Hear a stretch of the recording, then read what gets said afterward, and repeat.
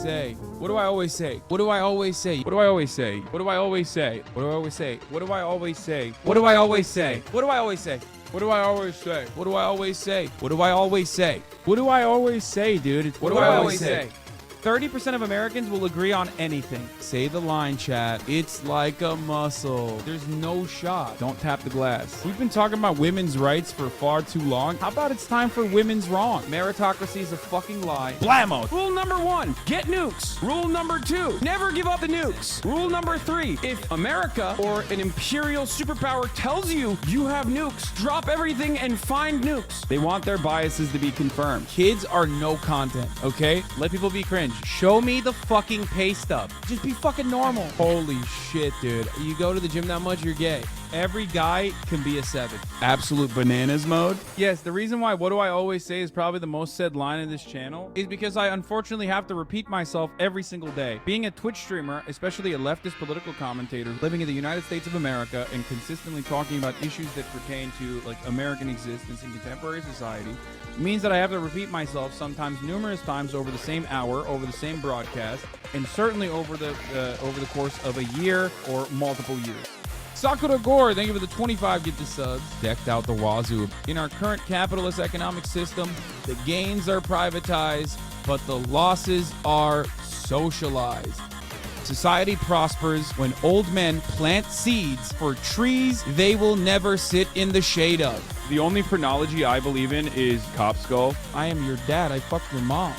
That's precisely why you can look back at videos that I have cut from like 2016, 2017, even before that, and look at the exact same arguments that I am using back then and have it apply perfectly, unfortunately, perfectly into our current existence. If you're going to do an accent of people who have like been historically colonized, you have to do it well. That's crazy. You have to do it well or else it's racist. That's crazy. She waited.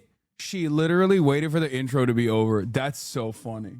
What are you doing? What are you doing? Okay. Guy. Okay. Fat ass. I can't believe it. I'm timing it now. No, she waits. She waits for the intro to be over to be like, okay, time to get off. Time to jump out the bed.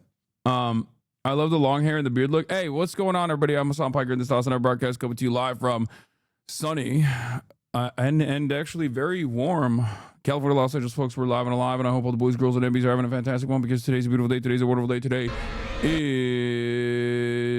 Newsday, Tuesday. Ladies and gentlemen, it's Tuesday, December 9th, 2025, and it's about to be over.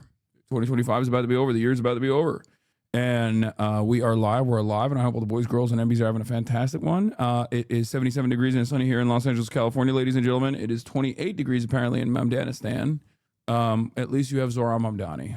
What do we have? You got 28 degrees, but you got Zohran.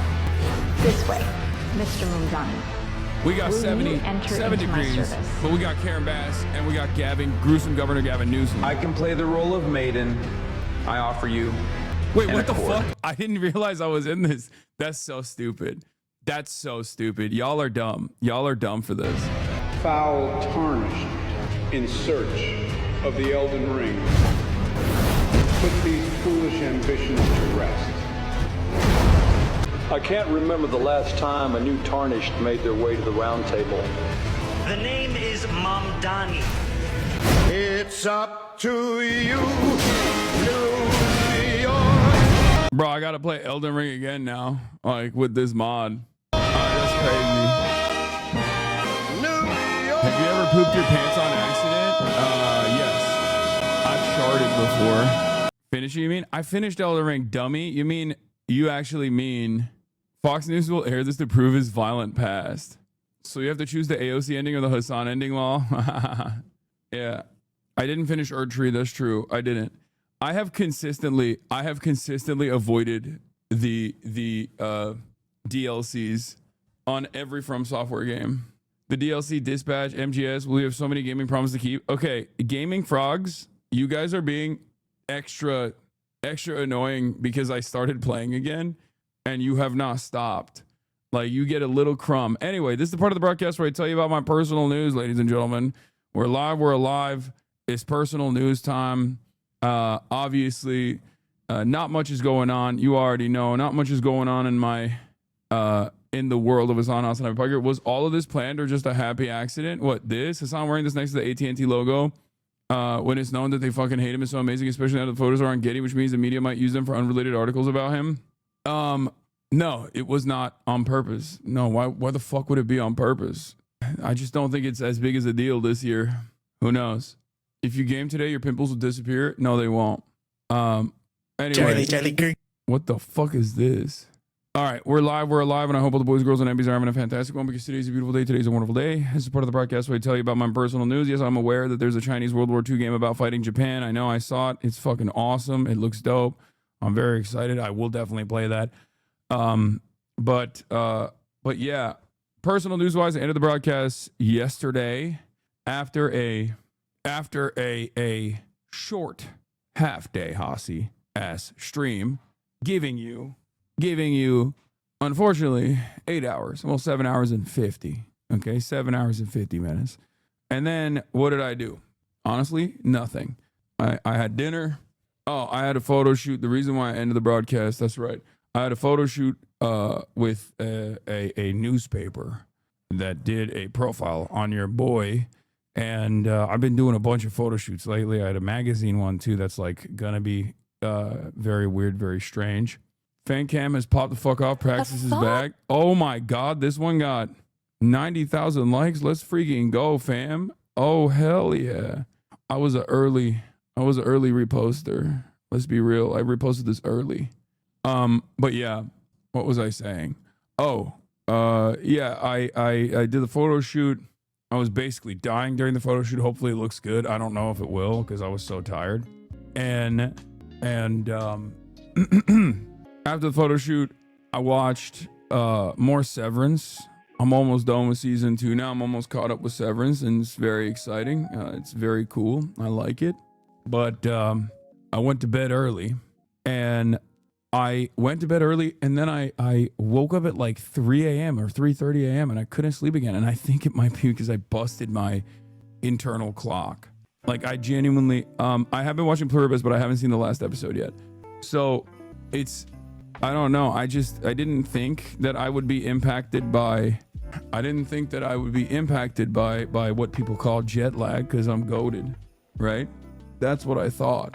But it turns out maybe the entire month. Unk mode, brother, I was literally all around. I was scouring the entire planet last month. Okay, I'm sorry, that's a little crazy. 5 Chinese cities, Dublin, Belfast, freaking DC, New York, back to LA in between. Anyway, Hassan, China is ruled by autistics vindicated. Oh, this bridge, this yeah, it's true. When everyone thinks you're scary, but you're just a dude who likes bridges. Just a guy who lived in Iowa, by the way. Just a guy who first lived in basically the Hubei province, which is Iowa of China, and then just lived in Iowa too.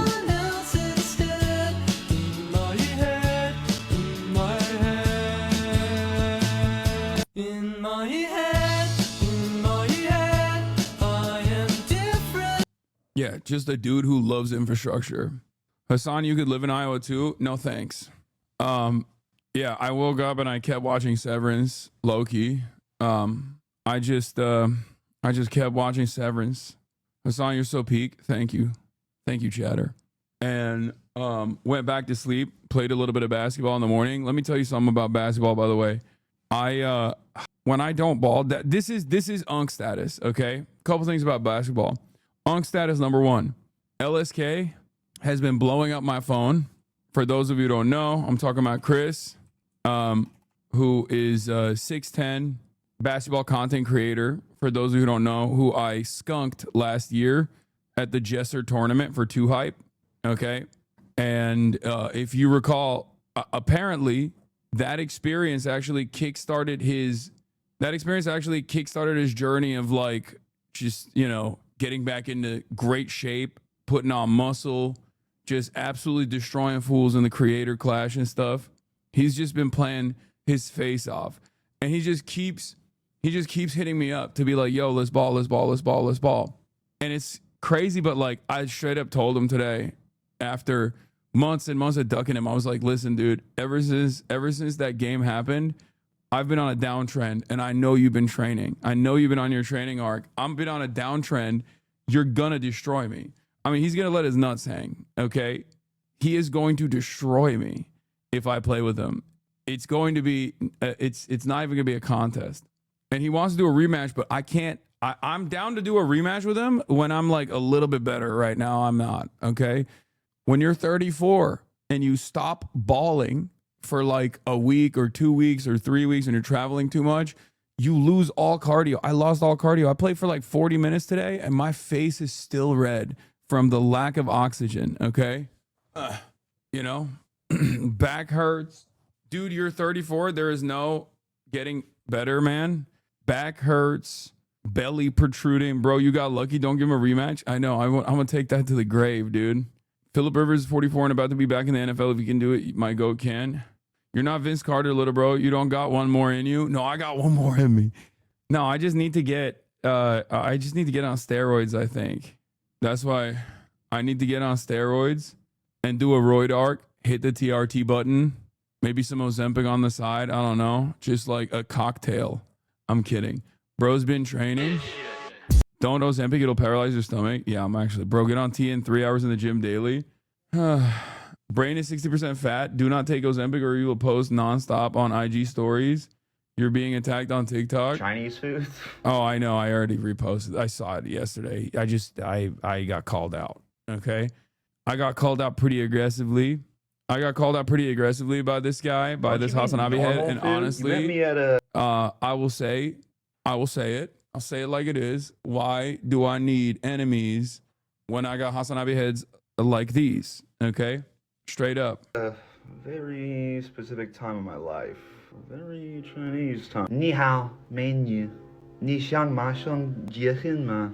I love high-speed rails so much. Yeah, I'm Chinese. Yeah. This is fucked up, bro. This is fucked up. No, I've decided to be... Dude, let me put you on. Okay, let me put you on. It's so good. 古日来，我是中国人. Is that how I say it?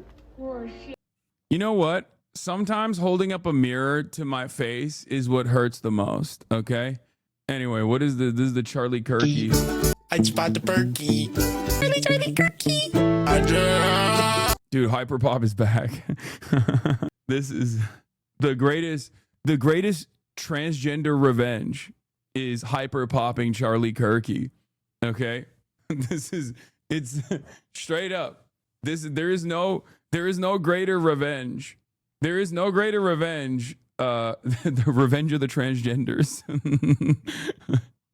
I just popped a perky Charlie Kirky. That's crazy. Seeing the meme reaction is enough to convince me never to be a public person, because if I get clipped, what do you mean? There'd be multiple meme songs made about it? No, it's yeah. Listen, before the Charlie Kirk assassination, I used to say, like, I don't really give a shit. If I die, I die. Who gives a fuck, right? But, like, after the Charlie Kirk assassination, I realized I can't die anymore, because it's not about the friends and family you leave behind and how sad they will get, but it's about how embarrassing it will be. Okay? Going forward, it's just like, if you die, your legacy is just always going to be this. You can only go out old age, washed, chopped, unk style, surrounded by friends and family, in the ways that most of these demons go out. You know what I mean? Like Dick Cheney and shit. Just, that's the only time motherfuckers don't do this to you. If you go out young, they will destroy you. They will cook you. Because most of these young people don't know who the fuck Dick Cheney is, so they don't know to make memes about him. You know what I mean? Have you seen the Zoran Elden Ring mod? Yes, I just saw it. I know Jose made a banger video about the sharp fall of Ben Shapiro. I'm gonna be watching it. It's a part of the fucking whole package that I got. It's right here. MAGA's going crazy. MAGA loses after Tucker Carlson buys new home in Qatar. Ben Shapiro's fall off. Tim Pool's fall off. We got it all on the docket. We got the Piers Morgan, Nick Fuentes thing too. I'm already cooking memes in case you do go out. That's crazy, man. You guys need to be my Fedayeen. You need to be ride or die. You need to be defending me, not fucking playing into it. Not freaking playing into the to the haters. Today's the day that Candace Owens will finally tell her dedicated and loyal followers her side. Wow. Yeah, I'm gonna talk about.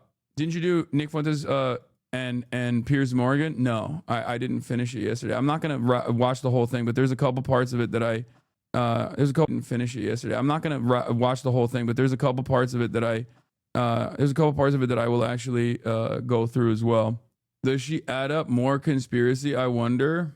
I thought this was a fucking meme. They are forcing AI ad shit onto my old TV. What is this? The Cinnabon employee who was fired for calling a small couple the N-word in Wisconsin has now received $130,000 in donations. Okay, honestly, you want to know what the silver lining of this is? The amount that she was able to fundraise is less, which means Trump economy is hitting white folk now. Okay? I made a doll of you. Please open the P.O. box. That sounds crazy, but oh my God, that's incredible. Okay, that's fucking fire. What the hell? Oh my God. That's sick. It's so jolly in the background. Thank you. Lafufu Ozan, I need one, honestly. At this point, people should just start taking these videos and sending them only to their boss or corporate so that these people still get fired, but no fundraising. Yeah, that's not going to happen. They will find a way to make it viral. It's not going to work that way. But regardless, where was I? Oh, personal news wise. Yeah. I mean, I talked about basketball and all this stuff, but, quick question. What's your opinion on Jasmine Crockett running, even though she's taking zero APAC money, but votes in Israel still? Yeah, I'm not the biggest Jasmine Crockett fan, but she has a lot of TikTok fans. Like, I don't know. I just, like, I don't understand why. I'll get into it. I'll get into the Jasmine Crockett stuff. Okay. Ben Shabi will fall off. Hogwash. Jasmine, NF, Piers Morgan, Jasmine Crockett drama. Is Jordan Peterson dead yet? I think so, but I don't know. As Cristobal said, ignore her at your peril. Don't say anything too bad about her. She got stands. No, I know she has shooters. I know they get really mad. She has shooters even in this community, and they get so mad at me. They're like, "You're fucking hateful. You're hateful towards a black woman." It's like, no. I just don't like her politics. Like, this is not, it doesn't matter what anyone's background is. You should know that by now. This is 2025. I think we've moved beyond this kind of politics. You think Benny Johnson fucked JD Vance? I need your take. I don't think so. But I mean, he is gay for sure. Benny Johnson outed. That's another right-wing drama situation. Do you think Tallarico is a better choice? It's just very strange because here's the thing, okay? If Jasmine Crockett had all of the Jasmine Crockett qualities, right? Loud, outspoken, confident, right? Bold, fighter, right? But then on top of that, had good politics, or at least had a crumb. If she gave me a fucking crumb of left populist politics, I'd be like, okay, that's something. Like, give me something, give me anything. But she gives me nothing. Even Greg Kazar has that background. You know what I mean? Even though he also, even though Greg Kazar is also, I think, somewhat disappointing on issues that pertain to foreign policy. But I don't know. Right-wing drama, Benny Johnson outed, Tim Pool bankrupt, Ben Shabi will fall off, Hogwatch. Benny Johnson outed, ? Tim Pool bankrupt, Paramount bid for Warner Brothers dispatch later. Get in now. There is this strange phenomena. Yeah, dude, if Jasmine Crockett even had Elizabeth Warren politics, with her style, she would be a much, much more dangerous candidate for the Republicans in Texas, right? That's what it is. And it's crazy because Tallarico on the other side, I get bad vibes off of too, but he does do the left populism a little bit. Okay. He does do the left populism, but then on his background, he's got Miriam Adelson money. And that also freaks me out. Straight up, as far as if I were to put Tallarico versus Graham Plattner, this is going to piss off a lot of people. because like I've been very critical of Graham Plattner as well, even though people think I'm, you know, dick riding him endlessly. I would say I trust Plattner more than I trust Tallarico. Maybe I'm fucked up for that, but like Graham Plattner's commentary on its face, without his background being called in the question, which obviously should be, but I'm saying like what Graham Plattner says right now is infinitely better and infinitely more in line with what I want from politicians than what I even hear from Tallarico, who definitely is more woke or more left populist in from, you know, Texas standards. So I don't know. Oh yeah, you're gonna get shit on for that one too. Woke Nazi over Adelson money. Well, okay, but fucking Adelson is a Nazi. Like, what do you mean? Woke Nazi who's anti-Israel. Okay, woke former Nazi, first of all. Woke former Nazi tattoo having, BlackRock mercenary, or Blackwater, sorry, mercenary, versus a guy who's still got a Texas preacher who gets money from, you know, one of the most powerful Nazis. It's just not great. It's just not great. Things are not great. Do you see what I mean? Do you understand why I feel a little odd about all of this stuff? I feel a little strange about all of this stuff. It's just kind of like it's kind of like a mid-off. Exactly. That's my vote choices. I mean, it's Texas, so you just gotta do what you gotta do, you know? You just gotta see where the cards fall. So anyway, do we have a blast off meme? I'm going to put that on there and then we're going to get into it. We're going to get right into it because there's a lot going on and there is fucking Texas, man. Freaking Texas. There's so much potential and always squandered. Yeah, Texas. All options are shit. Open presses with 25 gifted. Let's go. We're never getting Blexes at this point. At least it's not as bad as Allred. Like, I do feel like Jasmine Crockett and Tallarico are still better than Allred. It's, dude, how bad are the options, man? Like, think about how bad the fucking options are. No wonder people still talk about that first Beto run, okay? No wonder people still talk about that first Beto run as this, like, pivotal moment in Texas politics, because he just genuinely was marginally to the left of everybody else. That's it. Like, for the first time, they were like, oh my God, this guy is seemingly somewhat normal. And obviously his career fucking fell apart and everything he did after that was dog shit. But that first run was so exciting for people because they were like, oh, he's kind of chill and also seemingly progressive. And he had all the motion, he had all the momentum. And I totally understand why people were like, the more I look at current Texas candidates, the more I understand why so many people really believed in Beto the first time around. Okay? The guns thing broke his election. Yeah, I mean, he went nutty mode on that. It was pretty crazy. Brother, if you're going to run on, I'm taking away your guns in the state of Texas, then you might as well fucking say, like, you know, I think we should reappropriate every American military base and restructure the military into being, the Army Corps of Engineers only or something. Because, like, it's such a fucking insane take. Like, at that point, you should not just say Medicare for all. You should say, like, I'm going to jail every insurance executive. Do you see what I mean? Like, use it on something that's actually impactful. If you're going to fucking go on, like, we're not just doing modest gun control. We're coming to your home and taking away your guns. You know what I mean? Might as well offer the entity of Texas to Oklahoma. It's just one of the craziest things that you could run on. It's one of the craziest things that you can run on in the state of Texas, right? So if you're running on that in the state of Texas, you might as well run on fucking Medicare for all. These guys would rather say we're gonna shoot you at your home if you own guns in the state of Texas before they say we're doing Medicare for all. You know? It's fucking crazy. I was muted. Is this Beto? The Republic of Texas can't do it without a lot of work. Isn't there agreement to join? Logs, please.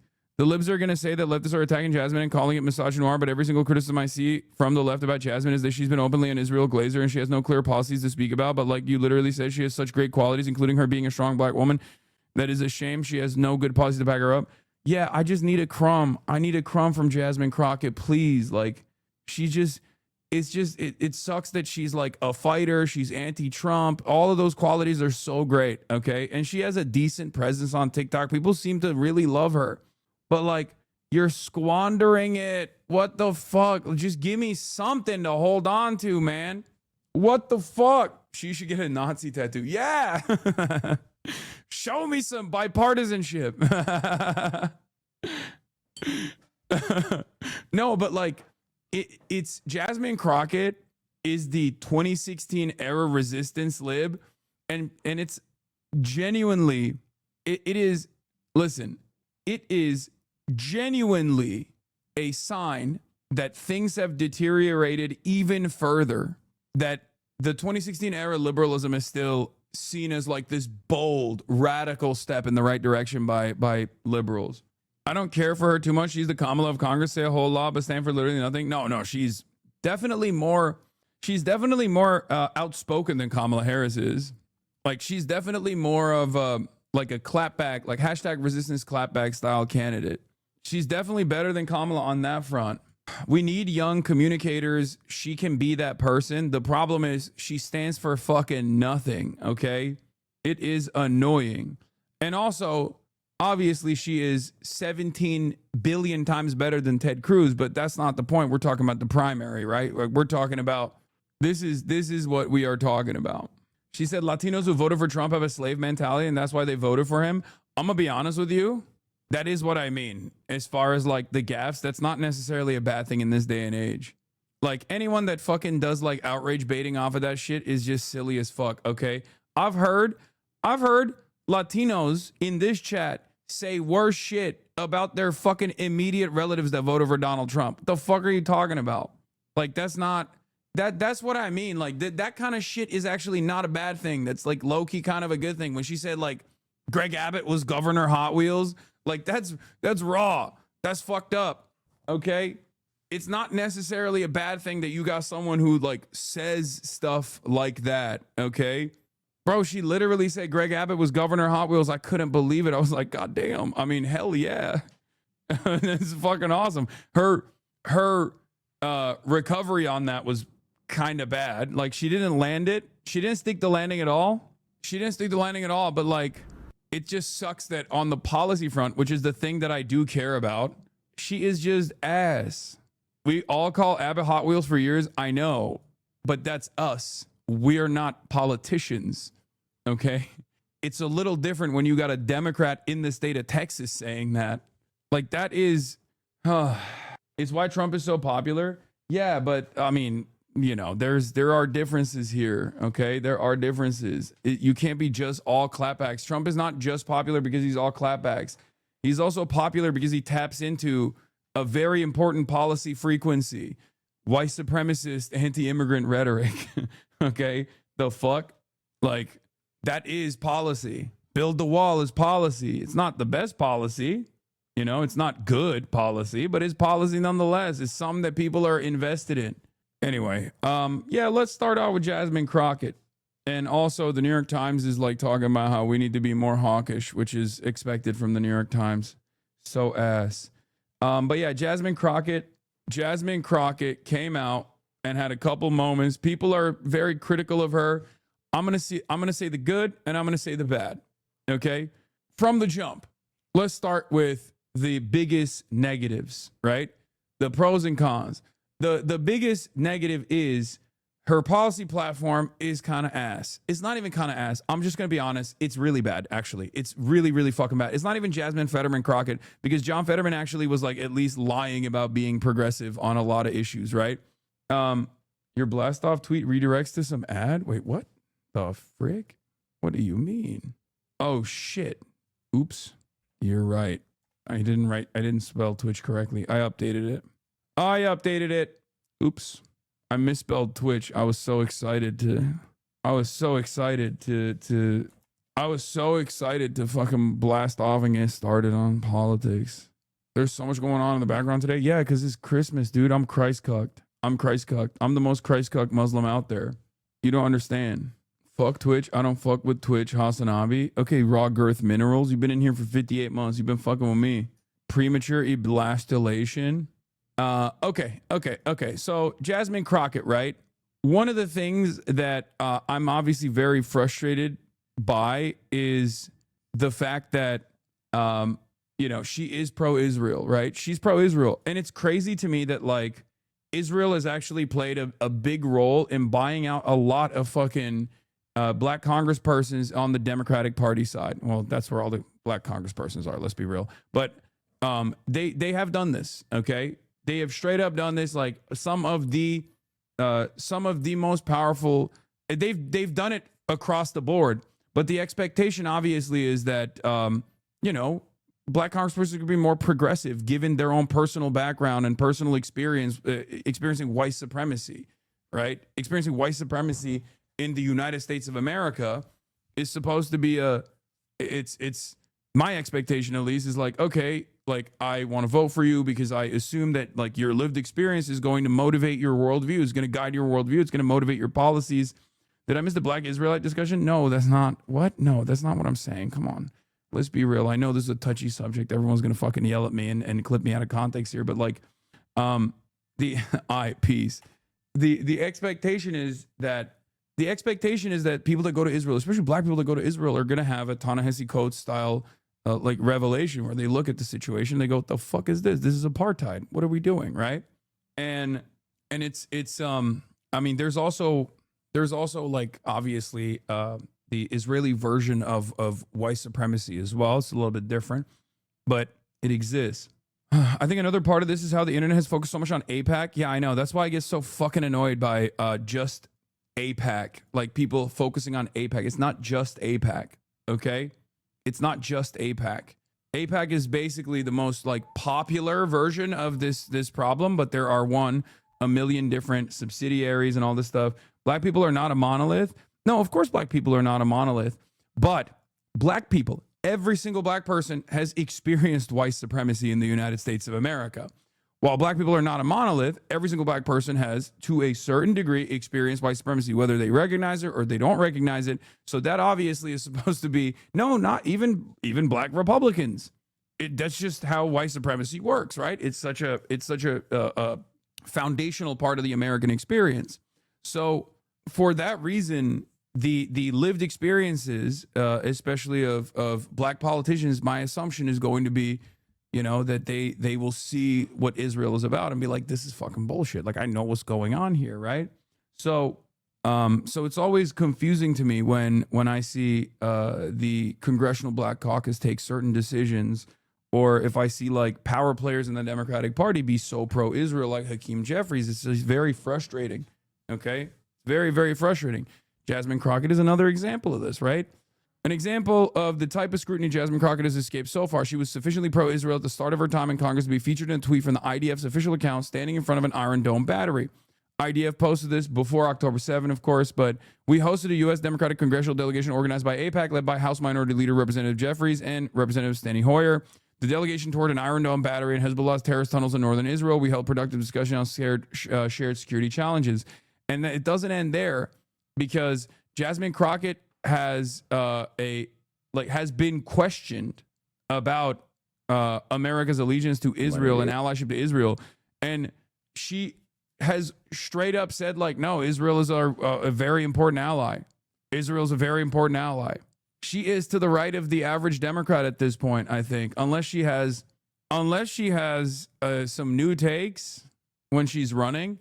This is an indication to me, because I'm not a single issue voter by any means, but, like, Israel is a very good example of, like, not listening to the base, right? For me, when I see a Democratic politician look at the issue of Israel right now and still take this, like, dodgy ass position, I see it as a litmus test. Like, if you're doing that for Israel, you're not going to do anything for your voters. You're not going to do right by your voters at all. You're not going to give a shit about your constituents, because your constituents are literally saying, like, fuck Israel, right? I'm not doing this assessment on some moral grounds, even though you absolutely can, and many people do, and that's understandable if you do that. But for me, this is beyond that, right? I wear many different hats when I'm doing this kind of political commentary. And one of the hats I wear is an assessment of performance, right? I'm looking at this from a pure performance basis. In this day and age, at this stage, when Gavin Newsom is out there talking about, oh, I've never taken money from AIPAC and I never will take money from AIPAC, right? Like when he's saying shit like that because he has ambitions to run for office, to run for the presidency, when you got the governor of California saying shit like that, and a lot of people don't realize that refusing to speak at AIPAC was a controversial moment for fucking Bernie Sanders only like 5-6 years ago. Okay. That was seen as like a crazy thing that Bernie Sanders would refuse to speak at AIPAC. And now you got Gavin Newsom being like, fuck AIPAC because he wants to run for president. In that environment where the attitude, the popular sentiment is shifted so dramatically against Israel, when you still have Jasmine Crockett talking like this, I see that as a major litmus test. Also, yeah, I know he's taking JPAC money. It's California's top pro-Israel super PAC. I know you're talking about Gavin Newsom. Yes, Gavin Newsom has taken money from Israel. He's just fucking saying, "Oh, I wouldn't take money from AIPAC." Like he's performative. And also, not only is he performative, but also the reason why I'm using that as an example is because he's doing performance in the direction of anti-Israel. Okay, do you understand?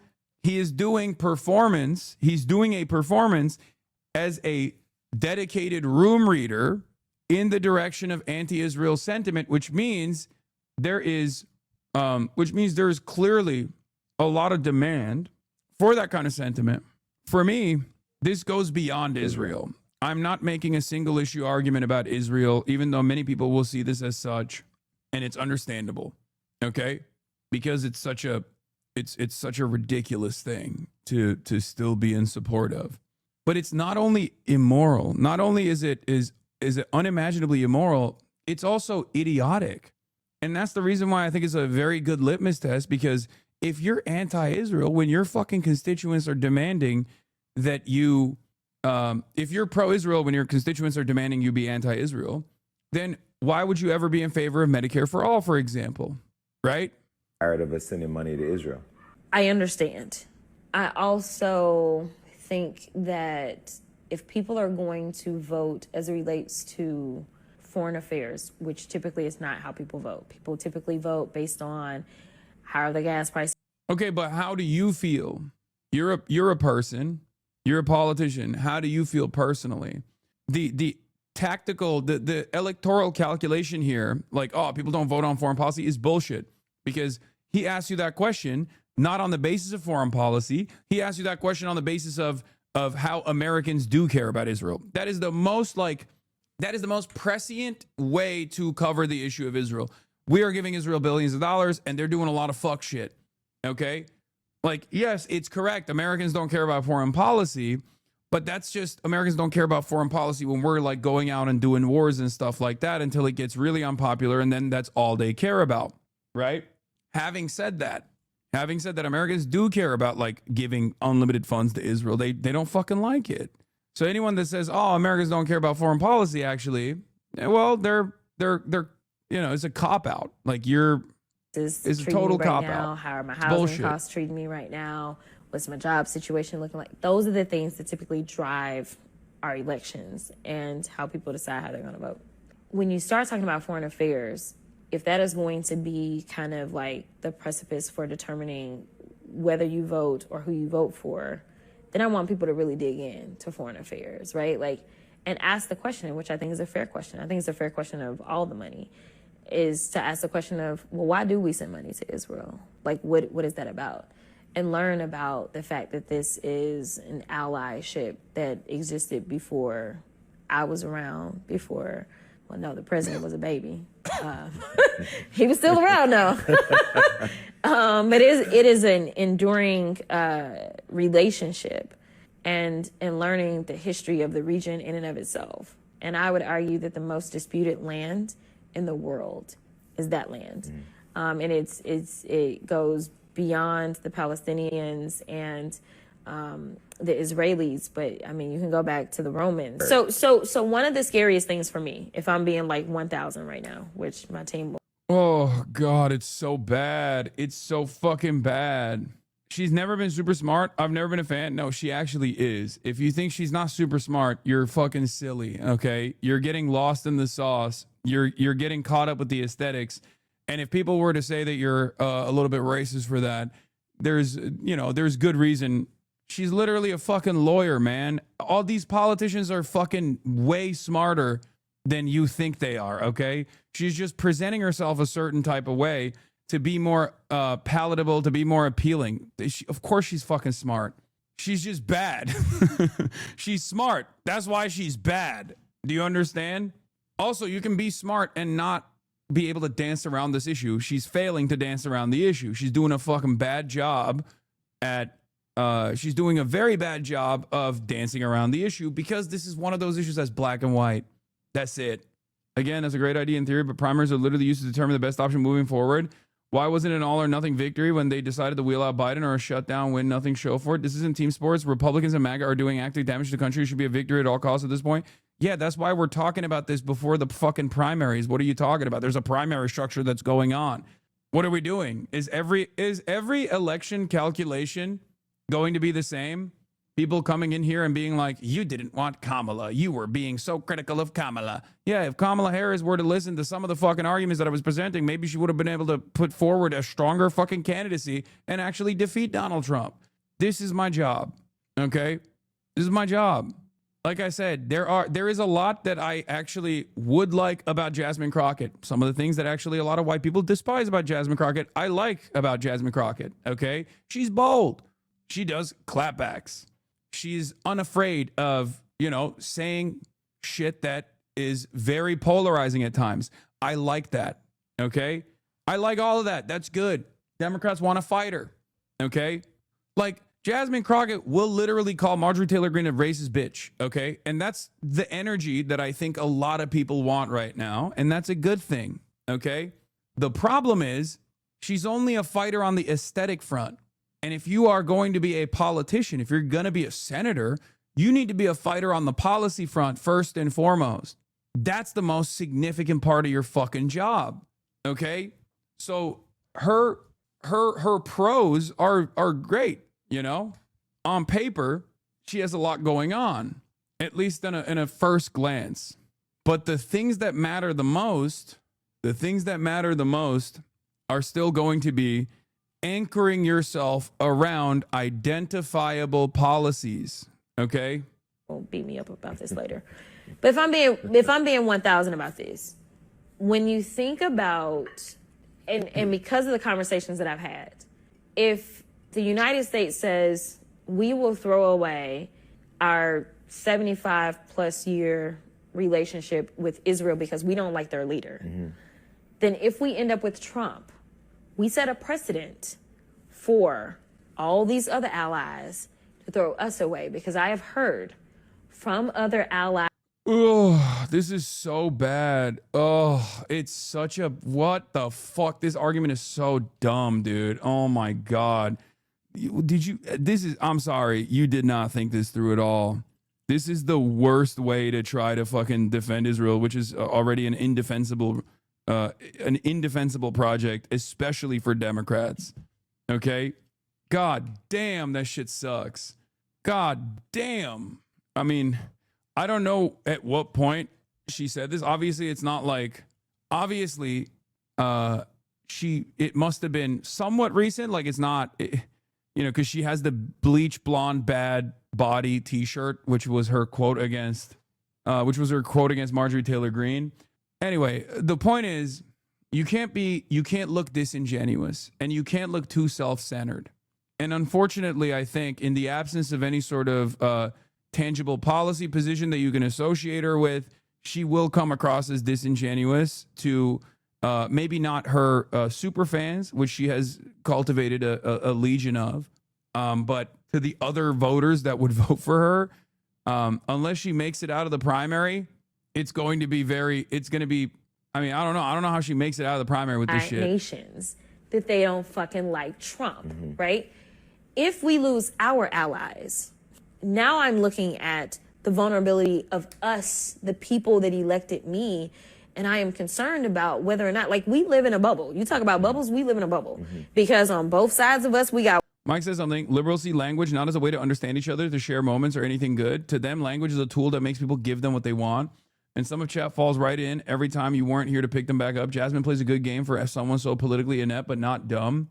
I don't know. I think, I don't think many people have seen this. I haven't even seen this before. So I think that's probably the reason why. Because a lot of people have only seen her highlights, her highlight reels, right? And some people that have seen her highlight reel don't like it. They think, oh, she's loud. I don't like that black woman, like that. Some people feel that way, right? There's like a lot of racial animus. And then some people see that and they really like it, right?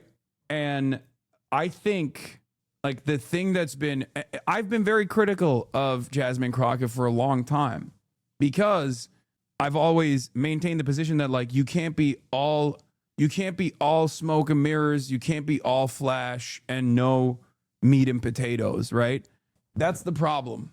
She has the showmanship, which can be polarizing at times, but I think the base wants that, right? They clearly respond positively to Gavin Newsom doing that sort of thing, but she doesn't have the bare bones policy backing. Like there is no, this has been my major gripe with Jasmine Crockett from the start. I always say, anytime I see her popping off on the timeline, what do I always say? I say, look, it's great that she's like sticking it to the Republicans and she's really telling it like it is. But where the fuck's the policy? Okay? Like, we're not trying to sell t-shirts here. You're a politician. You're supposed to fucking have actual tangible goals. Like, you have to fucking make people's lives better. That's what you're supposed to do. Water and North and South, we got pretty decent friends, right? Like, we closer with the people up north than we are the people down south. But either way, we got friends. And this is policy, by the way, for the record. It's just really dog shit policy. This is a bad defense of really bad policy. A policy of being pro-Israel. On both sides, right? That don't mean that we are liked in this world. Mm-hmm. Like, a lot of people hate us. Mm-hmm. But it's about being able to flex. Like, oh, do you want to play with us? Mm-hmm. It's like, think about, like, those people that used to go to your school and they had, like, the biggest family. They had all the brothers and sisters. If you decided you was going to fight one, you was going to have to fight the whole family. Right. So you like, forget that, I ain't finna do that, right? But like... My dad got mad at you once for talking about how our dancing on TikTok wasn't helping us. And he was like, dancing is a protest that's been part of us always. And I had to explain to him, well, yeah, I know that and understand that as a black woman myself. But she literally wasn't helping us at that time.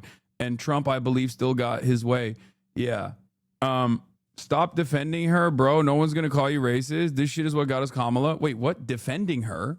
Yo, can everybody fucking just take a deep breath and try to hear the words that are coming out of my mouth? What the fuck are you talking about? Are you listening to any of the words that are coming out of my mouth? What the fuck? First of all, I already started the conversation. If you think that people aren't going to call me racist for any sort of criticism, you're out of your fucking mind. I already know that that's going to happen. I'm telling you, I don't give a shit about that. Okay? And secondly, you're being weird as fuck about it, especially because I already am criticizing her. The things that I'm criticizing her on, however, is not the aesthetics. The aesthetics, I don't think, are a negative here. The aesthetics, as a matter of fact, given where the base is actually a positive for her. Okay? The issue here is perhaps the most consequential problem at the heart of the Democratic Party. Okay? She doesn't have good policy prescriptions that she can anchor her charismatic campaign run around. Okay? Like, oh, we have to flex our military power overseas. Like, who the fuck wants that, man? People, like, she got it right over here. Okay? She got it right here. People actually don't care about foreign policy. People care about, like, how am I gonna make rent? How am I gonna put food on my table? She's right. And then she goes back to, and that's the reason why we have to defend Israel, because we have to flex on our enemies. There's a lot of people who hate us. It's like, oh, what are you fucking saying? What are you saying? I just don't understand it, especially because she's currently wearing a t-shirt that says bleach blonde bad body, right? Because she dunked on Marjorie Taylor Greene and a lot of people liked it. Marjorie Taylor Greene is more woke than she is on Israel. How the fuck is that the current affairs in the United States of America right now? Are you fucking kidding me? Are you fucking kidding me? I'm sorry. That is unacceptable. Wake the fuck up. God damn, dude. What game are we playing here? Marjorie Taylor Greene, under no circumstances, should be better than a Democrat trying to run for fucking Senate on Israel. Okay? That right there is a major fucking issue. Be adults. Do you want to fucking beat Republicans, or do you just want a crumb of power so you can fucking get lobbying funds and send your children to the best schools and make them wonderful participants in this devastating, destructive, self-destructive capitalist structure? They're saying Crockett has nothing going for her, yapping it up amusingly as a net zero value. If your policies dog shit on every single topic, there's no need to give her any credit. To be honest, she got nothing of value to add. No, I think there is potential. The problem is she's squandering the potential for bullshit. And squandering the potential for bullshit like this is actually not just like, oh, another Texas race lost. This is like, at a certain point becomes life or death. Okay? That don't mean that we are liked in this world. Like, a lot of people hate us. But it's about being able to flex. Like, oh, do you want to play with us? It's like, think about like those people that used to go to your school and they had like the biggest family. They had all the brothers and sisters. If you decided you was gonna fight one, you was gonna have to fight the whole family. Right. So you like, forget that, I ain't finna do that, right? But like, if it's just one kid, we may go jump you, right? That's the difference. And so Bro, do you not realize that the new meta is that being anti-Israel means you're a Nazi? Notice how all the crazy people like Candace are the only voices of reason when it comes to Israel. It's by design. Yeah, except that's not working. And the only thing that's doing is making people go, okay, I'm a Nazi then. Do you not understand that? Because you're not going to be able to shame people back into a pro-Israel position. That's not going to happen. No, that chatter is not actually on copium. That chatter is right. If you noticed, all of the most popular anti-Israel voices, with the exception of someone like myself and maybe like Zohran Mamdani and maybe a handful of other people, every single anti-Israel voice that gets nonstop coverages is Nick Fuentes, Tucker Carlson, Marjorie Taylor Greene. Okay? Why the fuck do you think that's going on? People don't realize that, like, simply associating all of the top anti-Israel voices with like anti-Semitism is not actually going to make Americans go, you know what? This is embarrassing. We really got to be more pro-Israel now. No, it's making them go, well, I guess we agree with them because they're the fucking loud and proud and bold voices on the anti-Israel cause. Because the major issue changed already. Okay, you can just keep blaming TikTok over and over again until the cows come home, but it's too late. It's too fucking late. How many times does Rashida Tlaib get to talk on television about her perspective as a Palestinian American, her anti-genocide position? How many times does Ilhan Omar get to talk about that? They brought up Ilhan Omar because Donald Trump has been directly attacking her, saying she's a parasitic garbage person that needs to be deported and denaturalized. But on the issue of fucking Palestine, these are like, the media is rarely picking these voices as leaders in this cause. And when there are candidates that are getting their moment in the spotlight, like Zohran Mamdani, and they openly use that moment in the spotlight to criticize Israel, people still fucking turn around and try to punish them for it. They try to get them to shut the fuck up. They endlessly cover how anti-Semitic they might be. Oh, Jewish feelings, over and over again. It's so sinister. It's so cynical. People are annoyed with this stuff. Average people see this stuff. Even the dumbest guy you know sees this stuff and hears this stuff nonstop and goes, okay, I don't give a fuck about Jewish feelings. Okay? It's ridiculous. It's fomenting anti-Semitism. It's galvanizing and legitimizing actual anti-Semites. Toothpaste is out of the fucking tube. People really need to restructure their commentary. At most, if they were smart, they would try to retreat back into a liberal Zionist position. You know what I mean? An advocacy for an Israel that doesn't exist, but at least in the Western world, they could like retreat to a liberal Zionist position and be like, well, you know, Israel does a lot wrong. And, you know, maybe we should dial back our support for it or something like that. But instead, they're just going full tilt like it's fucking... Like it's 1978 or something. Like they think that there is a level of control over the media messaging here where you know the State Department opinions are just repeated ad nauseum, and people just go, yeah, you're right, Israel is our most valuable ally, it's the most moral nation on the planet, oh my god, we have to do unconditional defense for Israel, and if I don't do that, I'm an anti-Semite, and I'm actually scared to be called an anti-Semite. Like, it doesn't work that way, okay? And I do think that because Americans are so they're so one note, and they are so easy to convince, and they do care about the aesthetics quite a bit, like, I think more than ever now, anti-Zionist Jewish voices need to be as prominent as possible, like on the fucking forefront, to be like, listen, we're Jews, this is fucked up, this is ridiculous. You know what I mean? If you want to truly combat anti-Semitism that's growing, you got to put fucking anti-Zionist Jews on billboards, okay? Because the average American does not believe that that an American Jew cares more about America than Israel at this point, and there's polling to prove it, okay? I saw Matt Iglesias point that out on a poll. They did a new affinity poll about 18 to 34-year-olds, okay, asking them, what they consider is anti-Semitic policy prescriptions. And the overwhelming majority on every fucking ideological boundary said American Jews care more about Israel than they care about the United States of America. Every single one. Every single fucking one. How do you think we got here? It's because every fucking outlet, from the far right of the Nick Fuentes of the world down to fucking CNN, CBS, all New York Times, and all liberal news, is consistently saying, if you actually say some shit about Israel, you're going to hurt Jews' feelings, okay? And if you constantly fucking repeat that over and over again, yes, Americans are going to look at that and go, I guess Jews care more about Israel than they care about America.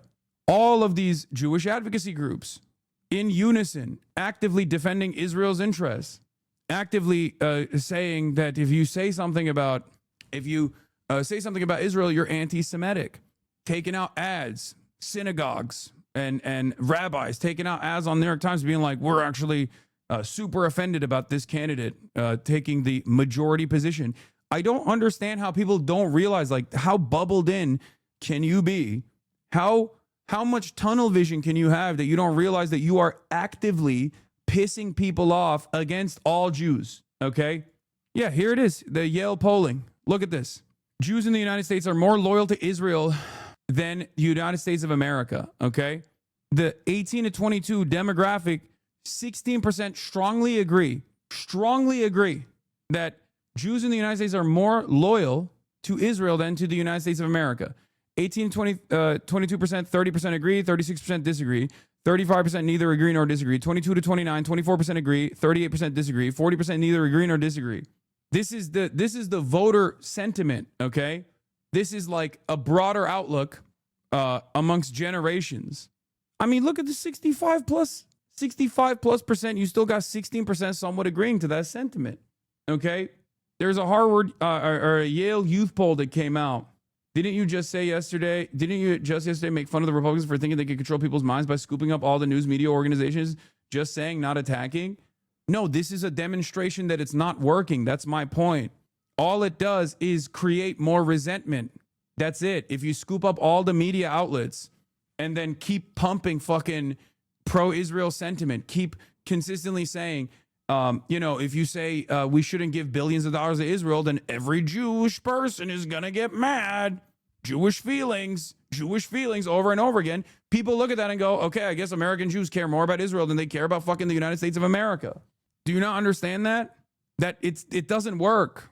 It actually doesn't get people to get on board. It doesn't get people to be on board with, like, giving money to Israel.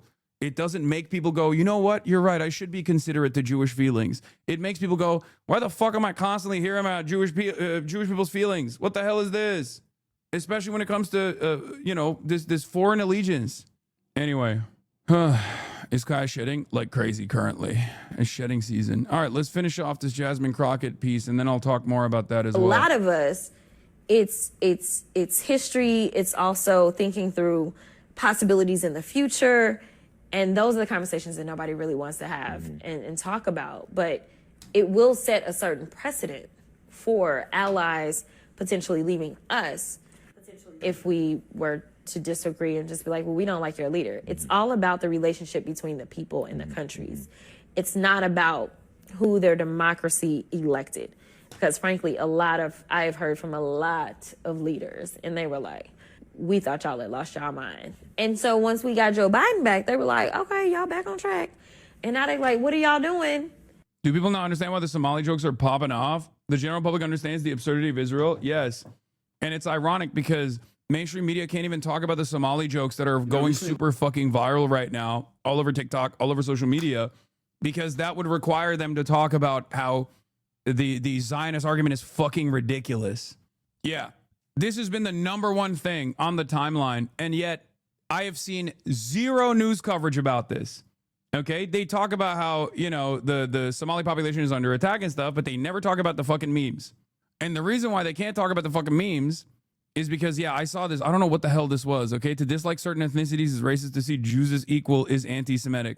I don't know what the hell this article is, but every now and then, I mean, this is an old article, but every now and then there will be a guy, okay? There will be someone that writes a fucking insane article on Times of Israel that I feel like is like every now and then. It's from 2022. Listen to me.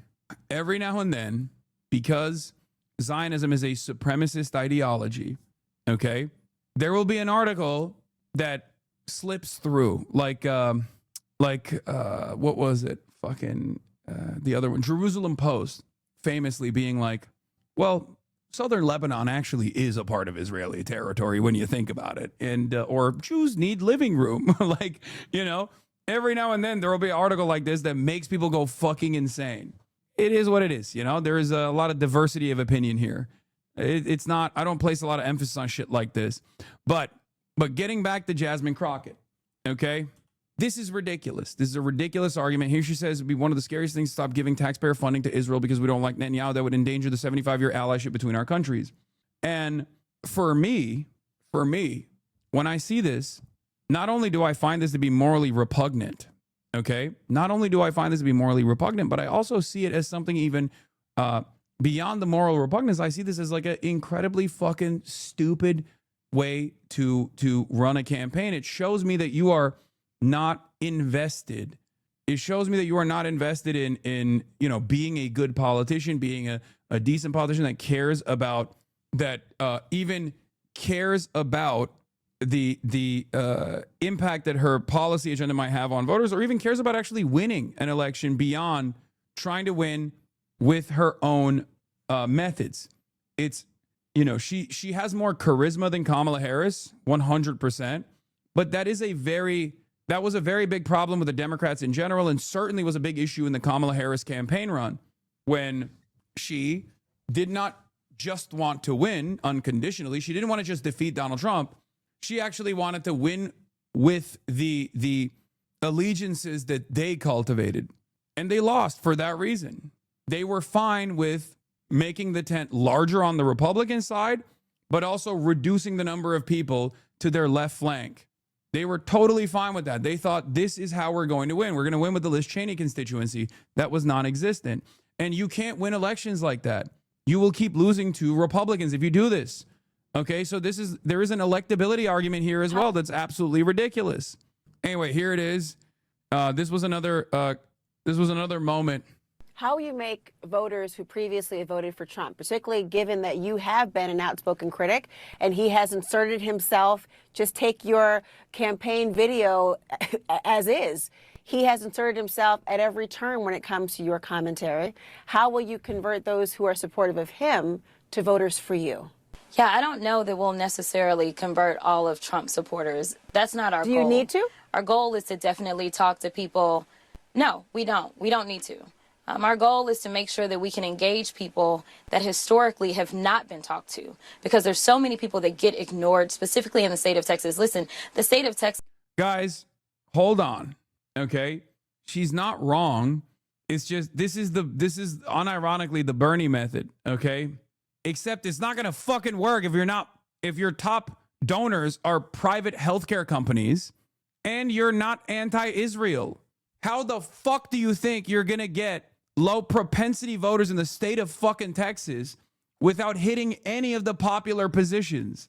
Her policies are the opposite of things that low propensity voters care about.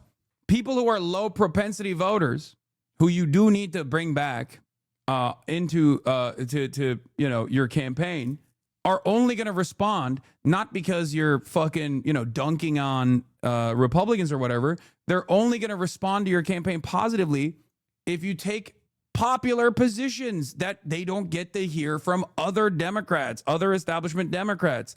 It's fucking ridiculous. This is why I'm saying it's like it's squandering all the confidence that she has. She's telegenic. She has the capacity to be charismatic, and she's just wasting it away for fucking bullshit ass establishment, no politics, having ass positions. Okay. This is 61% people of color. We have a lot of good folk that we can talk Jasmine to. Crockett W. We know I love that Jasmine when Beto Crockett. came really close, Beto, who is a progressive, we know that he got 65% of the Latino vote. So what did they do after that? They specifically went after Latinos. We know that he got close to 90% or right there at 90% of the African American vote.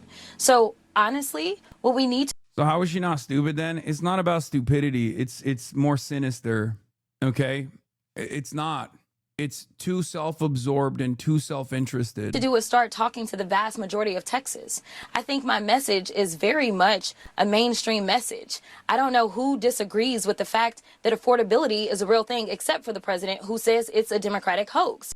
So, again, I noticed this even with, no disrespect to Afton Bain, but I noticed it was even Afton Bain's campaign, right?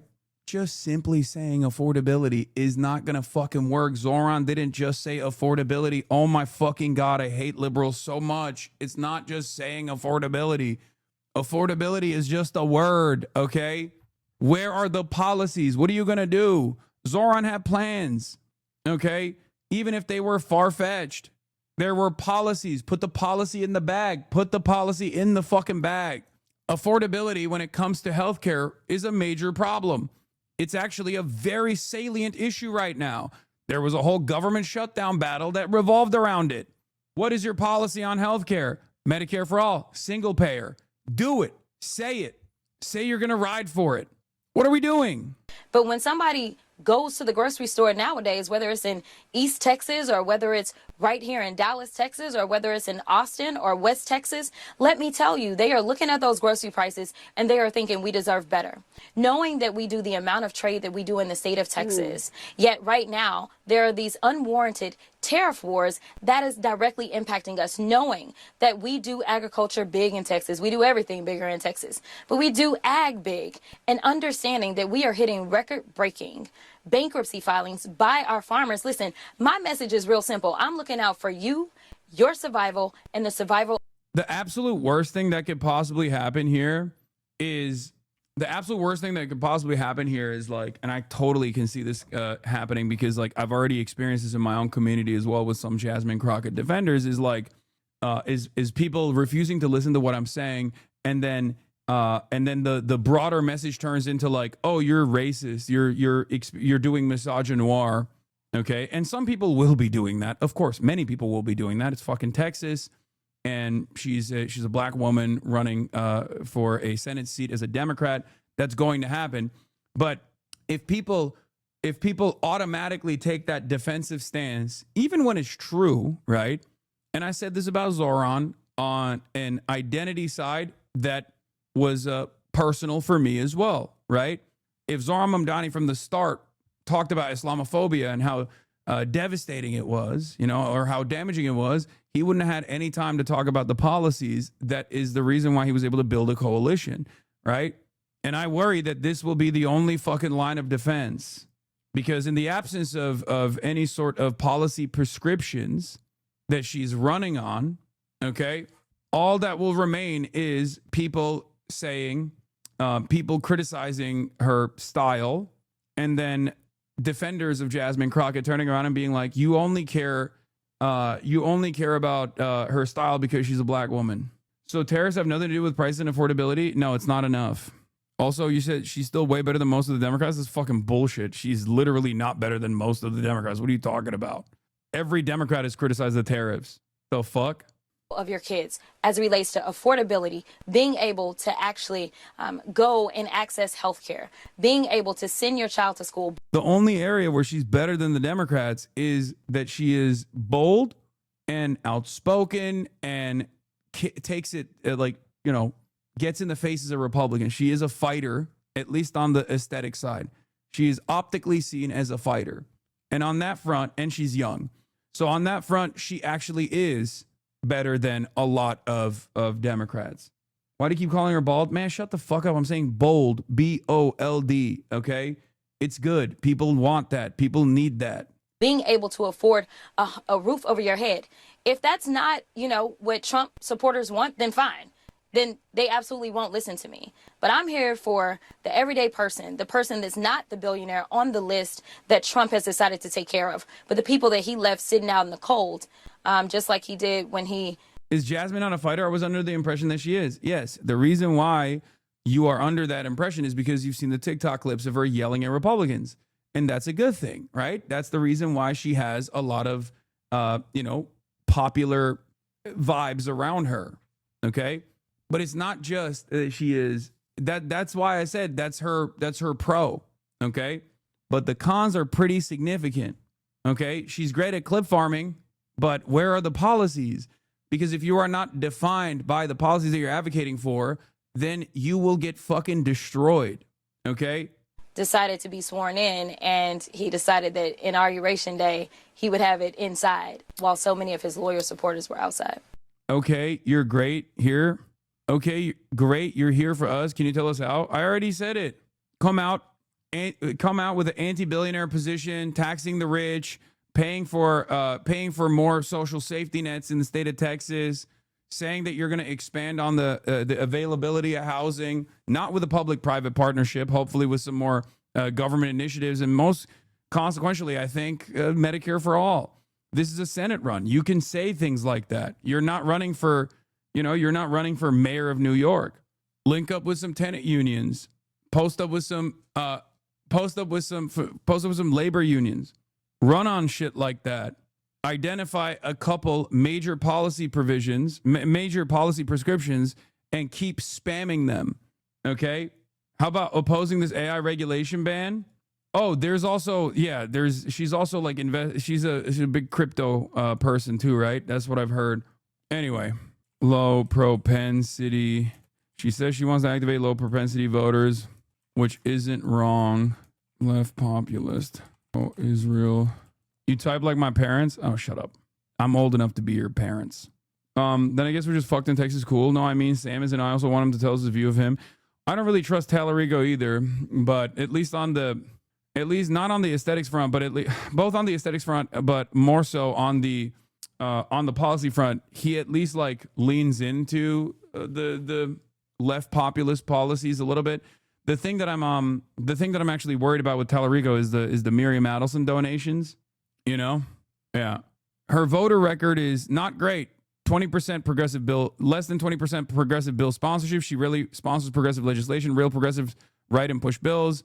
They just don't vote after the fact. She accepts crypto PAC money, over $2 million in backing from crypto industry super PACs. Voted to pass the Genius Act. She went to Tel Aviv, which was paid for by the AIEF, right? Here it is. American Israel Education Foundation.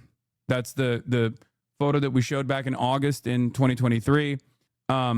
I don't really care about saying that, like, Latino voters that voted for Donald Trump are demonstrating slave mentality or whatever. Yeah, it's a bold and polarizing statement, but I don't think that's like necessarily going to be bad for her. Talarico is principleless, so your argument can convince someone like him. The problem with Crockett is that she's an ideologically committed gigalib. She's a worst case scenario kind of Democratic Party figure. It's a stupid statement. No, I don't care about that. I think that in and of itself is not as problematic, or like calling fucking Greg Abbott Governor Hot Wheels. Stuff like that is not as problematic as people try to make it seem to be. Because in this day and age, I think at least for the liberals, okay, they want someone to say shit like that. They think shit like that, and they want someone to say shit like that. And the reason why they want it is because they hear it nonstop from the Republicans. But well, disabled people don't particularly this is what I mean. Look, listen. Is it ableist? Absolutely. But I think we're talking about normies, okay? I don't think normies give a shit. Don't get mad at me for saying this, but I don't think normies give a shit about the aesthetics of stuff like that. Because it doesn't even reach it's not even near the boundaries of like permissible bigotry. It's like way below that. Especially because I'm fairly certain that every disabled person in the state of Texas with a conscience also fucking despises Governor Greg Abbott. Well, yeah, I mean, you clearly don't. Come on, we're talking about elections, man. Please go ahead. Do this argument about how if someone was saying this about black people, you'd be singing a different tune and experience the silliness of the counter narrative that you're demonstrating. Like, different forms of bigotry are more permissible. Let's be real. Misogyny is very permissible, for example. You can be outwardly misogynistic and it won't ding your candidacy. That's not to say that it's appropriate, okay? I'm not saying it's fucking appropriate. I'm just telling you, do people give a shit about it? And the answer is fucking no, okay? Don't shoot the messenger, please. No, you can't be a Dem doing that. That's the point. No, I think Dems want that shit, okay? Dropsite did a video about her just now. Jasmine Crockett is running for Senate in Texas. And if you haven't followed her closely, you probably assume that she's running as something sort of like a Bernie Sanders style, like squad type candidate, one of the sort of like the radical progressive wing of the Democratic Party. But she's not. And that's because, you know, she's very good at getting a lot of media attention and savaging Donald Trump and Republicans. You've probably all seen her doing that on MSNBC or CNN at one point or another. But if you actually look closely at her career, it's quite wild. She's actually basically just a corporate Democrat who is just looks and acts a little bit differently. I covered her first race in 2020. I have an anecdote about that race in my book about the squad, in which she's confronted with the question of what to do about crypto, because these crypto guys are going around the country. They were going after anybody that they thought was going to regulate them, and they were supporting anybody they thought would be friendly. And, you know, multiple people on her campaign told me that she just said, look, what do I have to do? Just tell me. And they're like, well, if you sign this policy statement and post it on your website, you know, they won't go after you and they'll probably give you a lot of money. She's like, cool, do it. That same campaign, she also attacked her Democratic opponent for taking corporate PAC money, bragging that she had taken no corporate PAC money. Within months of that, she started taking corporate PAC money, and since then has taken hundreds of thousands of dollars of it. And of course, you know, if you're going to capitulate on those issues, you're also going to cave on Israel. You know, she went to visit Israel on a trip paid for by AIPAC. There she is, and has overwhelmingly just voted the party line when it comes to sending weapons to Israel. So when it comes to corporate power, crypto, Israel, she's a very standard Democrat. When it comes to style, I'm going to be honest with you. If she had done that trip, right, but then turned around and was daggering Israel for the last year, right, and was like, oh, I've changed my mind on this. This is fucked up. Because, like, I grade politicians on a curve, right? If she had that experience and was like, well, I was a green congressperson, whatever, right? Like, and I did this, but now I know that it's like fucked up. I would definitely be a lot more forgiving. Okay. But the very fact that she's still riding for Israel this far in means that not only is this, morally reprehensible, but it's also stupid. You are not going to win low propensity voters with this kind of attitude. This is precisely the reason why Democrats lose on low propensity voters. Because on the aesthetics front, for the low propensity voters, the type of shit that Donald Trump is presenting, the culture war stuff, is way more appealing to them. So you have to beat them out on fixing material issues, material problems. Where's the support for Medicare for all people? More than I was tweeting about Jasmine Crockett. I'm getting in the fight. Anyway, so she also had this first messages like why she's running, and I'm gonna cover that as well. I think a lot of people are were very annoyed with that too. Let's finish this video. Not real so quick. much. So we'll see how that goes. Yeah, so that's the drop site take. But here's a clip. Especially in this moment. There are a lot of people that said, you got to stay in the house. We need our voice. We need you there. And I understand. But what we need is for me to have a bigger voice. What we need is not only a voice, but we need to make sure that we are going to stop all the hell of us, especially in this moment. She's not cosplaying as a revolutionary. For chatters who are saying that, it's ironically the opposite. If she was cosplaying as a revolutionary, she'd get more fucking support from the low propensity voters. She's just not cosplaying as a revolutionary at all. She's cosplaying as a corporate Democrat, an establishment Democrat with a younger face. That's it. That is a problem. Okay. And like I said, Israel plays a major role in this. There's a reason why a lot of people see Marjorie Taylor Greene as pivoting in the right direction. Okay. There's a reason why all these people have gotten a lot of, all these people on the right, on the far right, with their anti-Israel position, have garnered a lot of support. Okay, that's because people are there already. It's the popular position. You come out and you have a fucking pro-Israel stance in this day and age. It's fucking ridiculous. What the hell is this? What is this? She ain't never been. Who else willing to go toe to toe against the president? Yeah, this is listen. This is exactly the type of shit that like pops off on TikTok. This is why TikTok loves her. TikTok loves her, by the way. For those of you who don't know, if you're unfamiliar, the Gigalibs love Jasmine Crockett. They love her. She has tremendous support. She has a really fucking solid base of support on TikTok. Can't wrap my head around someone who votes Republican. She advocate for feeding kids. They protect the ones touching them. Trump invading his own country with an army. What a joke. We remember Pearl Harbor by illegally bombing boats. What y'all thought we wasn't gonna do nothing but they think again. They only trying to scare out of running cause they think she win. Listen, thought I told y'all we ain't never scared. Now look who name on the docket. Got 2 words for every racist bigot living, Jasmine Crockett. Everyone in MAGA isn't racist. Yeah, that might be true, but in all of history, I never seen a Nazi flag be blue. The chatters who were comparing her to Hillary got it wrong because she has Riz. She's just race gender swap Bill Clinton 30 years later with the same brain broken worldviews. Yeah, I don't know. I don't know what the best analog is here, but yeah, it's not Hillary Clinton. It's not Kamala Harris. She does have more Riz.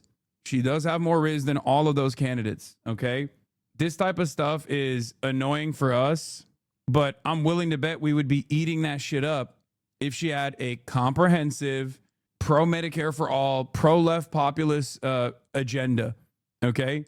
If she was running on that shit, we'd be eating this up. But there's no substance beyond the aesthetic flair. It's just Obama again? No, it's not just Obama again. Obama was bad because he betrayed the policies that he ran on.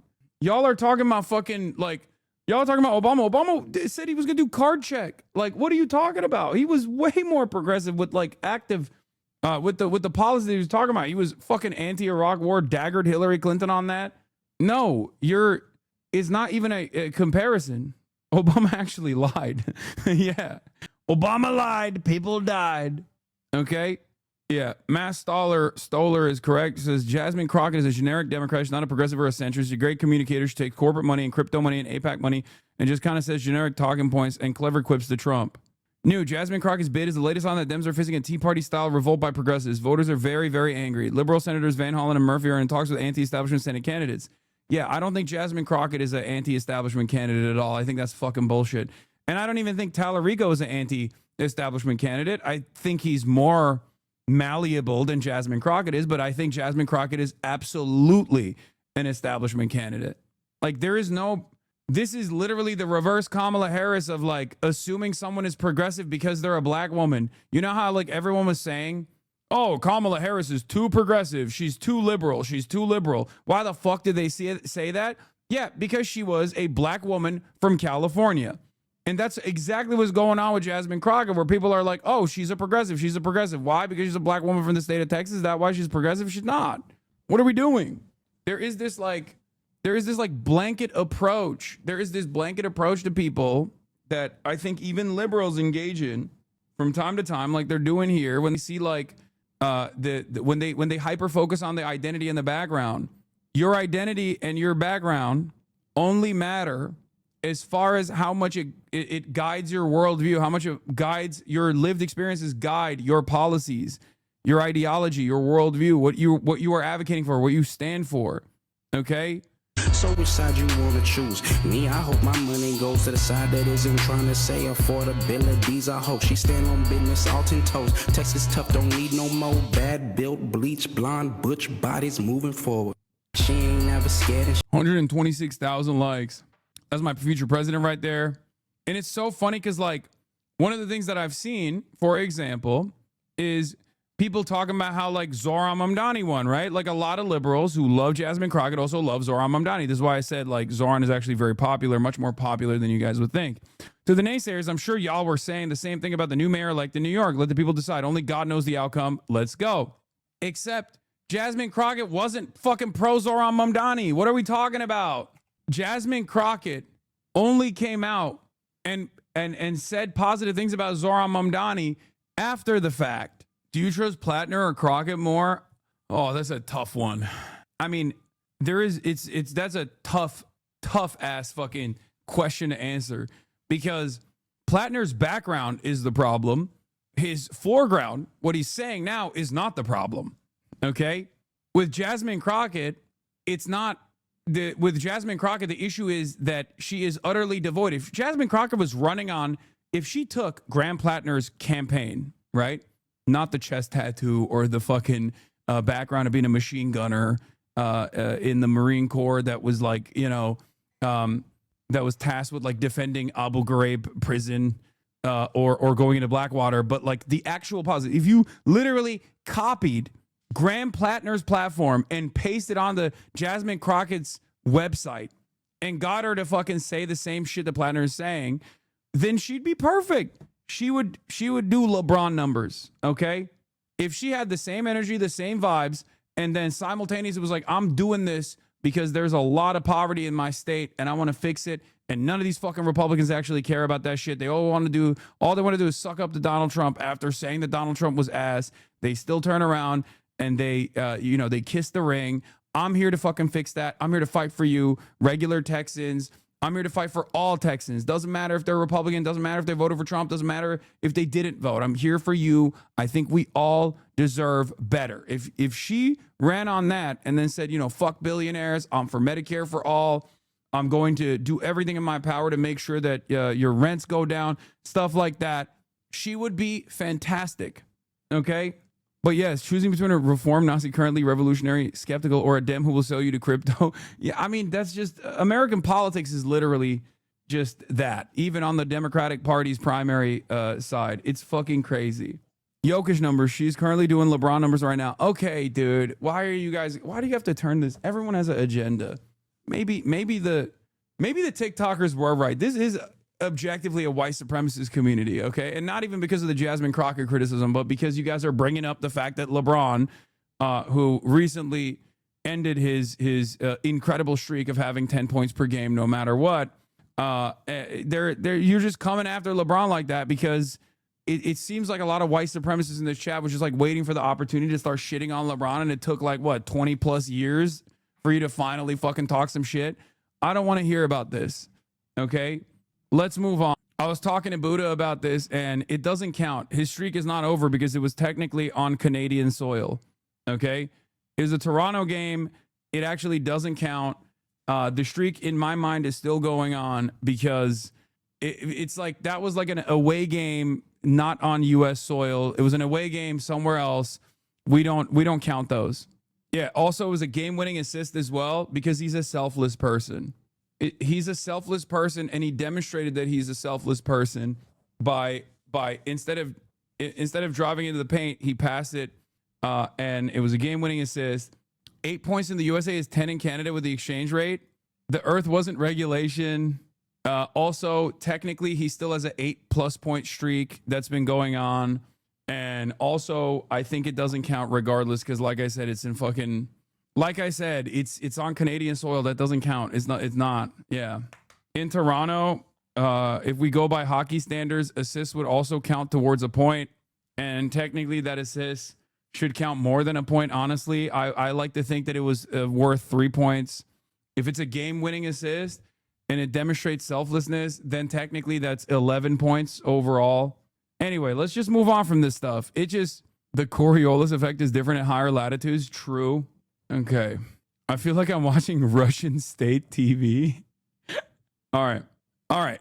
So, speaking of Israel and Jewish people and anti-Semitism, I saw this complete Jasmine Crockett possibly platform assassinate Trump bash. So fuck one time, and that's relatable. The word affordability with no further specifics. Pro-Israel. Oh yeah, Candace Owens is going to come out and have some choice words as well. We'll talk about that. But yeah, I will get into the Israel stuff real quick. Tuning into the Hassan Abi broadcast is just LeBron today. Okay, calm down. So the LeBron takes are what's killing your media credibility on the super valid chart. Okay, so couple things to talk about here. New, a majority of adults under 35 favor decreasing or stopping U.S. military aid to Israel. That figure rises to 69% among the youngest adults.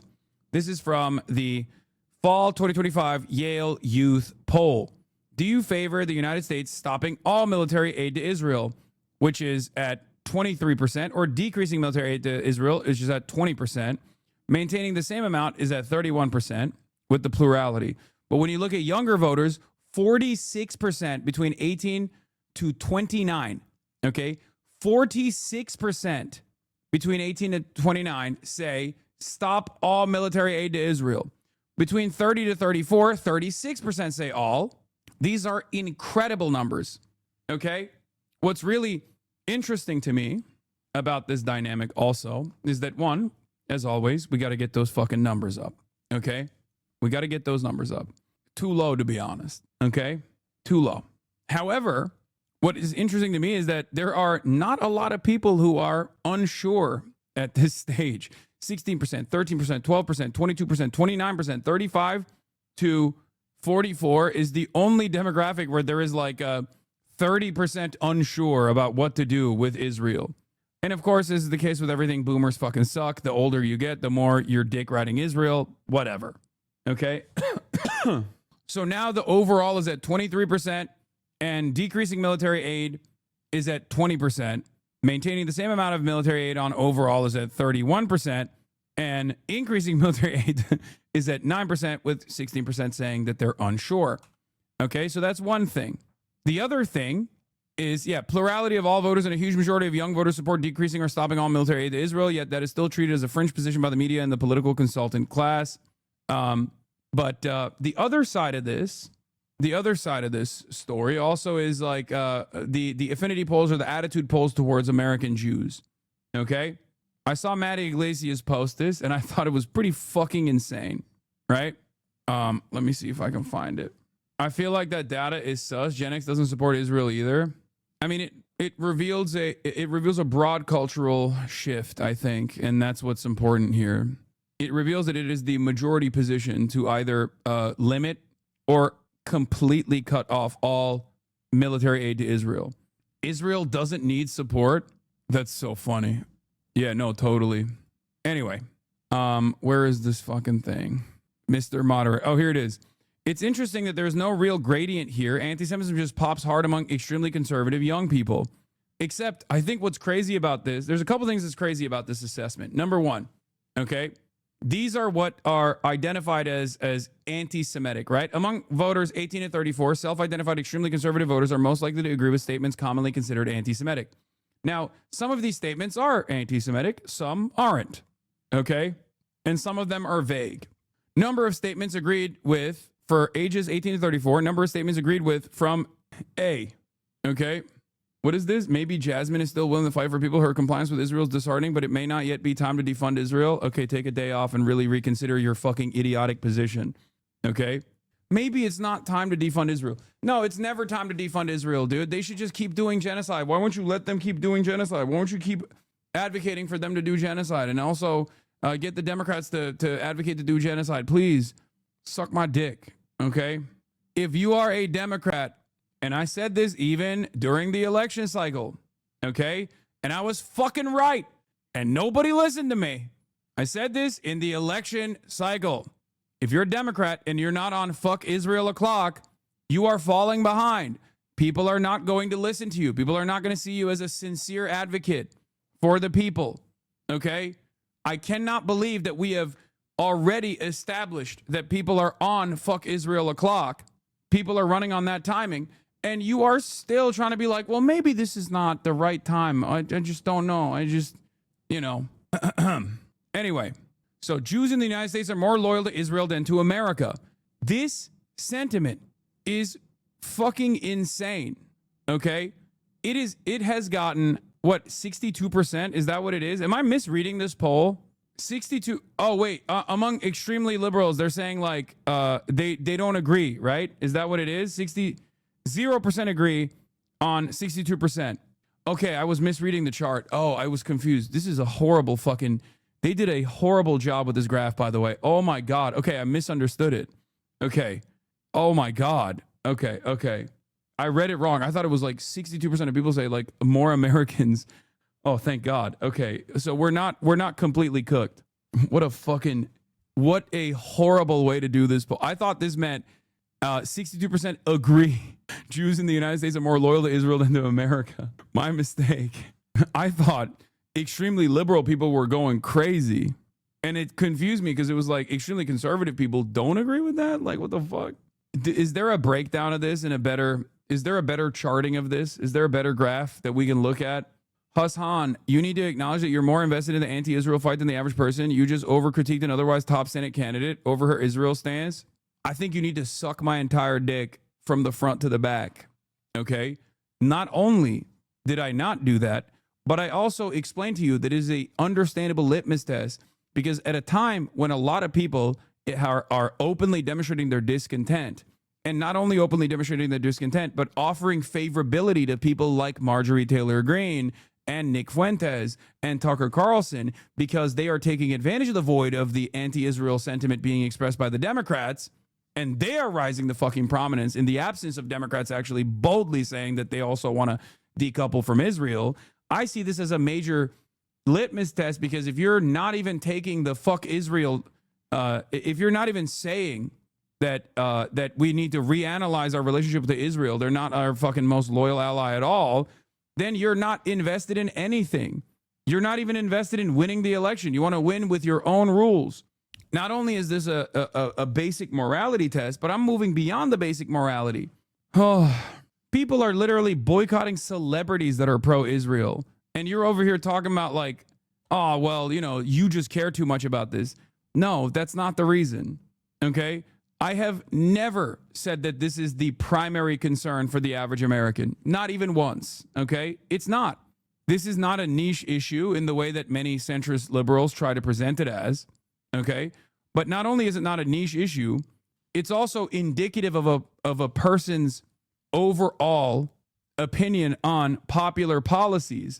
She's not even, and there is no other discernible policy prescription that you can point to with Jasmine Crockett to say she's actually pro, worker, or she's actually in favor of, the average working man beyond she says fuck Trump a lot.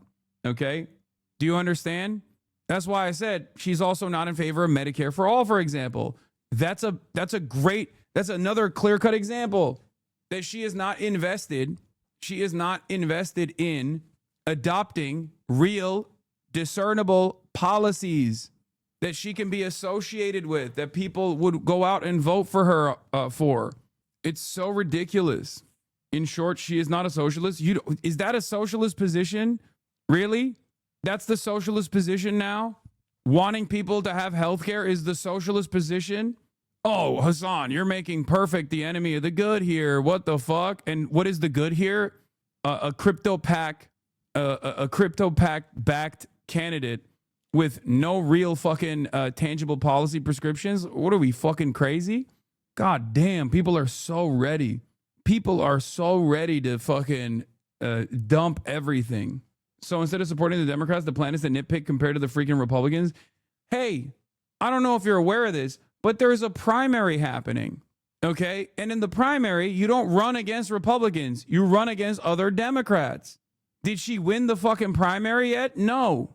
And even then, even if she won the primary, that wouldn't change my attitude towards her fucking campaign. If she's not running on policy, she's gonna fucking lose. God damn it. People are so used to Brad Summer. All it took was for someone to actually say fuck Trump a bunch of times. Oh my Lord. This is what democracy is about. You don't vote for a politician because you like them and you want them to fucking sit on that throne or to unseat just a Republican, okay? You vote for them because you are extracting concessions out of them, okay? That's the whole point of democracy. God damn, I thought Democrats were actually beyond this point. It's crazy. Nope, they snap right back into it. Politics is not team sports, okay? Anyway, getting back to the Israel thing, a lot of Israel defenders sued themselves with this argument that the problem is just social media and news diet. I'd urge them to think about how patronizing this sounds to people of all ages who sincerely are upset and angry about the very real documented bloodshed in Gaza. If you want to make the counter argument, great, make the argument. But don't tell people that the death toll, the airstrikes, the starvation, the civilian casualties were just totally made up and expect them to be convinced by that. Yeah, it's fucking stupid.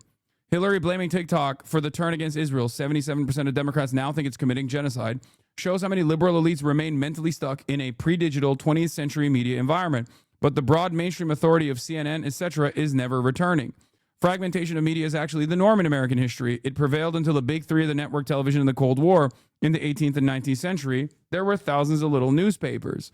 There is no unified, like, mainstream media and legacy publishers, when they unite on a specific message, still have a decent amount of persuasive capability, especially for older voters.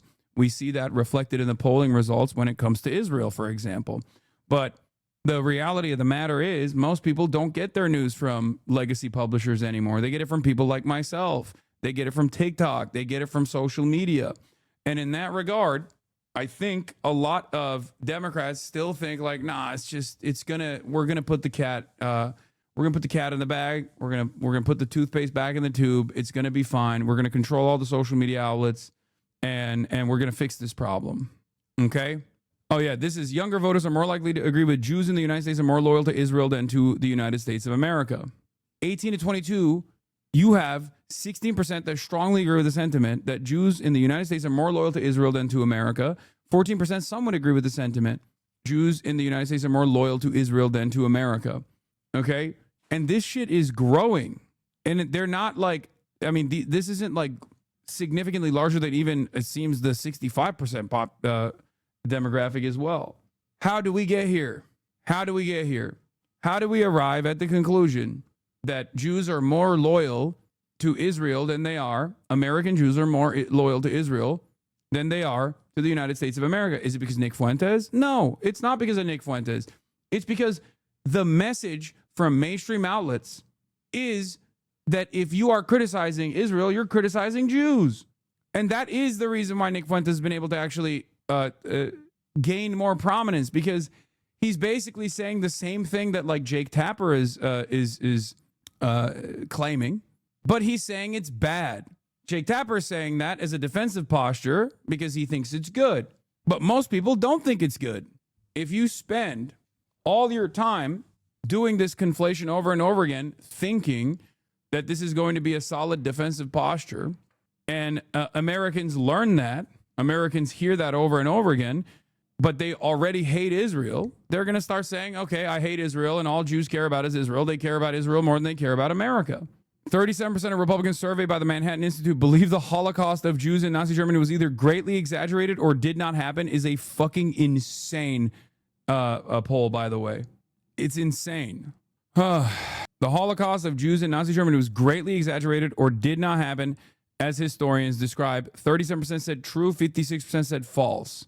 COVID-19 leaked from a lab in China, plus 38, 65% say true. 2020 presidential election was decided by fraudulent ballots or hacked voting machines. 51% say true, 40% say false. 9/11 terror attacks were carried out by additional actors beyond just Al-Qaeda or other Muslim extremist groups, likely orchestrated or permitted by the U.S. government. 41% say true, 48% say false. That's an interesting one. NASA faked the 1969 Apollo 11 moon landing. 36% say true. This is surveying Republicans. This is the answer for the Republicans. So 37% of Republicans think that the Holocaust was either, the Holocaust either didn't happen or was greatly exaggerated. Childhood vaccines cause autism. 33% say true. 48% say false. That's actually the most interesting one because this shows me that the Republicans are not as anti-vax as people would have you believe. I thought that would be much higher. I thought that'd be higher than the Holocaust one, at least. My brother is convinced Jews did 9/11. What do I say to him? You might be cooked. Depends on the vax. Okay, stop. Anyway. All right. Where was it? There was another thing that I wanted to talk about here. Obviously, we're going to do the fall off of the Republicans in a second. But let's talk about the Trump bailout for American farmers, and then I'll get to the lifeline for. I'll get to the Republican fall off that must be studied, because I think it also plays a role in the polls that I just showed you. American farmers hurt by his trade policies. Trump now planning to use revenue from tariffs to pay for a $12 billion bailout. This relief will provide much needed certainty to farmers as they get this year's harvest to market and look ahead to next year's crops. And it'll help them continue their efforts to lower food prices. The president blaming Democrats for Americans' concerns about affordability. We inherited high prices. We inherited the biggest inflation in the history of our country. One major affordability concern centers around health care. Insurance premiums are set to skyrocket next month for millions of Americans because Obamacare subsidies are set to expire unless Congress takes action. But some lawmakers say they're not optimistic a plan will come together in time. We don't live in la la land. The Senate is expected to vote this week on a bill from Democrats that would extend Obamacare tax credits for 3 years. But that bill is expected to fail because it does not include reforms to Obamacare that Republicans want. Democrats' great scheme to fix health care, Obamacare, has failed. So what are Democrats proposing to do this week, Mr. President? Introduce reforms? I hate these motherfuckers so much. They keep saying Obamacare has failed. It's like, bitch, your solution to Obamacare failing is not expanding the social safety nets and doing Medicare for all. Your solution is to continue forcing it to fail further. It's so crazy. They don't even have a solution. They just want it to fail so they can further fuck over the working poor in this goddamn country. It's disastrous. It's disgusting. Perhaps try a different approach. Republicans have no plan. They are so divided between themselves, they can't even put a plan together. Welcome to a very special episode of The Conversation.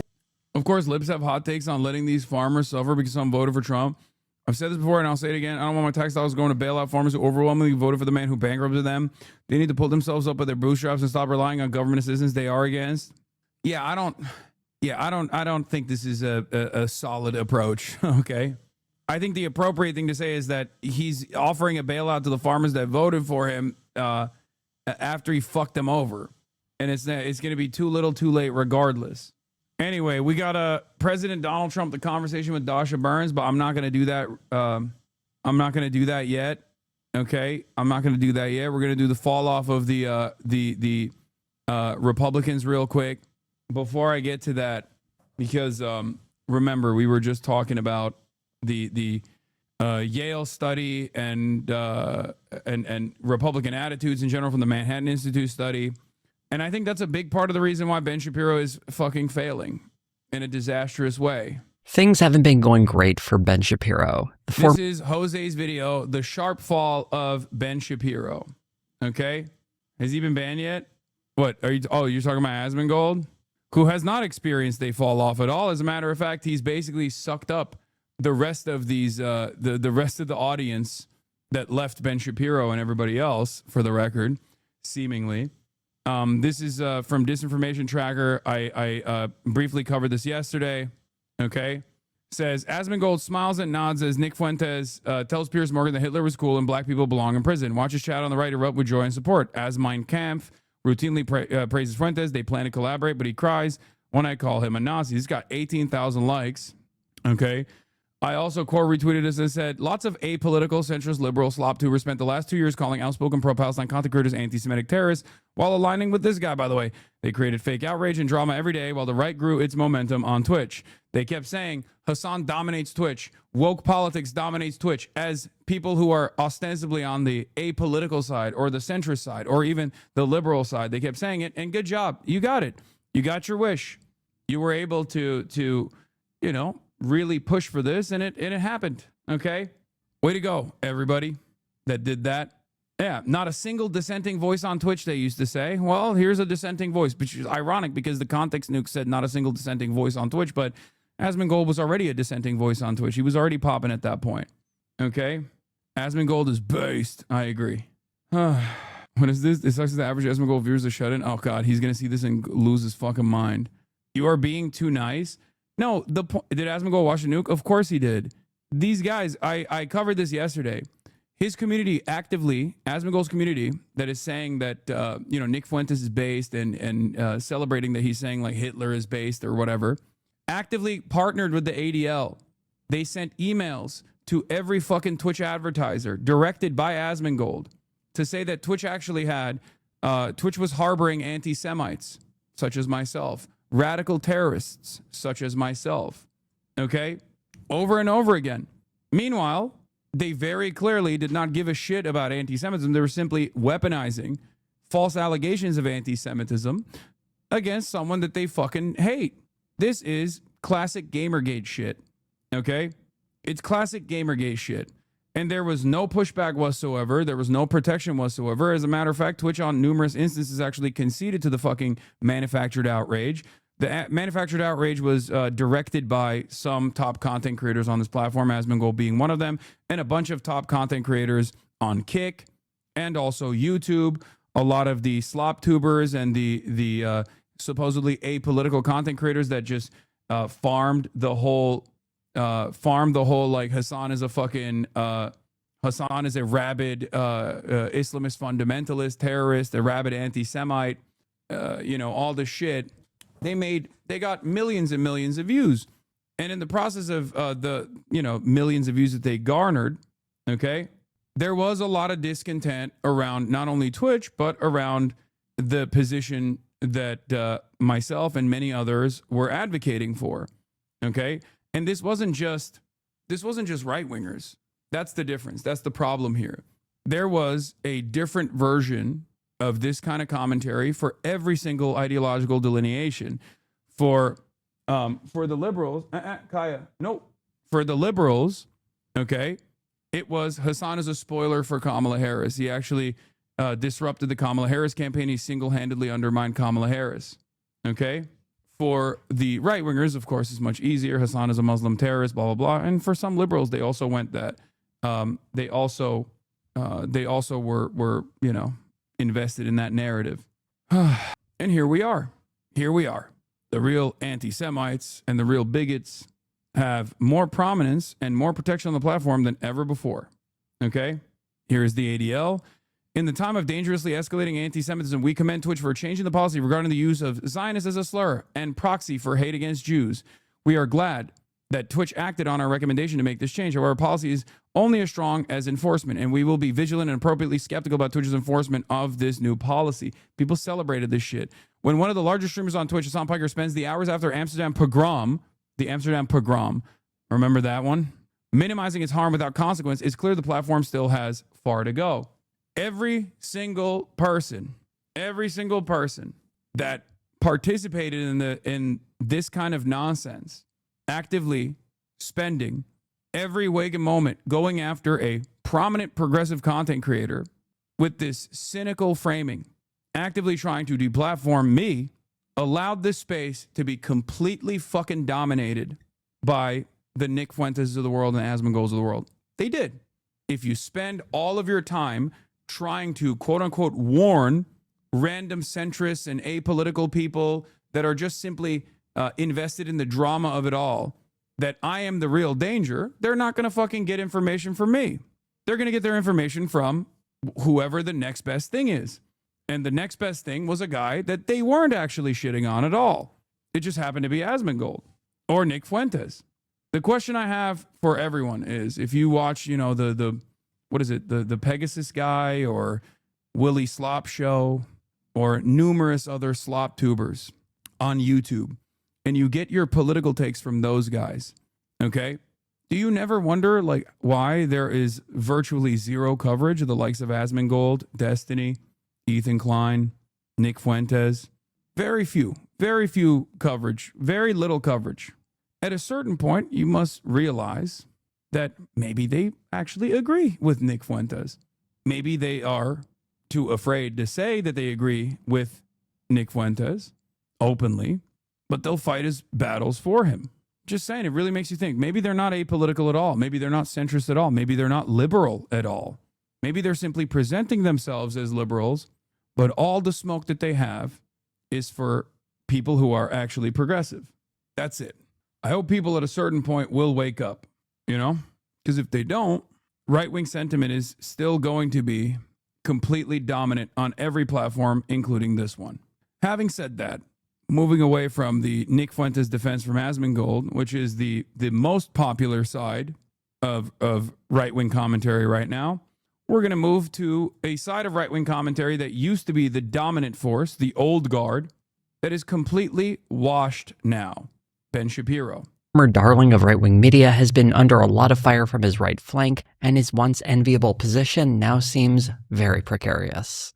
Only 8 years ago, things were dramatically different as Ben Shapiro was making his ascent. Back on November 13th, 2017, an article in the New York Times described conservative commentator Ben Shapiro as the cool kids philosopher. The article is a relatively gentle profile of Shapiro, describing him as a conservative firebrand who holds extreme views, who is finding a young audience online. There's a part of this article that has an odd echo in the present. It reads, Mr. Shapiro is trying to define conservatism at a time when its meaning is up for grabs, and the Republican Party and traditional conservative media outlets like Fox are built for older audiences.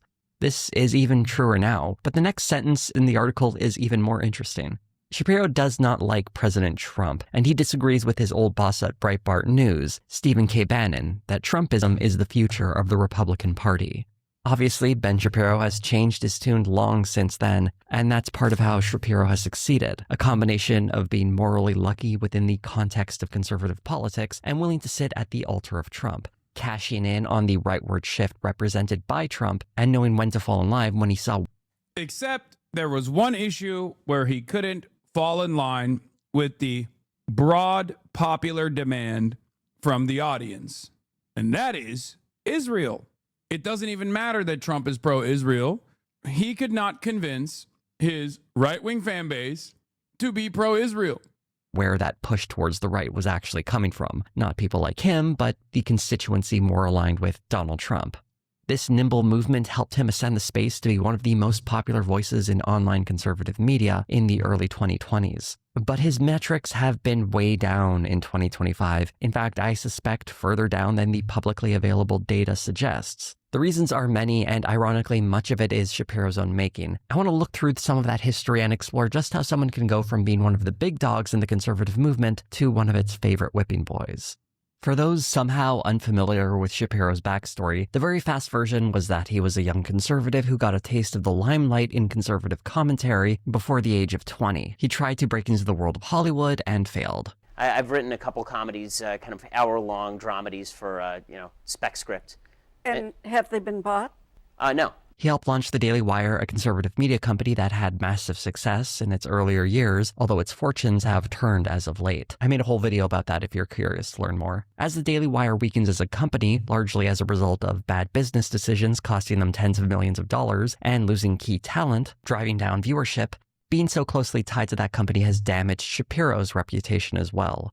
Even though he isn't the CEO who has been driving some of those bad decisions, this company is still very much associated with him as a talent. Where Shapiro stands on a lot of issues hasn't changed much over the years. Going back to that 2017 New York Times article again, his positions are described like this. His views are extremely conservative. Transgenderism is a mental illness, as per the Encyclopedia of Mental Disorders before 2013. Yes, blacks have been historically discriminated against. No, institutions are not broadly discriminated against them today. The rich pay too much tax. Abortion should be illegal. Social Security ought to be privatized and Obamacare repealed. This is something I just want to mention off the top, that while Shapiro is currently losing ground to people more extremely right-wing than he is, back in 2017, he was already considered pretty far-right too. That should tell you a lot about the state of modern conservatism right now, at least in the media space. One key issue is that Shapiro has been a steadfast supporter of Israel, making him vulnerable to criticism as he continues to run cover for the obvious genocide happening in Gaza, a sentiment that became... It's literally, I'm telling you, I saw this happening and I called it ahead of time, like Babe Ruth. It's Israel. That's it. And if he was Christian and still kind of pro-Israel, but at least could like dance around the issue, he wouldn't have lost as much support. But the very fact that he is openly Jewish and super pro-Israel, like overtly pro-Israel, is precisely the fucking reason. I said this for the last 2.5 years, pretty much. He was already on a downtrend to begin with. But that was it. Every Republican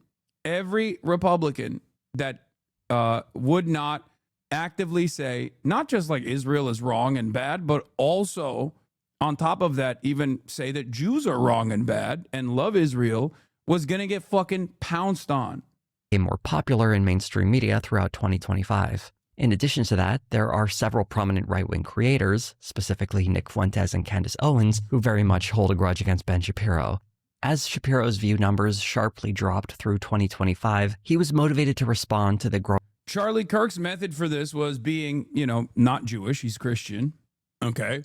But then also really increasing the fucking intensity of his reactionary sentiment on all of the other marginalized identities like black people, immigrants, women, trans people. Like, Charlie would try to distract the base, right? He would distract the base by just actively beefing up the whole, like, oh, I just like despise, all these other different races. Like, I love Donald Trump, all the shit, to try and carry their attention, to try and hold the coalition together. Matt Walsh does the exact same thing, by the way, but more and more people are realizing that Matt Walsh is also kind of fake because he still works for Ben Shapiro. Okay? That's the reason why even in the Nick Fuentes video on Piers Morgan, people are shitting on Matt Walsh. Does Matt Walsh even have any motion at all? Out of all the Daily Wire people, Matt Walsh is the only one that still has a little bit of motion. And part of that is because he is not as overtly pro-Israel as these other guys are, but he's also not anti-Israel either. But like his avenue basically is everything but the Jews, right? His avenue is hating everyone but Jewish people, right? So I think a lot of the bigots that want bigoted content, that demand bigoted content, still kind of entertain him because at least he's giving them enough like hatred for Somalis, hatred for trans people, all this stuff, right?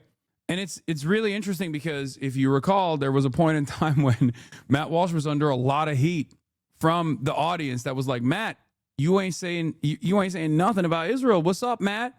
You're still working for Daily Wire, Matt? What the fuck's going on? And Matt Walsh posted that AI, the white family AI photo that had like a sneaky swastika in it. And I don't have evidence for this, but in my headcanon, I know that he went up to Ben Shapiro and was like, listen, I have to post like something. I have to post like a swastika, please. I have to post a swastika or something, don't take it, don't take it the wrong way. I don't hate the Jews, but I have to do it because people are really, really fucking needing me to say something, or at least like dog whistle in that, I gotta deploy a tactical swastika. Did that really happen? Well, the conversation I'm speculating took place, but the fact that Matt Walsh posted an AI video of a white family to say like, we have to preserve this kind of family in America, and the white family actually had like a secret swastika in the fucking AI photo, that is real. That did happen. I'm sure someone can link us the photo real quick.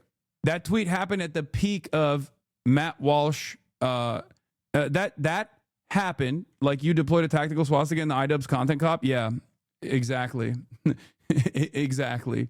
Famously, I am also, I'm doing a really bad job demonstrating my anti-Semitism, my secret anti-Semitism, since I fight against that form of bigotry for the last 12 years. But you caught me. That wasn't even in the content cop. I think that was a random Twitter photo. But oh, here it is. I've been in the middle of some bullshit outrage cycles in my day, but the one that you cooked up this week is probably the fakest of all. There are even controversies hounding me and demanding that I apologize for a hidden swastika someone else posted in a tweet I replied to. Just to be perfectly clear to all the slimy little smear merchants playing this game, I apologize for nothing. I owe you nothing. It was literally fake outrage. Like he basically threw this out there. Okay, he threw this out there. I thought you said it was hidden. It is. It is a hidden swastika in the photo. The image is like very clearly designed so that if you squint your eyes, you see the swastika. It is literally one of those like, oh, squint your eyes to see a hidden prize type shit. Okay, it's one of those magic tricks. Just squint and you will see what I'm talking about. It's very clear. If you squint your eyes and look at it, you very clearly see the fucking swastika. Okay. Anyway, these people are native to Europe, not the Americas or Africa. Sounds like you need to Google what the word native means. Matt Walsh quote retweeted this and said, people who look like that have been living in the Americas for 5 centuries. If 5 centuries is not long enough to qualify as native, then how long do you need? If the answer is that your ancestors have to actually originate from the place, then nobody's native to anywhere. So where do you draw the line? And then Dreamleaf posted, I like how he pretended not to notice. No, he posted that specifically. He quote retweeted that specifically so that there was a swastika in it because everyone was calling him a fucking doormat to Ben Shapiro. Okay? Like, he did that as a lifeline to maintain his audience. In any case, then, of course, when, leftists or liberal people on the timeline called it out, this created an opportunity for him to be like, see? The woke libs are fucking up my ass. You see? Oh, they're so stupid. They're so dumb for saying I posted the swastika. I apologize to nobody. So you did Nazi the swastika? Well done, sir. You, sir, have won the internet. Oh my God, so Reddit. Anyway, he was performatively posting the swastika so that all the fucking anti-Israel, anti-Semitic audiences would get off his tail a little bit. But that's precisely the reason why Candace Owens, Nick Fuentes, Tucker Carlson, and everyone else is blowing up at a time when these guys are on a downtrend. Matt Walsh is the only one under Daily Wire that hasn't been hit with the fall-off gun in the same way that even Steven Crowder and everybody else has been.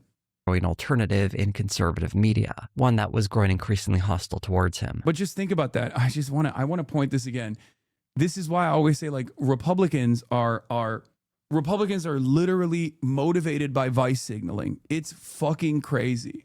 Like, they have to do Nazi posts. They're deploying tactical swastikas to maintain their audiences. That is where we're at, okay? A video from October 30th titled Woke Politics Infected the Far Right is his attempt to explain just what's going on. You do have one party, the Democratic Party, that has increasingly made it clear that there is a population they do not like, and that population that they apparently do not like is white Christian males. That is the population that must be targeted. To evidence this claim that the Democrats are targeting white Christian males, he mentions the candidacy of Zohran Mamdani, who was recently elected mayor of New York City.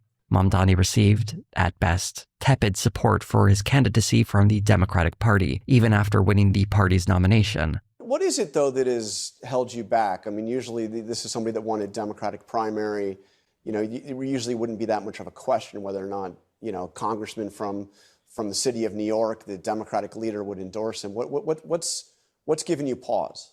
Well, we've had very good conversations over the last few months. He even had supposed fellow Democratic politician Andrew Cuomo run against him in the general election. Whatever problem Shapiro has with Mamdani, it's incredibly dishonest to present him as a representative of the Democratic Party as a whole, or even someone warmly embraced by the party. It's one of the ironies of Shapiro, though, trying to present the left as being taken over by the extremists, when he has folks even further right than him entrenching themselves on the right. Shapiro's other example of the left targeting of white Christian males is even sillier. You're people of faith? You go to church on Sunday and pray in church on Sunday and pray on people the rest of the week? What is this? What is this? Right, the kind of scorn that Nancy Pelosi has for religious people, religious conservatives who go to church on Sunday and disagree with her on politics. Well, that has led to a massive backlash. I don't even know how to respond to this. I'm not even convinced that Pelosi is putting on an accent here, but it does remind me of how Candace Owens will string together nonsense anecdotes like these, attach them to a narrative, and pretend like it's a settled story. Again, another irony considering Candace Owens and Ben Shapiro are very much at odds when their methods are quite similar. He gets sillier later on when he talks about how speaking Spanish is completely fine, but apparently when Mamdani does it, it has an undertone. If you want to appeal to an audience, speaking to them in their home language is a smart thing to do. But the entire undertone of everything Mamdani does is, I am one of you, right? I am an immigrant. I am not of Western culture. How does speaking Spanish signal you aren't part of Western culture? The language comes... Yeah, it's awesome. It's awesome. He just can't hold the coalition. It's also hilarious because Candace Owens and Ben Shapiro agree on pretty much everything. Just like Nick Fuentes and Ben Shapiro agree on pretty much everything, with one exception, okay? And they agree on even bombing Venezuela, for example, right? The only thing that they don't agree on is Israel and Jews. Israel and Jews, okay? It's a pretty solid exception, it seems. It's such a consequential exception that a lot of these people that spent their whole lives learning about how to be more effective as a racist in the marketplace of ideas from Ben Shapiro have basically all abandoned Ben Shapiro now for the Nick Fuenteses of the world. From as far west as you can get in Europe, and it's spoken almost exclusively in the Western Hemisphere. What he means by Western culture here, I suspect, is whiteness. It's the only thing I can imagine him meaning because he's certainly not talking about geography. The problem with Shapiro's argument here isn't that it's laughably silly, at least that's not the problem I want to spend much time on. The problem is how similar it sounds to arguments made by white nationalists like Nick Fuentes. Although Fuentes hates Shapiro, I doubt there's much he'd disagree with when it comes to Shapiro criticizing the Democrats for attacking white. So you're telling me Nazis stopped liking a Jewish man?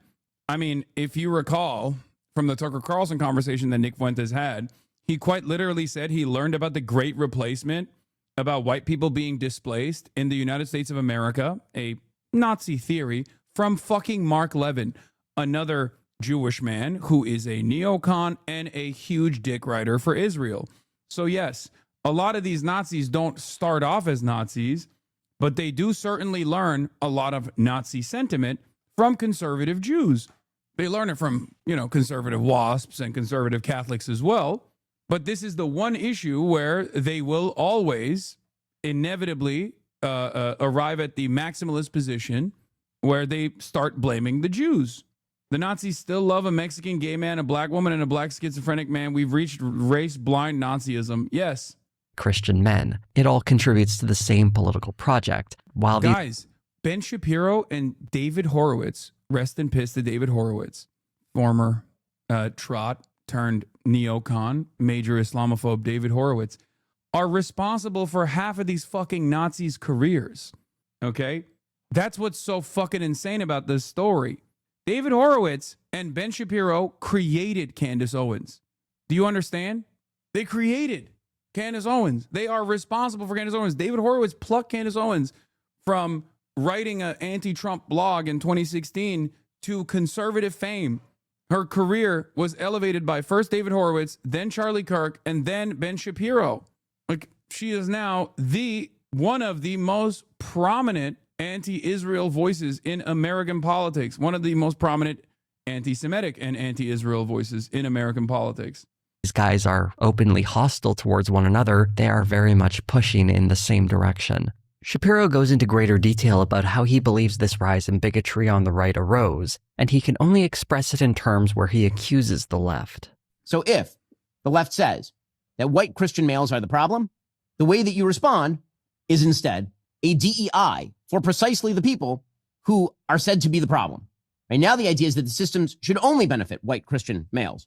It's cute that he's trying to rope DEI into all of this because there's actually a term already for what's being tried here, and it's called white supremacy. And trust me, no one from the right got this idea from the left. And I'm sure Shapiro knows that, but he needs to play these word games to massage this civil war within the right as somehow being the left's fault. When you spend your entire career relentlessly attacking the left and excusing the right, he can't even attack the extremists on his side without first pretending like this is somehow the left's fault. When the truth is, if anyone is to blame here, it's people like him who have been turning a blind eye to this growing problem the whole time. Not because he's unaware of it, but because he's ideologically more similar to it than he's willing to admit. There's a great example of Shapiro's own. Yeah, this whole like, oh, actually the anti-Semitic right is actually the new woke right is so fucking stupid. Like, it was such a desperate, it was such a desperate attempt to try and hold on to the hemorrhaging base, right? And it was such an abject failure because like those guys are literally taking the maximalist logical position that you have created your entire world around. Fuck everybody that's not white, okay? And if you are not white, you still have to abide by white supremacist values. In that dynamic, when Jews are also not considered white all of a sudden, why the fuck shouldn't you shit on them? You know, especially if you're a Christian, especially if you're Catholic, you're like, America's a Christian nation. America's a white Christian nation. If you're a Christian nationalist, why the fuck wouldn't you turn around and say, yeah, and also Jews are also a parasitic force that's destroying the country in the same way that they say about, you know, Mexicans, Guatemalans, black people in general. It is you, Ben Shapiro, that comes across as woke. It is those who try to maintain this weird inconsistent position where it's like everyone who is not white can get it except for Jews. We are doing DEI only for Jewish people. That's the way that right-wingers approach this. That's the way that most right-wingers understand the situation. They look at you and they go, what do you mean? Why are you so woke about Jewish people? Why are you so woke about Israel? Extreme standards in this very video. He has the audacity to claim that Donald Trump is a normal president. President Trump is as close to a normie president as we have had in the last several decades, which is bizarre considering, again, his sort of personality. But that is the reality. Notice how they don't say Judeo-Christian anymore? Yeah, that was another lock that I had, if you recall. I've been saying this for years. I've been saying that for years. I was like, Judeo-Christian, America was founded on Judeo-Christian values, is a relatively new phenomena. What makes you think they'll keep saying that? Okay, you had a good run. Post 9/11, it really popped off, okay? And then it took around 25 years for them to decide, no, actually, America's a Christian nation. It's not founded on Judeo-Christian values at all, especially when all of these conspiratorial, all of these conspiracy theories end up revolving around a group of shadowy lizard people that are responsible for all the evils that people are experiencing. And it's not like these guys are very invested in finding new narratives. They're going to go back to the one narrative that has remained so successful throughout time, whether it be the pogroms, whether it be in Tsarist Russia, whether it be in Western Europe, Eastern Europe. They're going to go back to the Jews. And they snapped back to that so quickly. I said that so much. I urge you to go back and listen to my Oxford Union speech, okay? If you watch it now with today's perspective, you will see every single thing that I warned against happening in real time. Okay?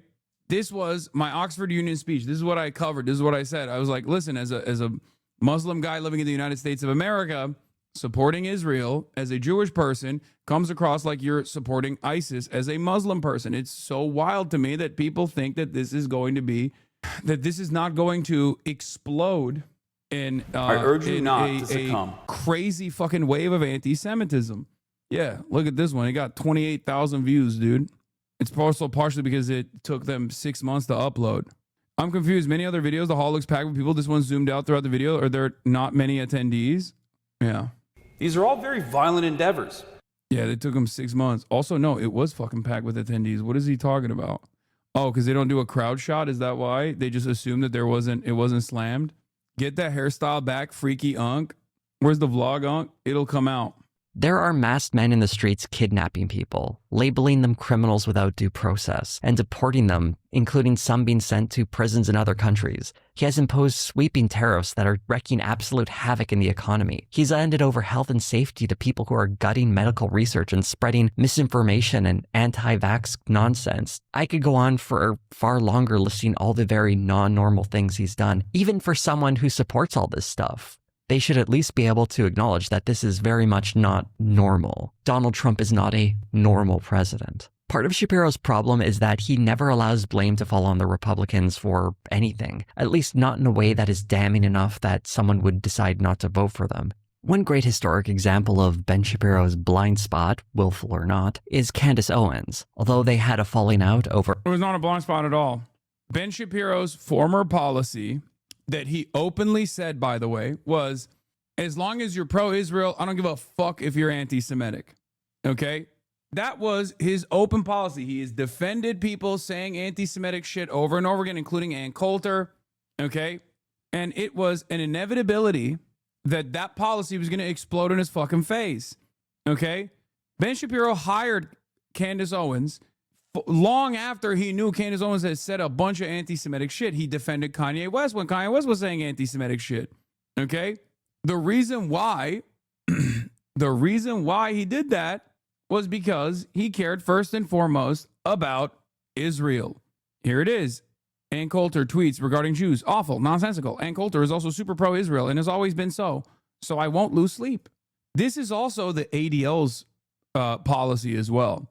The ADL cares about anti-Semitism as far as they can create legitimacy around the anti-Israel people that they're attacking. They don't actually care about anti-Semitism at all. If they did, they wouldn't be going after Jewish Voice for Peace or numerous other advocacy organizations that are not anti-Semitic, but simply anti-Israel. Okay? They only care about anti-Semitism and even all these other civil rights issues, for example, as far as they can create legitimacy around them. Oh, we're going against all forms of bigotry. We're combating all forms of bigotry. The reason why they do that is so that when they actually say someone is anti-Semitic cynically, and smear them as an anti-Semite, there is some level of legitimacy surrounding their call out. At this point, though, they've completely dropped all notion that they care about anti-Semitism altogether. They even fired, at a time when they've raised more money than ever before, they literally fired their entire civil rights research team because they just don't give a fuck about that stuff anymore. They don't even care about presenting themselves as a legitimate advocacy organization that cares about anti-Semitism at all. For her opposition to Israel, eventually leading her to being fired, it almost certainly had more to do with her anti-Zionism than her well-known anti-Semitism. Owens got her job at the Daily Wire well after she had made her comments about Hitler's problem was trying to extend his vision outside of Germany. If Hitler just wanted to make Germany great and have things run well, okay, fine. The problem is that he had dreams outside of Germany. He wanted to globalize. He wanted everybody to be German, everybody to be speaking German, everybody to look at different. No, totally. It was totally fine. If Hitler was doing like a more localized version of the Holocaust, then it would have been totally chill. By the way, you know who was sitting next to her when she was making that statement? Charlie fucking Kirk. And for the record, if you were to say, oh, well, how do you expect Ben Shapiro to know everything that she's saying? Okay. This was such an insane statement at the time that it literally made its way to Congress. Like there were congressional representatives grilling Candace Owens on this statement. That's not nationalism. Anyone with a grade school understanding of history should be well aware that Hitler's vision was pretty bad for Germans too. Yeah, if he just did Dachau and now Auschwitz, he would have been fine. Is a fantastic take. Particularly if they were Jewish. Owens also defended Kanye. Hitler's vision was pretty bad for Germans too, particularly if they were Jewish. Kirky. Owens also defended Kanye West while he was first melting down, and in this case, Shapiro joined in, defending him too. And this was well after it had been established that Kanye West had started hanging out with Nick Fuentes. Here's Ben Shapiro on October 7th, 2022. I care about the fact that there's more black babies being aborted than born in New York City at this point. That 50% of black death in America is abortion. So I really don't care about people's responses. I perform for an audience of one, and that's God. Wow. I mean, frankly, it sounds fantastic. Frankly, Kanye sounds much more sane than virtually everybody else in public life. No, Ben, don't do that, Ben. Uh-oh, Ben. Ben, you don't realize this is always so funny because, like, I'm sorry, but it's insane not to notice that every single prominent figure that openly loses their minds on the timeline in a very public fashion ends up finding themselves in the throes of right-wing sentiment for some reason. Very strange phenomena. It never goes in the opposite direction. It's always, no one goes, oh yeah, I went insane and became a fucking Maoist or a leftist. It's always, I went insane, or, you know, I had an aneurysm and it made me conservative. Interesting stuff. Shapiro in the October video also made this remark. The pathologizing of right-wing viewpoints goes back a long way. It goes actually back to a book by Theodore Adorno called The Authoritarian Mind. The suggestion was that there was a pathological drive in capitalist societies that led people to become authoritarian. It was a Marxist view of what America was. And so the idea was that if you were right-wing, you were going to become a fascist. First, the book is actually called The Authoritarian Personality. I can't say I've read it myself, but it's very funny to me that Ben Shapiro tries to critique its supposed claim of conservatives being more prone to becoming fascists by using the example of Kanye West. Every human being has something of value that they brought to the table, especially Hitler. It's very important. Bro, this is my least favorite. God, I can't fucking stand this shit, dude. I hate the whole like, oh, I love God. Like, as though that's the exit ramp. You know, you could just be the most heinous motherfucker of all time. And as long as you just say you love God, it's fine. It's like your big cheat code. Like, what the fuck are we doing? Remember your reaction to the Yay Alex Jones thing, lol? You even tried not to highlight Nick Fuentes even when he sat next to him? Yeah. It's the most annoying fucking cheat code of all time, especially because it low-key works. It low-key works for some Christians. They hear that and they go, hell yeah, this guy does love God, actually. So fucking annoying. To state how completely wrong Ben Shapiro was in this instance. In the same video, he's also responding to an interview Tucker Carlson did with Kanye West, which was later revealed to have edited out various racist conspiracy theories that West had mentioned. Almost as if Carlson does these interviews to help bigots seem less extreme than they Yeah, he did. He literally, I called that out at the time, too. Actually are. I prefer my kids knew Hanukkah than Kwanzaa. At least it will come with some financial engineering. All of this would, you would think, cause Shapiro to perhaps reflect on the alliances he's made on the right.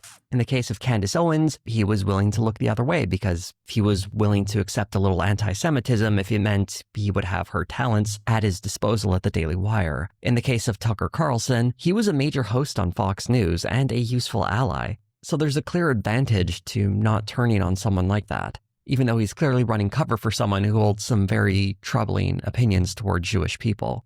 This brings us to a major episode in Ben Shapiro's decline, his response to another interview Tucker Carlson had, this time with Nick Fuentes. Tucker Carlson's interview with Nick Fuentes was a gentle one. Fuentes, as usual, went on diatribes about the Jewish community. They have this international community across borders, extremely organized, that is putting the interests of themselves before the interests of their home country. Although there was some pushback against Fuentes, Carlson seemed more like he was giving him tips on how to appear more palatable to a wider audience. But the problem in your response, I get what you're saying, but the problem in your response is it does not apply to every individual. No, and I would never say that. Okay. Well, I just think it's important to say that. There's a presumption in everything Carlson says that he and Nick Fuentes generally agree, but Carlson just wishes Fuentes spoke more delicately about the subject. It both ingratiates Carlson to Fuentes' audience while giving Fuentes mainstream credibility. Oddly enough, in his response to this interview, Ben Shapiro had a similar takeaway. Probably you came away thinking that, for the most part, Fuentes lives on the radical edge of normality. You think that if you watch the interview, because Tucker Carlson decided that it was important not only to host Fuentes, but to smooth over his views, water the... Wow, woke. You're being woke. You want to deplatform someone just because you disagree with them, right? That's the take, right? That's what you said all the time, Ben. Woke alert, wee woo. No wonder CNN is fucking platforming this dipshit now to offer a lifeline to his dying career. Where are we at? No, he's not grifting to the left. He is still very firmly committed to trying to message to the right, but he's actively hemorrhaging his fan base because everyone knows he's a fucking phony. because the market demands now are increasingly more radical. On the Republican side, they want more. There are no sacred cows. There are no groups, no non-white, non-Christian groups that you can't fucking tackle. So Ben is still trying to be like, no, free market economics, that's what matters. That's why we're doing this. And also shitting on migrants and shitting on trans people. Come on, please remember that. That's what we care about. But also, please don't direct any of that enmity towards Jews. Please don't do that. And certainly not towards Israel. Hypocrisy farming doesn't work with these assholes, though. They love cancel culture for anyone who doesn't agree with them. Yeah, it doesn't matter, though. In this regard, it's the only type of hypocrisy that does matter, because the market demands more radical commentary. On the right, they demand more radical commentary, and that more radical commentary is shitting on Jews, pinning the blame on Jews, and shitting on Israel as well. Ben Shapiro will do neither. He will actively defend Israel, and therefore, Ben Shapiro has lost his audience. Them down and make them far more palatable to a normal audience. As we'll discuss in a bit, this is what Tucker Carlson does for a living. But Ben Shapiro gets off track a little later when he says this. Now, since his exit from Fox News in 2023, when, of course, he was a very, very popular host, Tucker Carlson has turned himself into a conspiracist and a crank and a pathological liar. Shapiro would go on to provide some good example of Carlson's show being a mouthpiece for pro-Russia propaganda and conspiracy theories. But what he gets very wrong is that this didn't start when Tucker Carlson left Fox News. He's been doing this for years. A video I made several years back looked at his programming on the Fox Nation streaming service back when he was still at Fox News, and he frequently had fringe right-wing figures on, like the raw egg nationalist. That was part of a special about how men's health can be improved by drinking raw eggs and shining red light on your balls. This is, of course, just the tip of a very bizarre iceberg. He would talk about everything from alien abductions to the danger of wind turbines. And the white nationalist connection doesn't just come from the occasional guest. His top writer at the time, Blake Neff, was forced to resign after he was exposed posting racist and sexist comments online for years, and he bragged about smuggling some of that into Tucker Carlson's scripts.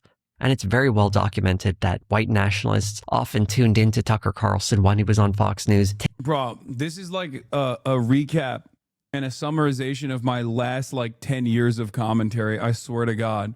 I covered all of this stuff so much back in the day, from 2016 onward.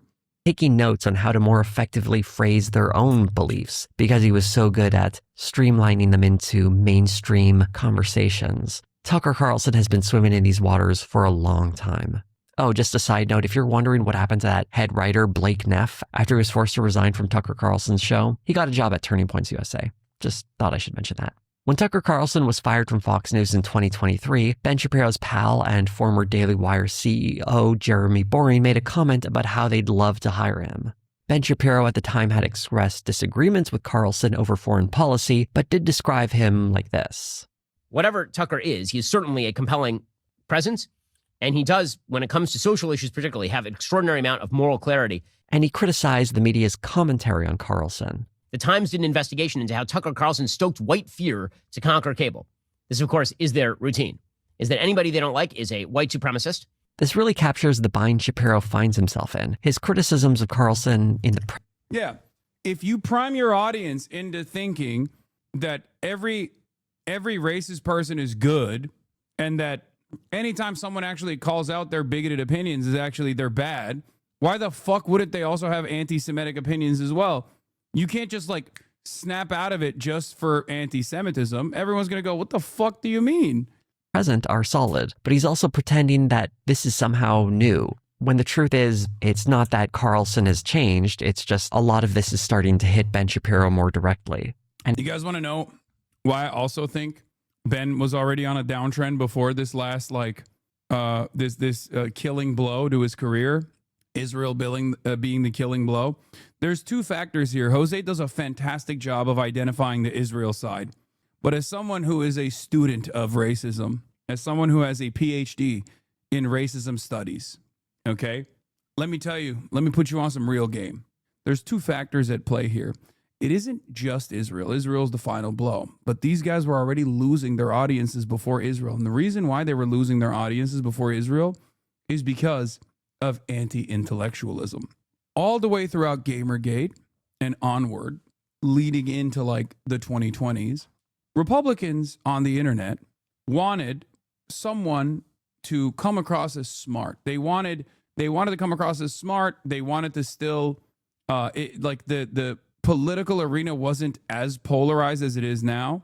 So they actually really cared about appearing as though they were reasonable centrists. The IDW blew up as a consequence of this, right? And they got positive coverage from the New York Times from Barry Weiss, ironically enough.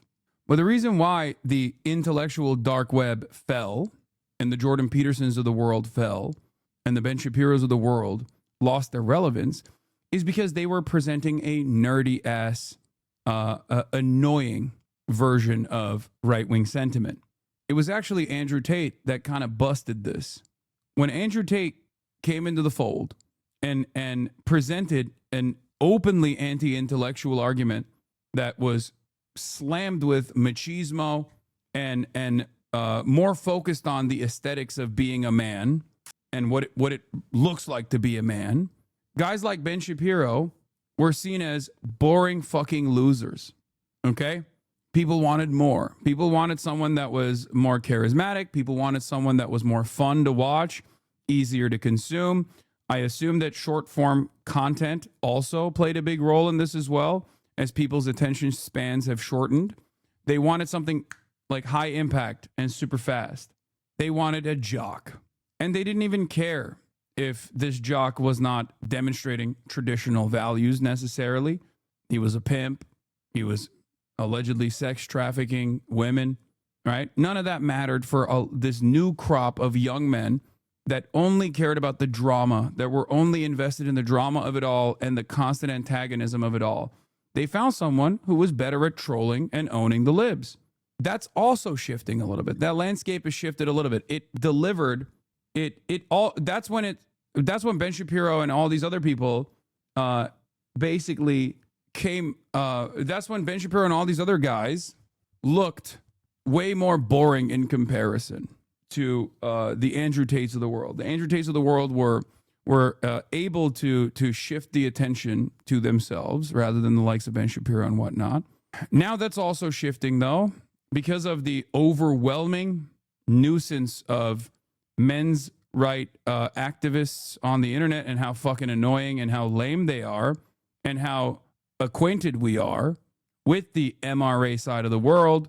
People are also looking for an alternative as well. And I think the alternative nowadays is someone who is not an intellectual at all, but someone who demonstrates a common sense position, but someone who is basically focusing on like one form of advocacy in one side of culture that's still heavily invested in pumping right-wing sentiment. And that's why Asmongold is really blowing up, because Asmongold's politics are very, very far right. But Asmongold, to the average person who is right-wing, who shares some of these right-wing sentiments, Asmongold comes across as a guy who only cares about titties in video games and shit like that. Okay?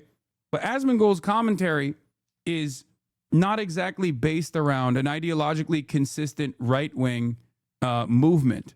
Okay? His commentary is even easier to digest than the likes of Ben Shapiro, where he's just like, yeah, I'm just doing common sense. Whatever Trump is doing is based. It is just as anti-intellectual as Andrew Tate, but it also doesn't have the same shortcomings of Andrew Tate because he can't leave his house for long enough to engage in the types of shit that Andrew Tate was engaging in. Because a lot of people, especially a lot of extremely online people, after a long day of fucking work, laying concrete on the ground or whatever, come home and they tune in.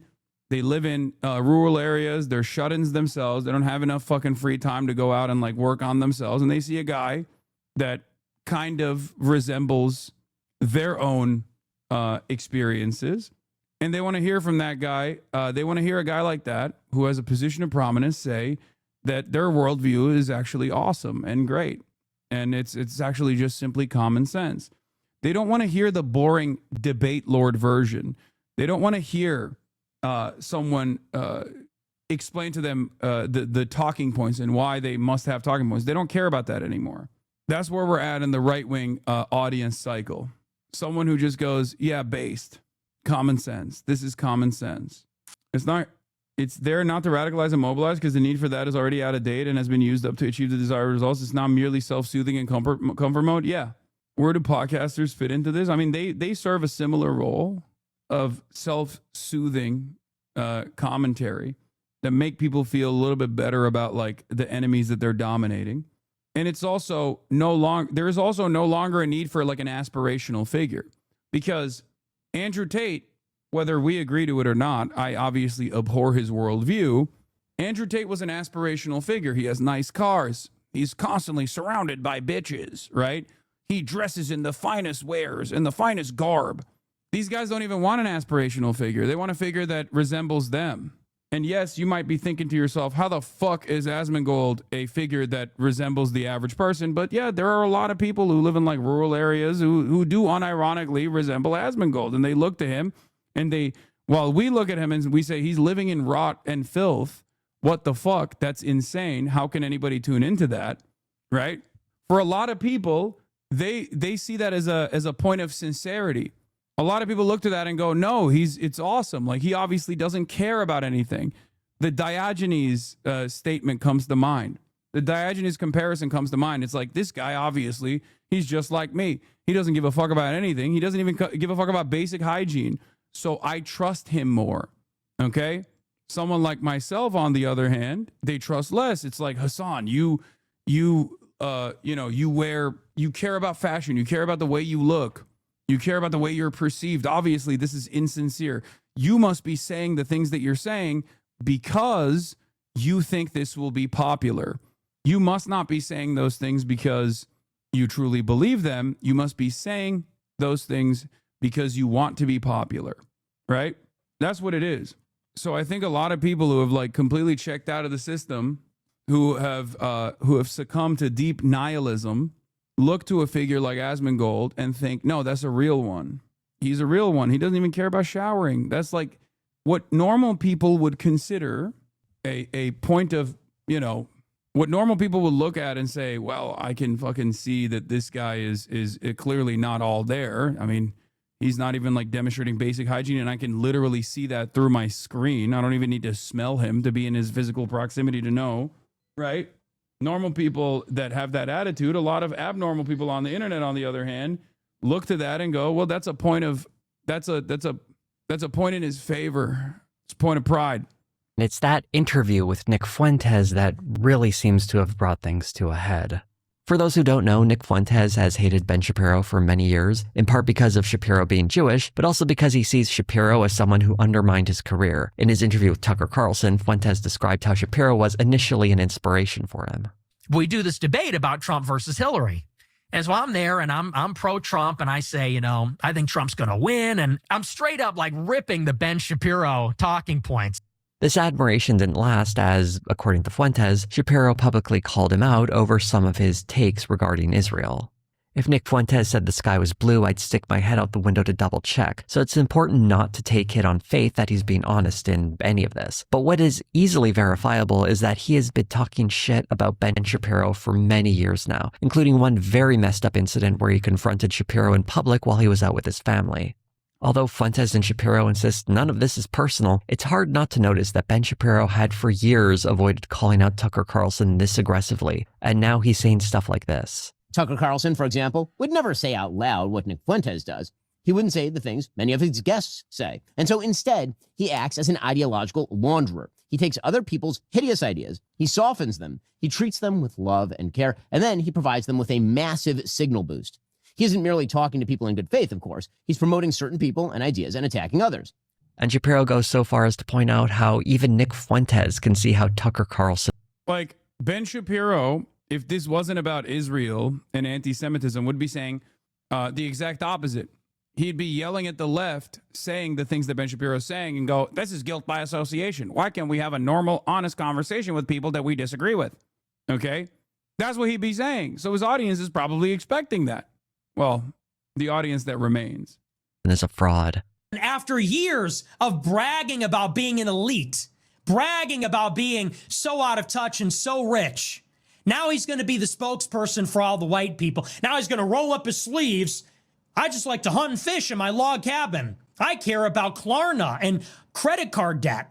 And now Ben Shapiro is very much on board with the idea that Tucker Carlson is spreading the same ideology as Nick Fuentes, which is especially ironic considering just a few years ago, he put out a video titled Tucker Carlson is not Nick Fuentes, where he defends Carlson when his rhetoric was compared to Fuentes's.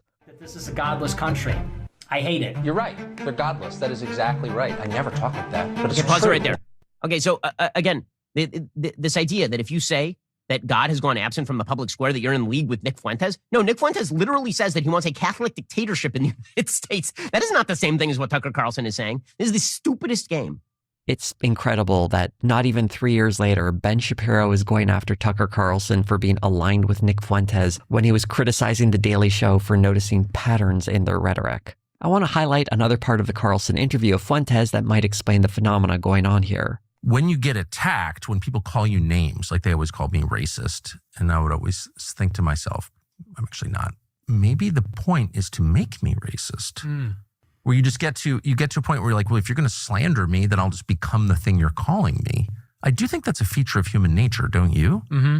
This is, of course, a deeply silly thing to say. It's basically recreating that webcomic of someone who said they had no choice to become a Nazi because someone made a comment about Trump supporters being racist. Ben Shapiro said as much when Megyn Kelly asked him about it. I'm a little tired of the excuse that if you are called something enough, that justifies all of the subsequent activity. I've been called every goddamn name in the book.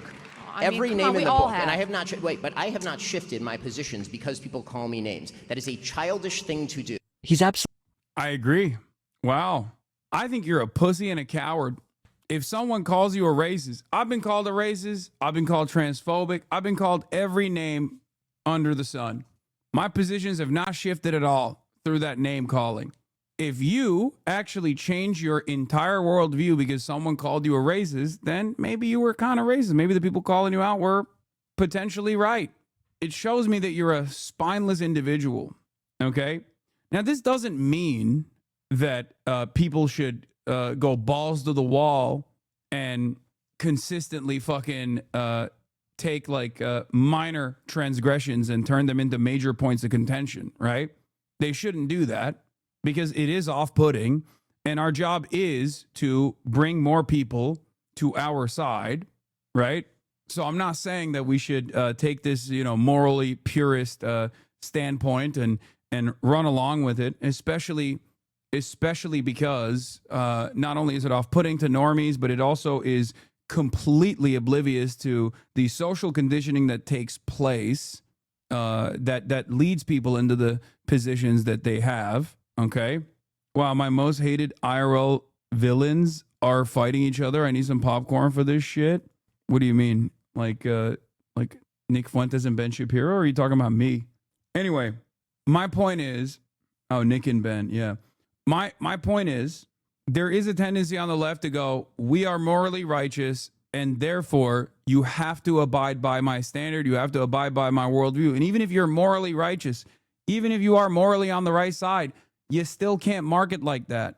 Unfortunately, you got to brand build a little bit. You got to market a little bit, okay? And you especially have to do that in America, where there has been so much anti-socialist, anti-left sentiment that has gone unchecked and uncontested, that has basically warped the collective consciousness of Americans. You have to be you have to go extra hard in terms of your advocacy and in terms of branding and in terms of marketing your worldview to others. And that comes, or at least that starts with a place of understanding. Absolutely right here. And one thing I noticed that every time I agreed with Ben Shapiro on something, it's when he was saying things people on the left have been saying for years, which honestly speaks to how effective we are at criticizing the right, whether they acknowledge it or not. Tucker Carlson plays the same game. Recently, Ben Shapiro made some comments about retirement that went viral. No one in the United States should be retiring at 65 years old. That was a classic. That was a classic fucking free market capitalism advocacy moment from Ben. I love when these guys get honest, dude. I love when these guys get so honest. You are not going to ever retire, and you are going to like it. You're going to eat the bugs. Frankly, I think retirement itself is a stupid idea unless you have some sort of health problem. Yeah. Yeah, obviously it's easy for you to say. You talking to a fucking microphone, dumbass. Yeah, good luck. Good luck with that message. You have to keep working in an Amazon distribution facility for pennies on the dollar until you fucking die. Yeah, how do you make that advocacy for people who are working like normal jobs? It's fucking ridiculous. There's no way he actually believes that. Oh, he unironically does. What do you mean? That's his fucking worldview. Brother, what? Says you? Yeah, exactly. I speak into a microphone every fucking day, and I'm not some dumb fuck who believes that someone working a construction job cannot retire at a fucking reasonable age. What are you talking about? Yeah, I'm advocating for people to retire early, unlike Ben, who advocates for people to retire later. Tucker Carlson responded to that, sounding a lot like someone on the left. Poorer people, working class people, blue collar people are aching. They have trouble walking. Their backs hurt. So retirement for a man who climbs ladders is a little bit different from a man who hosts a podcast. Yep. Carlson said the exact same shit. Carlson even brought up the impact of systemic failures. We are subject to forces that we can't control. It's just a fact. I didn't write the tax code, for example. I don't have any control over the hiring standards at various companies or the admission standards at various schools. Those are systemic problems. It's just a fact. This is another one of Carlson's well-worn strategies to make a systemic critique, while his solution typically involves demonizing immigrants and other vulnerable groups. It's something he's done time and time again, and honestly, only a sucker would fall for this sort of scam, and he's been pulling it for years. What's even more ridiculous about Tucker Carlson's criticism of Ben Shapiro's rhetoric around retirement is that none of this is new. Shapiro was saying this at least a year and a half ago. It's hard to imagine these guys have only recently noticed these things about one another and were either too cowardly to mention them before or perhaps saw more professional advantage in staying quiet. It really speaks to what opportunists they are. And I want to go back to that video from October where Ben... This shit's so awesome. Is this how fucking right-wingers feel all the time? Because leftists love fighting amongst themselves. They just kick back and enjoy the show. They enjoy the ride every other fucking week. When some other guy who's like, Hassan is anti-black and transphobic, they're probably sitting around kicking their feet. Ben Shapiro can't reach the floor, obviously, because he's tiny. You know? He just gets up on that booster seat. Feet can't touch the ground. He's kicking his feet, giggling. Yes, this is what apolitical people jerk off to. Yeah, it's awesome. Kicking his tiny little feet, taking his little booties off with the boosters. Honestly, an underrated feeling. No, dude, we need more of this. I love it. I personally love watching right-wingers fight one another. It's awesome. Ben Shapiro was complaining about woke politics infecting the far right. The Democratic Party has been playing with these forces for so long. Then you leave a comment like, all of these people are trash. Yeah. Or that meme, 2 R words fighting. You know? It hits like crack cocaine, baby. It's great. That's what the apoliticals love doing. Whenever they base boost random dumb fuck radlibs on the timeline because they're coming after me. They're like, all of these guys suck, but honestly, this is awesome. All of these guys suck. I can't believe I'm agreeing with this person. It's like, bitch, you don't even agree with the supposed angle of attack. You don't agree with being called transphobic. You hate when people call you transphobic.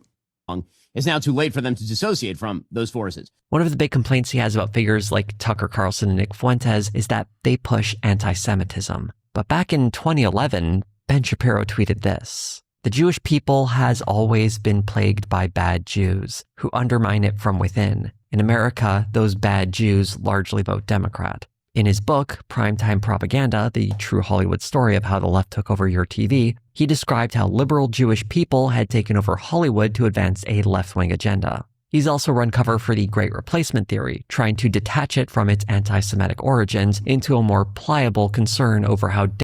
Yep. You taught the next crop of Nazis the fucking Great Replacement theory, and all it took for them was to read one extra fucking meme about how Jews are responsible for the Great Replacement and how Jews are responsible for wokeness running amok and destabilizing Western civilization, and they all turned on you. Good job, Ben. Good job. You did it. You fucking did it, you dumbass bitch. Demographics impact voting.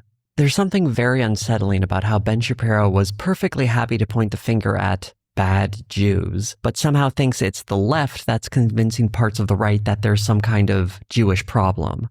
He seemed unaware of the fact that there are actually some pretty powerful anti-Semitic forces on the right that have been there for a very long time. And maybe the reason they liked him is because...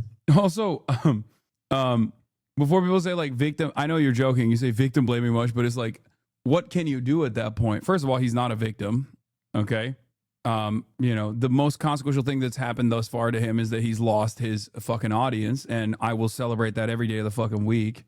And secondly, he did work really hard to make this happen while attacking people like myself. What can I do at that point? It's the same principle behind the ADL too. It's like, you did it. Good job. Good job. You did it. You attacked some of the only prominent anti-Zionists that were not anti-Semitic, and you created a marketplace for the anti-Zionists that were anti-Semitic. You did it. They found him kind of useful. It's a bit of a tired point, but it hasn't stopped being true. Ben Shapiro is being devoured by the monsters he helped protect, and I suspect it's happening more aggressively than people might expect. While looking at some of Ben Shapiro's recent videos, I couldn't help notice that the metrics seemed a bit off. For example, his long-form videos do very well, but his clips have dreadful numbers in comparison, something that historically hasn't been true for his channel. If we look on Social Blade, we can see a large drop-off in viewership. God damn, son. Oh my God. A fucking historic fall off. Woo, sheesh. Smoking on the Ben Shapiro pack. Oh my Lord. Over the past year. So at first glance, it seems as though his current audience, what remains of it anyway, has a very different viewing habit than his old audience. I wanted to look closer at what might be happening, so I decided to graph out what was publicly available with some comparisons. In this first series of graphs, I'm counting views in 100s to compare them with the total number of comments. The reason I'm counting views like this is because it makes the graph read a little better visually, and since I'm doing it for each graph, the presentation of data is consistent. Looking at Ben Shapiro's long-form videos, there is a big disparity between the number of comments and the number of views, especially when we compare the number of comments to his short-form videos, where they track much more closely. If we compare him to other channels... Where's the dip coming from? Wait, where's the big dip coming from? Hold on. Oh, this is all 2025 numbers. Never mind. I want to see... Oh, wait, here it is. 2023, October.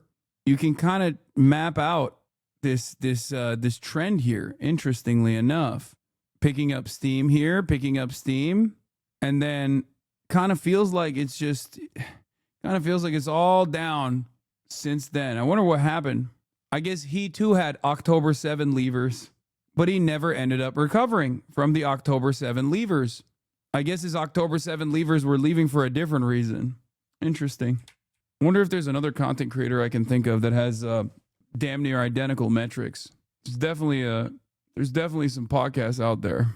Presentation of data is consistent. Looking at Ben Shapiro's long-form videos, there is a big disparity between the number of comments and the number of views, especially when we compare the number of comments to his short-form videos, where they track much more closely. If we compare him to other channels, in this case I chose Candace Owens and Matt Walsh, we can see that Shapiro's long-form videos are getting much less engagement. And if we go back in time to January of 2025, Shapiro's long-form videos are a bit closer. There is still a gap, though not quite as big. If we calculate the odds of whether or not a view will lead to someone leaving a comment, we can see Ben's long-form videos are far less likely to have its viewers leave a comment under them, clocking in at less than 0.3% of viewers leaving comments, slightly more than half of what his videos used to get, and far behind Matt Walsh and Candace Owens, who get 3 and 5 times as many respectively. And keep in mind that of all of these channels, Ben Shapiro is the only one who doesn't do a premiere for his longer videos, where the earliest viewers are sounding off in the chat rather than leaving comments under the video. In fact, Ben Shapiro used to do premieres, which might explain why his older long-form videos had so few comments. We can see this pattern repeat itself when it comes to the number of likes left on videos. With all the other types of videos I looked at, the number of likes were significantly worse. Viewers are 3, 4, and even 5 times less likely to click on that like button for Ben Shapiro's long videos than viewers of his long-form videos back in January or videos from Candace Owens and Matt Walsh. What all of these numbers amount to is, in my mind, two likely conclusions. Ben Shapiro's long-form videos are being heavily inflated by people who are only showing up to hit the dislike button or nothing at all. And if they're leaving comments, those comments are being deleted. The alternative is that someone is bodying his long-form videos, giving it inflated view numbers and very anemic engagement. Whichever of those two conclusions is more accurate, it doesn't look like a healthy channel at all. I should mention that in my calculations, I did omit one video from Ben Shapiro's channel, the November 3rd one, titled Tucker Carlson Sabotages America. That one actually has metrics that reflect something that has nearly 1 million views, and it's also the one that has the most negative comments towards him. It seems like Ben Shapiro's only means of getting big numbers of engaged viewers these days is by being a lightning rod for hate. While we're talking about data, though, I also wanted to share some info I came across from Open Measures that attempted to gauge Nick Fuentes' growing profile and how it doesn't quite match the narrative around his ascent. Although Fuentes saw a massive spike in social media chatter about him after Charlie Kirk's murder, that growth has largely gone down. The Tucker Carlson interview didn't move the needle in nearly the same way. Most of the time Fuentes gets hyped up, people cite his Rumble stats, but it's something of an open secret at this point that Rumble's numbers are almost certainly bogus. My own investigation a while back found they were inflating their live stream view counts, and I would be shocked if that was the only metric that was being fudged over there. I say all of this to remind everyone that these figures we're talking about today are incredibly niche. For fun, let's go to Ben Shapiro for that. Every big audience in the media, you're talking about 3-4 million people. The electorate in the United States is generally about 160 million people. I think one of the mistakes politicians make is they look at X and they say, this is representative of the American body politic. And that is just too online. It's just way too online. He could be talking about Nick Fuentes, Tucker Carlson, or even himself. But their importance, specifically... What are Hassan's thoughts on Nicki Minaj Coke rant? I don't care about this shit. I have no idea what it is. I hope you're doing all right, Casey Tron. To conservative politics, I think reflects how terminally online politics has become now, further getting detached from real people and instead being obsessed with these internet celebrities as if they've somehow permeated the mainstream when... Not him reading that. Lamau, thank you, Hassan. I'm not trying to get my ass eat by the Barbs right now, okay? I love the Barbs. Actually, the Barbs are struggling. Nicki Minaj's pivot to pro-Trump politics has been pretty wild. Another one of my ops that went right wing. Another one of my ops. I need an apology from all the Barbs that said I was aging at the speed of white, that I was being racist towards Nicki Minaj, all this shit. Where are they at now? I need to be able to go to a Sephora without fearing that I will be assassinated now. Okay? They're still with Nicki Chill. Wait, really? They still here, don't worry. Why did Nicki Minaj become an op? Because I ratioed her back when she was glazing Tucker Carlson during peak COVID. Really, they're big names within a small conservative online media space. At some point, Donald Trump is going to retire from public life, likely due to failing health. And right now... All I'm saying is, there is one guarantee, okay? There is one fucking guarantee. If you don't believe in anything else, at least history has shown time and time again that virtually all of the people that put me in the fucking crosshairs end up making an open right-wing pivot, okay? Many of them sex criminals as well. That's all I'm saying. That's it. All my ops. Now his cult of personality is the one thing uniting a lot of disparate parts of the right wing. This is something Ben Shapiro is well aware of. I think there are a lot of people who are planning for the post-Trump era, and they're trying to make moves right now in order to sort of consolidate their viewpoint in the post-Trump era. Ben Shapiro represents the old guard of traditional conservatives, the former far right, before they are outflanked by an even more extreme America First movement, often associated with Shapiro's rivals, including Nick Fuentes and, to an extent, Tucker Carlson. It's not a coincidence that Carlson suggests that Fuentes has already won this fight. And Ben Shapiro seems irrelevant to me now? Now, but back then, for the young, I guess that's huge. true. Mm-hmm. So maybe you won. Oh, certainly. The truth is probably more complicated, especially since it's hard to get trustworthy numbers for all of this. But for a political party that seems to be terminally online, it's not surprising that popular sentiment on the internet can be used to fuel a movement. It remains to be seen if it can actually translate to electoral success, though. One of the keys to Ben Shapiro's success online is that he's been able to avoid or build alliances with people who clearly don't like him. alliances that would never work long term, but I suspect he thought he could get ahead of. As public opinion has shifted rapidly against Israel, it's become increasingly difficult for someone like Shapiro to continue his vocal support for the country. Many on the right have used this opportunity to smuggle their anti-Semitism into the broader criticism against Israel, but Shapiro can't make that move. Back in 2024, Ben Shapiro and his father, a Hollywood composer, produced a musical in Israel that paired the October 7th attack with the Warsaw Uprising. It was called We Will Rise. Speaking to the Jerusalem Post, he said, "The ending is the most powerful part for me. The characters from the Warsaw Ghetto sing We Will Rise as they move through the fog, but now they're joined by the Israeli soldiers who realize that their fight is the same. The fight to protect the Jewish people is timeless." Putting aside the grotesque pairing of the genuinely heroic uprising in the Warsaw Ghetto with the soldiers committing a genocide, what we see is that this is something Ben Shapiro genuinely believes in. He's a man who has a real passion for at least some of what he talks about, and I think that might ultimately be his downfall. While he was willing to make cheesy YouTube videos for clicks or endorse politicians he has serious misgivings about, there are some lines he won't cross when it comes to some of his values. In this case, it means defending a country committing a genocide, which is tragic in its own right. But in the world of conservative media, not being able to sell out your supposed values makes you vulnerable. Going back to the New York Times article, it's hard to imagine Ben Shapiro pivoting to be on the friendly side of the increasingly extreme right-wing base the way he had 8 years ago. Mostly because he didn't really have to give anything up. He just had to pretend he liked Donald Trump. And Ben Shapiro was certainly tolerated and even celebrated because he was useful for attacking the left. But attacking the left while ignoring the far right only works when the far right isn't breathing down your neck in public awareness and pulling ahead in view counts. While I think Ben Shapiro's profile has been dragged down, I doubt he'll be completely finished forever. Careers in media can slump along if someone has a devoted enough base, and Shapiro still has some kind of audience. This is the ultimate downfall for like anyone that has any principles whatsoever. If they're going to be a right winger, you have to either be a Christian white guy, okay, with no principles whatsoever and are utterly malleable if you want to stay relevant. You can't just, you can't have any higher priority if you're simply invested in the grift, as he is for every other aspect of his commentary. Of course, this was going to be his inevitable downfall. This is something that he truly believes, right? Asman ripping you a new one. Oh, shit, dude. What will I do? Oh, my God. That's based. Oh, it's so based, dude. Oh, it's so over for you now, dude. I bet you're getting so fucking upset. I bet you're so mad. Dave Rubin's burner here. What about gay Christian white guys? Dave Rubin is Jewish and also super pro-Israel. And also a gay homophobe. He did that for homosexuality, but he couldn't do that for Israel for some reason. Yeah.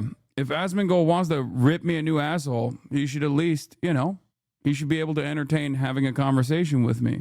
But he won't do that. Beat him afloat. A couple of years from now, it'll be interesting to see if he's found life in a new lane of political relevance, or if the times will pass him by and he'll end up forgotten, like pundits of the past, such as Bill O'Reilly. Do you think you would get along with Blackboy Max if you went on a stream? I have already streamed with Blackboy Max. And yes, of course I would get along with him. In the meantime, we can enjoy insightful interviews from Tucker Carlson, where he asks tough questions like this. What is porn exactly? Like, describe how available is porn? What is it? One of the real challenges in making this video was getting incredibly sick while I was working on it, so I hope my voice didn't sound too froggy during that one. At one point during me being sick, my voice actually sounded incredibly sexy, and I was very tempted to record something, but I thought I should look after my health, and also having a sexy voice while talking about Ben Shapiro seems like some kind of crime against nature, so I wanted to avoid that as well. But there's certain things in life you shouldn't avoid, such as watching my videos. And if you would like to support seeing more of them come in This was incredible. This was an incredible video. Another banger from Jose. I know Blackboy Max wants to collab. I covered it yesterday. Go like and subscribe. Go show Jose some love. Anyway, but the right-wing downfall continues. It doesn't end there. Okay? We have more to cover on this issue because Tucker Carlson himself apparently has purchased a new home in Qatar. And a lot of people are very upset about this. Former Fox News host appeared at the Doha Forum in Qatar on Sunday, where he interviewed Qatar Prime Minister Mohammed bin Abdulrahman bin Jassim Al Thani and made his real estate revelation. I've been criticized for being a tool of Qatar, and I just want to say, which you already know, I've never taken anything from her country, and I don't plan to, Carlson told the Prime Minister. I am, however, tomorrow buying a place in Qatar. He added, I like the city, I think it's beautiful, but also to make a statement that I'm an American and a free man, and I'll be wherever I want to be. Qatar also is the country involved in gifting President Trump a luxury plane that raised a series of ethics questions. The news of Carlson's property purchase sent some key MAGA names into a serious flap. Now, let's be for real. I think this is a little worrisome. The reason why I think this is a little worrisome is because Tucker Carlson, what does he see for the future of America? What does he see for the future of America that he is invested in potentially leaving America? Okay, having an exit ramp. That worries me a little bit, because I don't think he's like buying a house in Qatar because he's going to do propaganda for Qatar or whatever. I mean, I'm sure there's some legitimacy to that, right? But I wonder what he is seeing about the future prospects of Tucker Carlson, because I always assumed he would run for office, but this worries me a little bit. I mean, I guess it worries me that he would run for office too. But anyway, let's get to Tim Pool, because the right wing meltdown is continuing. Kremlin-funded streamer Tim Pool says he's in debt and ending his show after Russia cut off his $100,000 a week. Let's take a look. Leave us. We have 2 weeks left in the year before we go on our Christmas hiatus. You know, I'm not a big fan of any kind of hiatus. I would prefer just to work. But it is taxing. It is grueling, of course. And there's a lot of infrastructure here that requires me to work all day, every day, Monday to Friday, with some extra work on the weekends, usually meetings. And I'm probably going to have a stroke. Oh, man, it's such a tough job, dude. Remember when all these guys were fucking yelling at me because of a misunderstanding, a clip that was, again, boosted on Reddit and shit, where I talked about how streaming actually fucking is soul sucking in a different way, where it like eradicates your social battery in ways that, in my experience at least, like other social aspects of a regular 9-to-5 never did. Having said that, of course, I obviously understand the privileged position that I'm in. And all of these guys went crazy with that. They love talking about that. All these like anti-union, anti-labor motherfuckers, from Keemstar down to like Tim Pool, Ben Shapiro, everybody was like running victory laps around that. Here's Tim Pool. Here's Timothy Pool talking about how he's just working so hard. Little baby working so hard. First of all, I stream 7 to 9 hours every single day, 7 days a week. Now, maybe we'll say 6 days a week. Tim Pool, on the other hand, goes live for what? 2 hours, 3 hours? However many times a week? The fuck's this guy talking about? My health's actually pretty good. My blood pressure is great. My resting heart rate is actually around 45. I exercise quite a bit. Haven't been able to skate in the past month or two, the holidays, and but we have to have these conversations, and I have been with the people, our contractors, people we work with, our vendors, partners. And one thing is clear: the violence will get worse. It is going to escalate. We cannot keep going as status quo. Something has to change. It may be that, as we described after the assassination of Charlie Kirk and the threat to come and shoot up our studio and our workplace, we asked, at what point do we say we can't do this anymore? The cost of running. Just got laid off from my job at Timcast. If anyone has any leads on a podcast producer gigs, let me know. Yeah, this is a strange time to admit this, but yes, we fired March, and he started working at Timcast, and I guess he got fired from Timcast as well. What a bad streak of luck for this guy, huh? Now, do I trust Tim Pool is actually going to quit podcasting? No, don't threaten me with a good fucking time. It's not going to happen. He says this every goddamn year, okay? He says this every goddamn year, dude. I don't think he's quitting. I think he's just trying to farm sympathy points. Timcast IRL Studio and the projects around it exceeds the amount of money it brings in. That's just that breaking point, isn't it, for any business? If you need $100 to, run your restaurant, but you're only bringing 90, you go out of business. The issue? The cost isn't cameras or lights. What is crazy about this, by the way, is that I believe someone shot at his studio or something. That's what he was saying, right? Isn't that what happened? You're mentioned in this video? Yeah, I know. I was going to retweet this guy. I'm in the new Nexus mod for Elden Zoron, but apparently this guy has blocked me already, so I can't even like it. Water engineer, cyclist, walker, talker. A better world is possible. This man has an Israel flag in his bio. So the police have 0 reports of a shooting in his town. So wait, did they actually shoot at him or not? He said a threat. All crowdsourced entertainment gets a boost in sales when you claim having to quit. If things are going fine and you fake this, then you make big bucks from a grift. I don't think things are going fine at the Tim Pool compound. I don't think things are going fine at the Tim Pool compound, like whether he got shot at or not. Okay? He says he has footage but won't release it because he doesn't want people to know where the cameras are. Well, clearly, knowing where the cameras are haven't stopped people from shooting at him. So, I think things are not going fine because of the same shit that I was talking about with Ben Shapiro. Things are not going fine because these guys actually do have a lot of employees and stuff.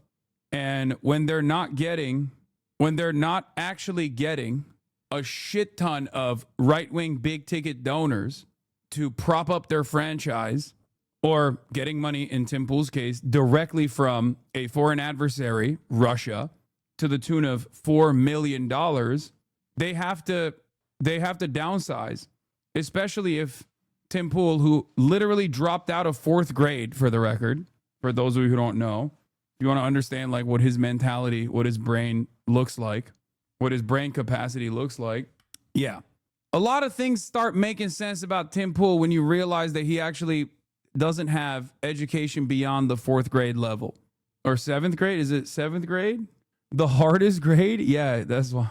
4th grade is when shapes get pretty tough. Anyway, my point, he dropped out at 14. His dad said it was 4th grade. He says he dropped out at 14. Anyway, bro got left behind, okay? No child left behind. Tim Pool said, bet. I'll show you what. In any case, this is what happens when you're a child left behind, okay? When you see, yeah, he looked at middle school and said, that's a woke institution, okay? Calculus, that's the invention of the transgender agenda. I am not going to learn about those sorts of things. You cannot teach me. Doors open. Yeah, algebra is woke. Wait, hold on. Anyway, he got held back in 4th grade till he was 14, then gave up. Look, my point is, he probably doesn't have the mental faculties, the bare minimum mental faculties necessary to run a fucking operation when the money inevitably dries out, okay? Like fiscal responsibility, I suspect, is not a strong suit, as evidenced by the many different insane advertisement campaigns that Tim Pool has actually dumped a shitload of money into, whether it be putting a billboard on Times Square, or whether it be putting a billboard everywhere, really. I mean, if you go around the country, you will see Tim Pool's face on the side of highways. Not exactly certain as to how much real eyeballs and real donations that translates to. It could also be the shit ton of money he dumped into purchasing a skate park just as a flex when the locals did not want him to participate in a competition there. It could be the money that he spent on the decals that he got purchased as a form of marketing on NASCAR and a NASCAR car. It could also be the money that he dumped into launching a music career. I don't know. Or the fact that he has to pay people to be his friend. The point is, he's done all of those things, but at the same time, while he's done all of those things and his burn rate has gone up year over year, his numbers have actually not gone up. So he's not actually bringing in a new audience or even reaching the same level of prominence that he once did with his commentary. If you go look at his Social Blade, let's take a look. Social Blade, Tim Pool. I wonder where he's at. Oh, he's got a C+ grade. That's not good. Even my YouTube channel has a higher grade than that. 1.4 million subs, 3.2 million views in the last 30 days. That's like not even a third of the views that I get on the Hasanabi channel. Things start to make sense. There's a platform called... When you look at his view counts, 62,000, 27,000, 37,000, 8.6 thousand. These view counts are fucking abysmal, dude. They are abysmal. His other YouTube channel, the big one with 2.58 million subscribers. Let's take a look at that. Maybe that one's a little bit better. Right? This is a different one, right? Yeah. This one has 2.58 million. This one has 1.47 million. Okay. This is the main channel that he has. 13K, 46K, 13K, 26K, 52K. You just can't fucking sustain any business. All the while, Candace Owens is actually calling out Timothy Pool right now to an audience of 152,000 people. Tim Pool tried to do the thing that many other content demons do, which is identify a popular right-wing figure and attack them for like the last month or so. Initially posting snide remarks about Candace Owens and subtweeting Candace Owens, and then directly talking about Candace Owens. Let's take a look at how Candace Owens is dealing with it. So there's a lot to unpack there. First and foremost, what you are seeing right there is on a display of testosterone. Men that speak to women like this are not tough guys, okay? What you are seeing is actually a display of estrogen. Everything he is doing there is somebody who is not a man. He said, Tim Pool, you actually have hair under that beanie.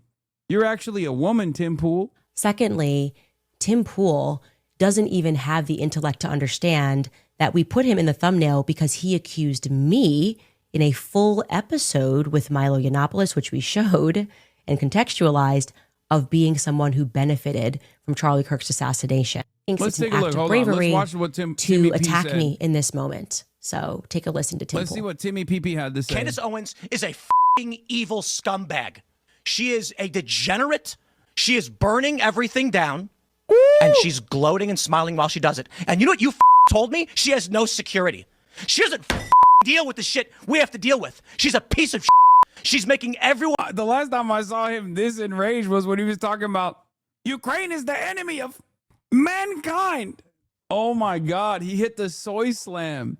Wow. Calm down, Timmy. Else suffer. And all of these conservatives out there that send me these messages have no balls to call her out. More and more people have started doing it. They send me these messages. Good for you, Tim. Good for you, Tim. I wasn't the first person to do it. I'm not going to take credit for that. But don't DM me like I did something for you as you cower, as you power, scared that she'll put you on her thumbnail and claim you benefited from Charlie Kirk's assassination, which he's doing to me right now. Yeah, that was the... I'm done with these people. She has security, just not on the level of you. Oh, yeah, the girls. This is so sick. Oh, my God. One fat guy you mentioned with no wall and no barrier in a suburban neighborhood with neighbors shouldn't give two no one's out for her. She's lying about all of this. You told me you went to her house and she's got a 4-foot wall and one fat guy, and she doesn't give a about her security. Meanwhile, I get bullets fired at my property and I have to go live in the middle of nowhere. And I got strangers coming up to my house in Maryland, breaking in. I got people showing up and beating up the residents who trying to live there. How the am I even supposed to sell this property? So there's a lot to unpack there. First and foremost, what you are seeing right there is on a display of testosterone. Men that speak to women like this are not tough guys, okay? What you are seeing is actually a display of estrogen.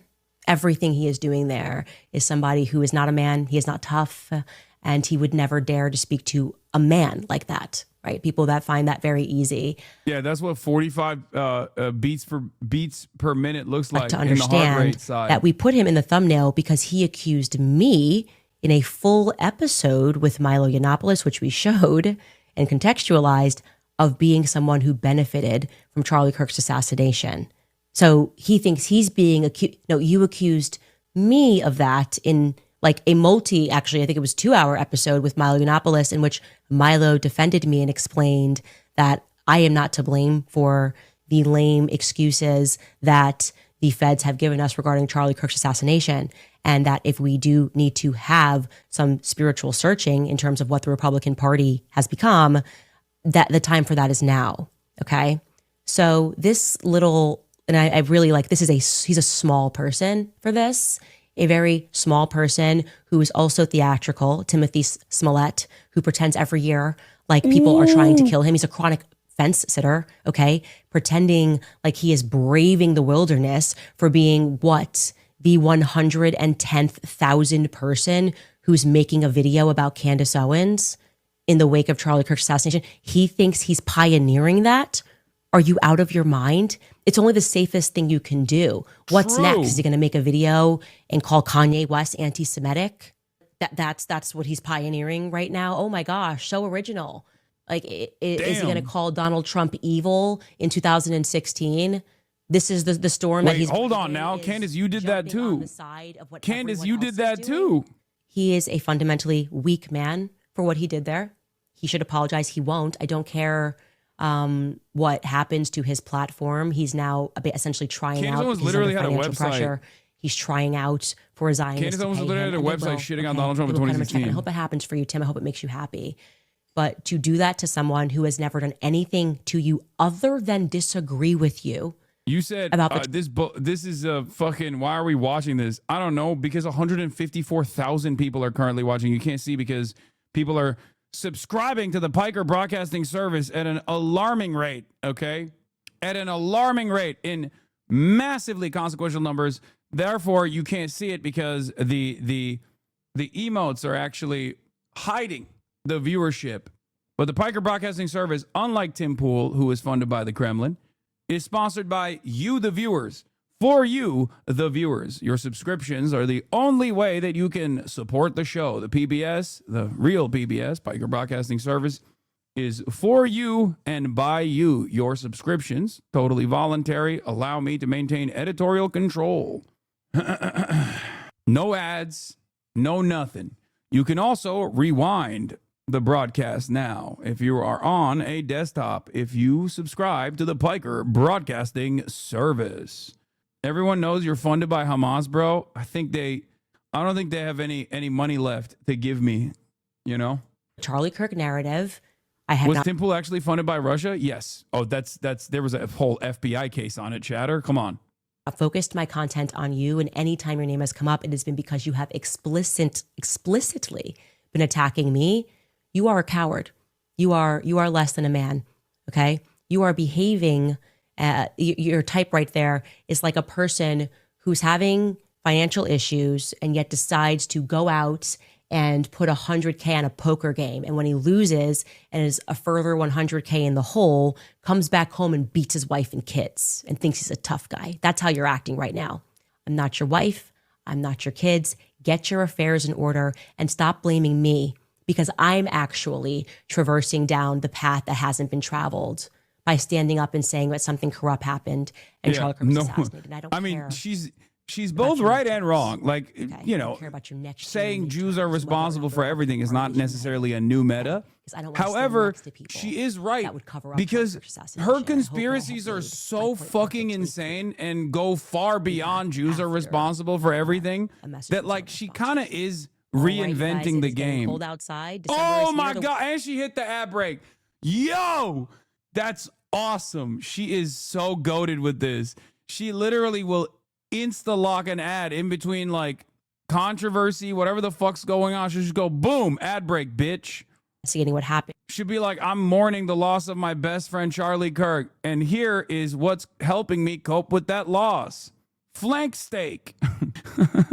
Are equally as brave, right? Ryan Matta has been amazing on X. Melissa, I always tell you about Melissa. Mel is Village Crazy Lady. She does really great work. And I keep wrongly branding her. I'm laughing as a Catholic. A couple weeks ago, she's like, I'm not Catholic. I'm like, I am so sorry. I don't know why I thought she was Catholic. I made that up. Hopefully she will be sued. Okay. That's what I will say to that. And she's doing a really great job, particularly focusing on that faith angle, because I do believe that the faith was the infiltration at Turning Point USA. And it is, by the way, a fact that in recent, in the last year, they even hired former cartel weapons traffickers at Turning Point USA who found God. Okay, so they were trafficking from Poland through to Mexico, weapons and drugs, but then they found God. Unemployment. Like, I don't know what to make of that. Who am I to question somebody saying that they found God? Dude, but every day Arizona she comes up with she cooks up a new insane thing. It's when you fucking, get to a certain level, she's got in range, business, baby. They offer you They say what is the expression? It's either the silver or the lead.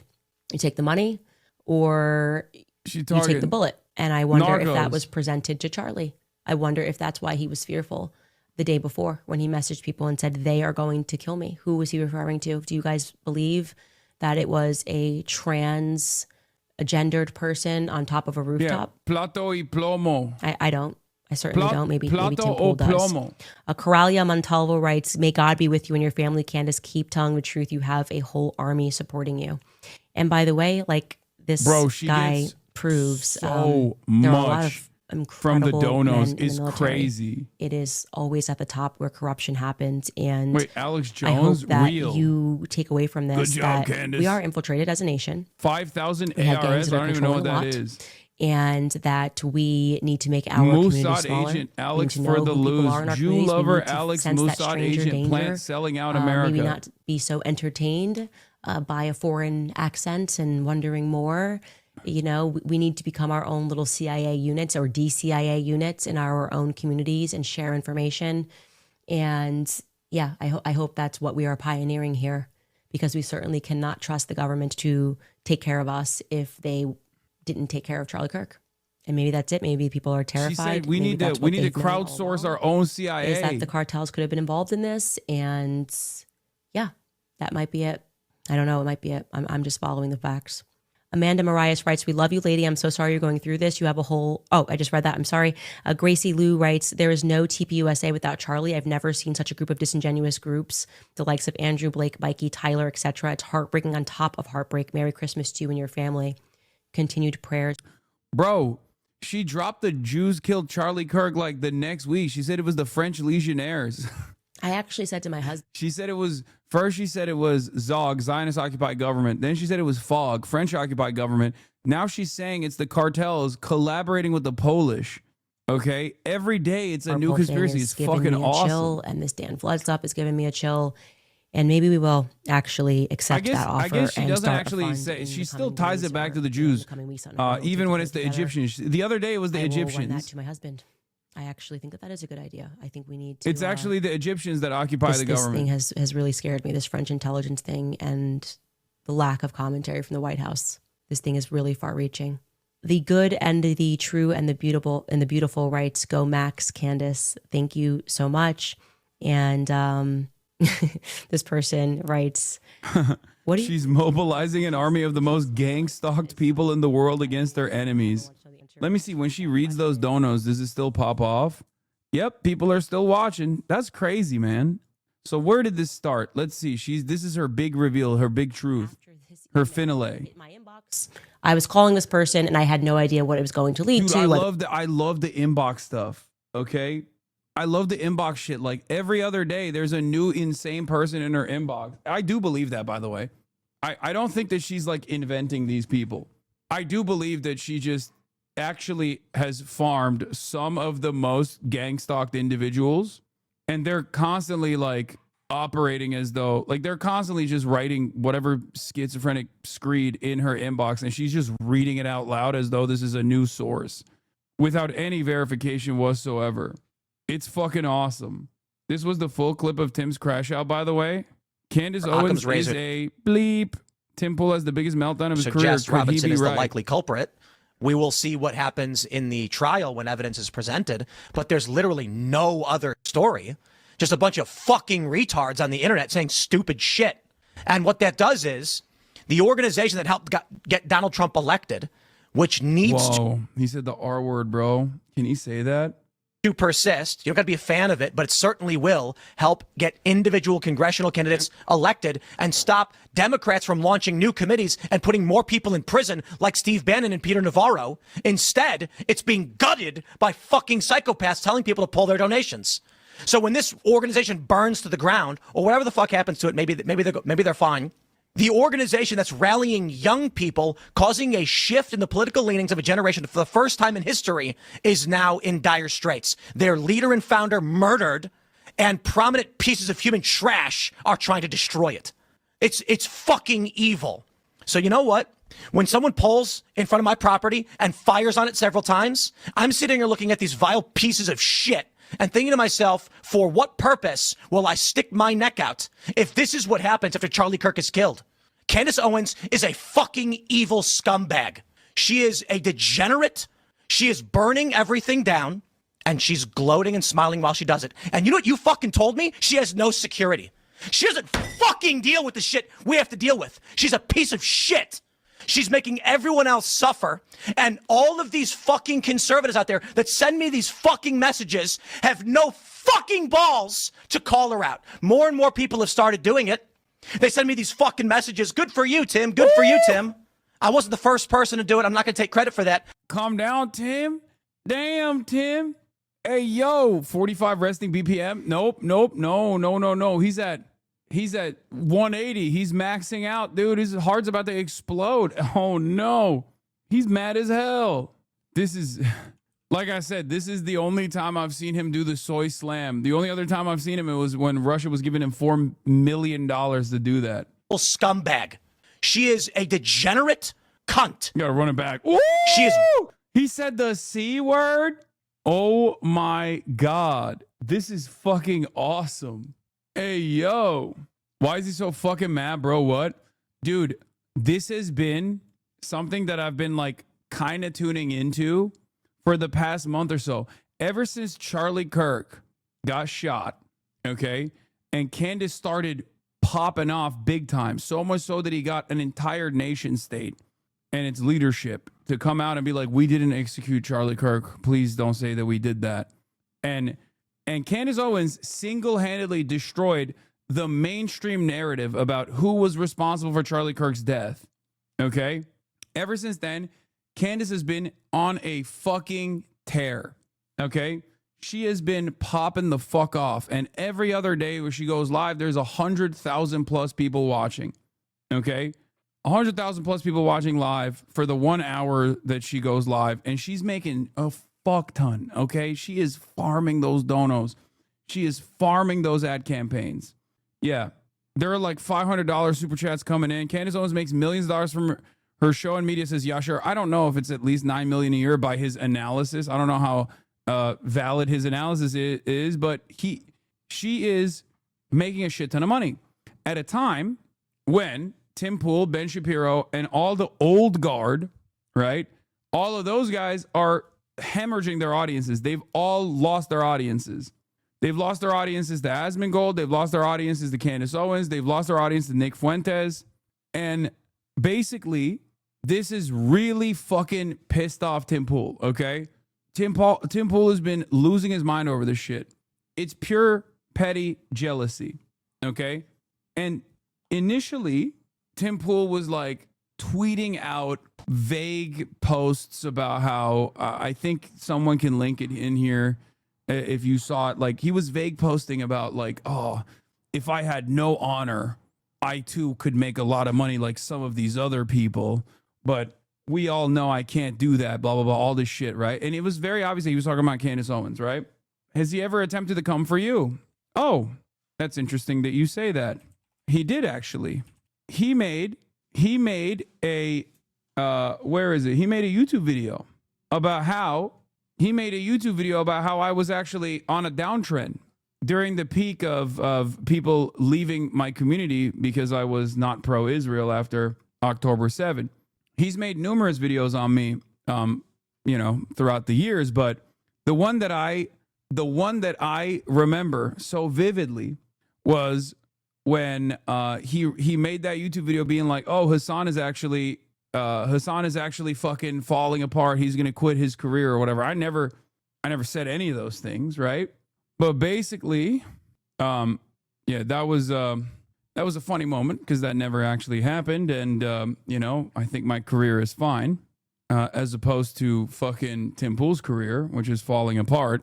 No, I can't turn my mic up to match the clips, okay? I can actually lower the audio from the clips. Stop spamming. In any case, over the last couple of weeks, he started to address Candace Owens directly. He went from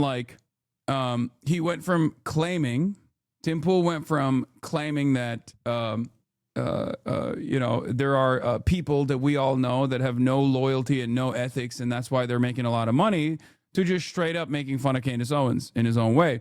I received information this morning to put the final piece together for me. I now can say with full confidence that I believe Charlie Kirk was betrayed by Candace Owens and some of the very people who claim to be his friend. Yes, I will be naming names and providing evidence for my claims. And I'm making a personal plea to every well-meaning person who donated to this organization to say thank you. You were lied to, and Candace knew. Oh, here's the video. Yeah. We have this tweet. Hassan Piker viewership plummets. Hassan breaks down as Gen Z reject leftism. How'd that go? March 28th, 2024. Hassan Piker viewership plummets. Interesting. Interesting coming from Timmy Boy. It's weird. Let's see. What is my monthly viewership right now? Let me take a look real quick. Let me take a look. What's that? Okay, I got a copy strike. Okay, we'll fucking do that later. Jesus Christ. Shut up, YouTube. Where are we at? Channel Analytics, 1.7 million, 1.7 million subscribers. Last 28 days, 21 million views in the last 28 days, which is, you know, not great. Not great for the channel. I think last month it was like around 30 plus million. But it happened to be that that happens to be 3 times the size of Tim Pool's channel. Or not 3, sorry, 10 times the size of Tim Pool's channel. What a fall off this has been. What is this? Hold on. Where were we? Where were we? Where were we? Where was I? What was I looking at? I don't want to lose the thing that I was talking about here. Hold on. Let's turn off some of these things. I'm closing out some of my tabs here. You didn't fall off though. You didn't even get nominated for Anti-Semite of the Year. That's true. And I didn't even get a streamer award. These morons tried saying you were washed with 17K subs at the time, but Twitch Tracker hadn't updated their numbers for the full month, and these idiots ran with it. You ended up having almost 48K subs that month. Wait, when did that happen? I didn't even see that. They said that I had 17,000 subs. That's true. Chatters, the Hasanabi broadcast is sponsored by you, the viewers, for you, the viewers, the Piker Broadcasting Service. We have, our fall off is imminent. It's what Tim is talking about in the video from March 2024. Oh, okay. Please do not look at the top 10 channels from USA by hours watched in 2025. At the number 3 slot, my name might show you. My name might come up on the top 3 slot. Okay? But make no mistake. We have fallen off, okay? Any day now, my fall off is imminent. And also, another fall off that's imminent is the People's Republic of China. Both myself and the People's Republic of China is going to fall off any day now, okay? Big time. It is an inevitability. I'm going to tweet. Just wait a little longer. Both are on the brink of failure. I agree. Of course, you can stop me from falling off by subscribing to the Piker Broadcasting Service. You're being sarcastic, right? Yes, I am. That's what I meant when I said I'm at a very Chinese point in my life. Just one more context puke. Yeah. Burning everything down. Back to great. And she's gloating and smiling Divide while she by does it. spiders, And you know what you thinking of fucking the told subs. me? She has no security. She doesn't fucking deal with the shit we have to deal with. She's a piece of shit. She's making everyone else suffer. And all of these fucking conservatives out there that send me these fucking messages have no fucking balls to call her out. More and more people have started doing it. They send me these fucking messages. Good for you, Tim. Good for you, Tim. I wasn't the first person to do it. I'm not going to take credit for that. But don't fucking DM me like I did something for you as you fucking cower, scared that she'll put you on her thumbnail and claim you benefited from Charlie Kirk's assassination, which he's doing to me right fucking now. Yeah, that was the... I'm fucking done with these people. She has security, just not on the level of you. Oh, yeah, the one fat guy you mentioned with no wall and no barrier in a suburban neighborhood with neighbors. She doesn't give 2 fucking shits. No one's out for her. She's lying about all of this. You told me you went to her house and she's got a 4-foot wall and one fat guy. And she doesn't give a shit about her security. Meanwhile, I get bullets fired at my fucking property and I have to go live in the middle of nowhere. And I got fucking strangers coming up to my house in Maryland, breaking in. I got people showing up and beating up the residents who try to live there. How the fuck am I even supposed to sell this property? And you know, it's all lies. It's all hypocrisy. And it is for the purpose of making money. And she does not live the way other people live. And she claims she liked Charlie. She loved Charlie. And she is burning everything down that he built because she is evil. She is evil. And I'll say it again. This conservative movement is fractured. It's fried, whatever it is. Okay. Republicans are on track to lose the midterms. They were actually trending the other direction until Charlie Kirk was murdered. Yeah. And this is the point, isn't it? The most effective political assassination in history. No, I don't think Republicans were on track to win the midterms until Charlie Kirk was assassinated. That's Delulu. The fuck? The reason as to why the Republicans are crashing and burning, or at least their base is hemorrhaging, has nothing to do with Charlie Kirk's status as being alive or being dead. Nothing at all. So just to, if anything, shouldn't that have been a galvanizing factor in the base? Shouldn't that have been the moment, the pivotal moment where everyone turned around and went, oh my God, the left is trying to kill us. They're out to get us. They're out to physically do violence to us. Oh, wait, they did try to do that. And you know who fucked that up for them? Candace Owens, baby. So technically, he ain't wrong when he says Candace Owens ruined our plans. Because Candace Owens straight up admit you're wrong. Tim is correct. After Charlie died, Republicans were too scared to put their necks out. His analysis is correct. Bend the knee, little bro.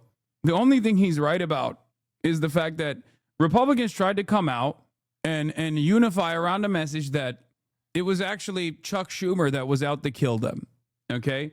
Now, how successful that message would be, given, things that people can fucking visualize and see with the way that Democrats talk about issues, that I guess we're never going to find out how successful that would have been in the absence of Candace Owens coming out and throwing a bomb in the middle of that conversation by immediately shifting every conservative's attention back to Israel by saying this was fucking Israel. But I do think, and this is true, Candace's total insanity over Kirk's death reads more as someone grieving a person than his wife hosting $10,000 per seat dinner parties, weirdly enough. So not surprised his fans have turned to her over Turning Point USA. I said this at the time. Candace Owens, out of all of the conservatives, including Erica Kirk, was the only person that seemed to be genuinely grieving Charlie Kirk's death. Now, do I think she's still a grifter? Absolutely. Okay? I do. Do I think she's really farming this shit? Oh, 100%. But it was very clear to me that she was one of the few people that was like, I need to take some time for myself. This is ridiculous. I can't believe it. And especially with how organized the professional Republican side was in the aftermath of Charlie Kirk's assassination, it does feel to me like a lot of people looked at Candace Owens and were like, well, they were really close friends, actually. Erica Kirk moving like prime Grim Repeat right now. Yeah, didn't she just do a CBS town hall, actually? There's also this. More debates between Candace, who blocked me many, many years ago. But I think what happened, she also, where is it? CBS News is doing a town hall with Erica Kirk, no? Which, by the way, Barry Weiss, CBS News, you already know what it is. CBS to host town hall with Erica Kirk to talk about the aftermath of husband's death. Shouts out to Barry Weiss. So that's the reason why these guys are fucking falling apart. And thanks to the likes of the vile cunt Candace Owens, she has turned Turning Point into the perpetrators of the crime that was against them. I don't get paid. All the while, the Republican side went so heavy-handed with the Charlie Kirk posture and immediately went into punishment mode. On the one hand, you had Republicans screaming bloody murder, that they have to start assassinating leftist figures. On the other hand, they tried to keep up this narrative that it was actually the left that's responsible for all the violent rhetoric that ended up killing Charlie Kirk. But this heavy-handed nature of the administration coming after the likes of Jimmy Kimmel and firing hundreds of people, which I tweeted about as well, which got a response from one of Charlie Kirk's homies at the time, led to all the fucking Kirkification memes. People, obviously, are all out of shit to give. They're all out of fucks to give. It was virtually impossible for Gen Z and Gen Alpha to take this seriously, or take anything seriously, really, when material conditions are fucking falling apart. And on top of that, Charlie Kirk had most notoriously said, some people are going to die in school shootings, but that's a sacrifice I'm willing to make. And then he was the one who ended up dying in a school shooting. So obviously, for many Gen Z that have seen their friends get shot at or have to go to school in fear that they might get shot at, clearly this was a moment where they were like, okay, well, I don't care if you don't care, Hold on, I'm trying to find the tweet where I talked about the Kirkification real quick. I'm looking at here it is, because Andrew Corvitt or whatever responded to it. Yeah, Andrew Colvett, sorry. I said this is part of the reason at least 600 Americans lost their jobs for saying stuff about Charlie Kirk, including 50 academics and university administrators. By contrast, 22 academics fired in 2020, 160 total fired for pro-Palestine views, making the Kirk crackdown the most extreme form of cancel culture so far. To which I reply with, this is part of the reason why the We Are Charlie Kirk and Kirkification memes went insanely viral. You can't mandate reverence for a generation that saw their classmates get slaughtered in school shootings. Andrew Colbert responded with, no one mandated pro-Charlie pose. All that was asked was that they didn't cheer the assassination of an innocent, peaceful father and husband. Not a high bar. If someone couldn't meet the minimum, then employers were provided an unobstructed view of their employees' depravity. This is just cancel culture. You can't try to fucking justify it. You did cancel culture. Own it. And now we're living in a world where people are talking about, you know, getting kirked up. Hassan's still rewriting history. What is this? People called you a terrorist because you had a terrorist on your stream and you glorified them on your stream, not because you opposed Israel. Bro, do you watch the Hassan podcast the minute it comes out? Lamafao, you guys have no fucking life. Your existence is truly pathetic. I can't believe they're still running with this. I love the take of the type of person that's like, I'm actually anti-Israel, but you're anti-Israel the wrong way.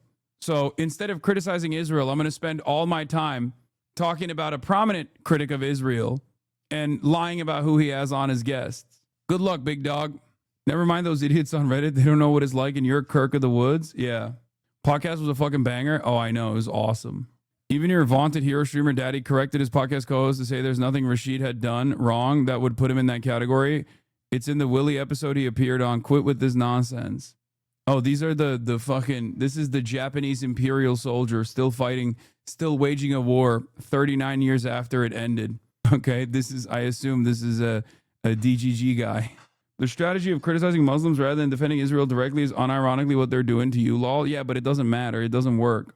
Anyway, let's get back to Timmy's crash out. By any of these people, I'm not on good terms necessarily with Turning Point USA. They didn't invite me to their stupid event. I don't want to go. I don't want to go. They invited me back after I started criticizing Candace. I'm not going to your event. I'm over all of this shit. The last thing that I need to deal with is a bunch of cowards in conservative media refusing to stand up to her. Megyn Kelly, come on. I appreciate the kind words, but come on. Such fucking pathetic bullshit. You know, and I get people saying, Tim, you know, thank you so much for talking about it. I don't care. I'm not doing a favor for anybody. I'm not doing this to benefit anybody. No. Nobody's paying me. There's no fucking Russia. There's no fucking Israel. There's just me sticking my neck out and then risking dying for what? A bunch of cowards that don't want to stand up to protect themselves? Wait, when he says there's no Russia, there's no Israel, there was Russia. So I guess he's just crying because the Russian funds have run out. But does that mean that there's also legitimacy to the notion that maybe he's getting paid by Israel too? Because we know when he said there's no Russia, that's a lie. Well, I mean, maybe there's no Russia anymore, but we know for a fact that Russia was paying him. So the fact that he just volunteered this information about Israel leads me to believe that maybe Israel was paying him too. He did, after all, publicly meet with Benjamin Netanyahu. So I guess he was pushing both Z's. True. Pushing Z type 2.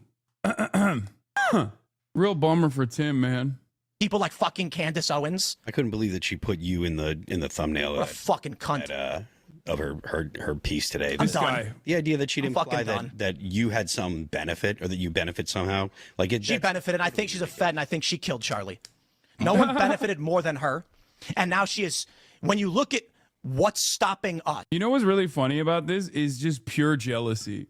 Like, this is no longer commentary about like if you were to do sincere commentary or serious commentary about the impact of Candace Owens, like, you know, betraying Charlie Kirk, that's one thing. But this literally just, Tim here is so mad.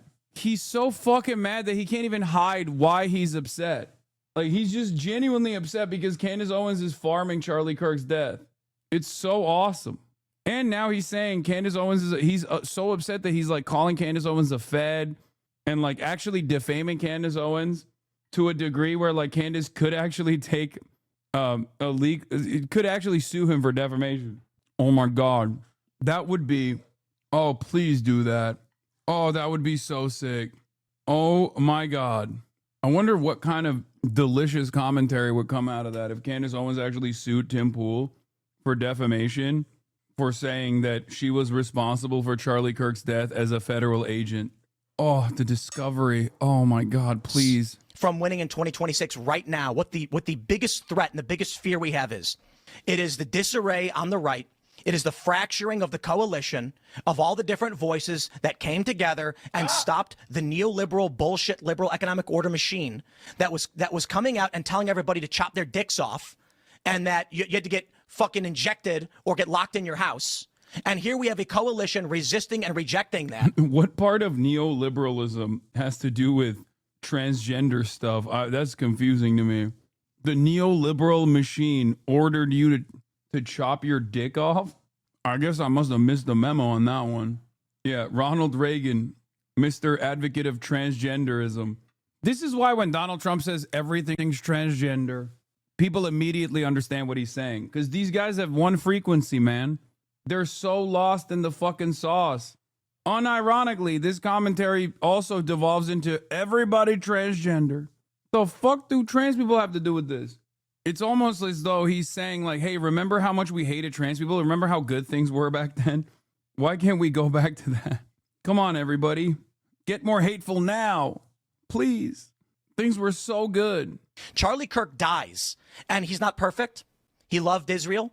Some people don't like that, but he certainly did organize a movement that brought people together, that helped get Trump elected, helped Republicans win, and resisted what the Democratic Party had been doing and these psychopath institutions. I don't want to go back to COVID. Does everybody remember what that was like? When you were locked in your home, you had to wear 2 masks, and you couldn't go anywhere unless they stuck you in the arm. And the only resistance we had was these feckless loser Republicans who've got nothing done over the past year. And now Charlie Kirk was murdered. And we say, holy crap, what do we do? How do we keep things together? And Candace, with a smile on her face, and Ian Carroll and all the rest of them say, Trump was literally president for like most of the shit that he's complaining about. Did it to themselves. They destroyed themselves. Pull your donations because they work for Israel. Even Nick Fuentes calling it out, saying this is psychotic.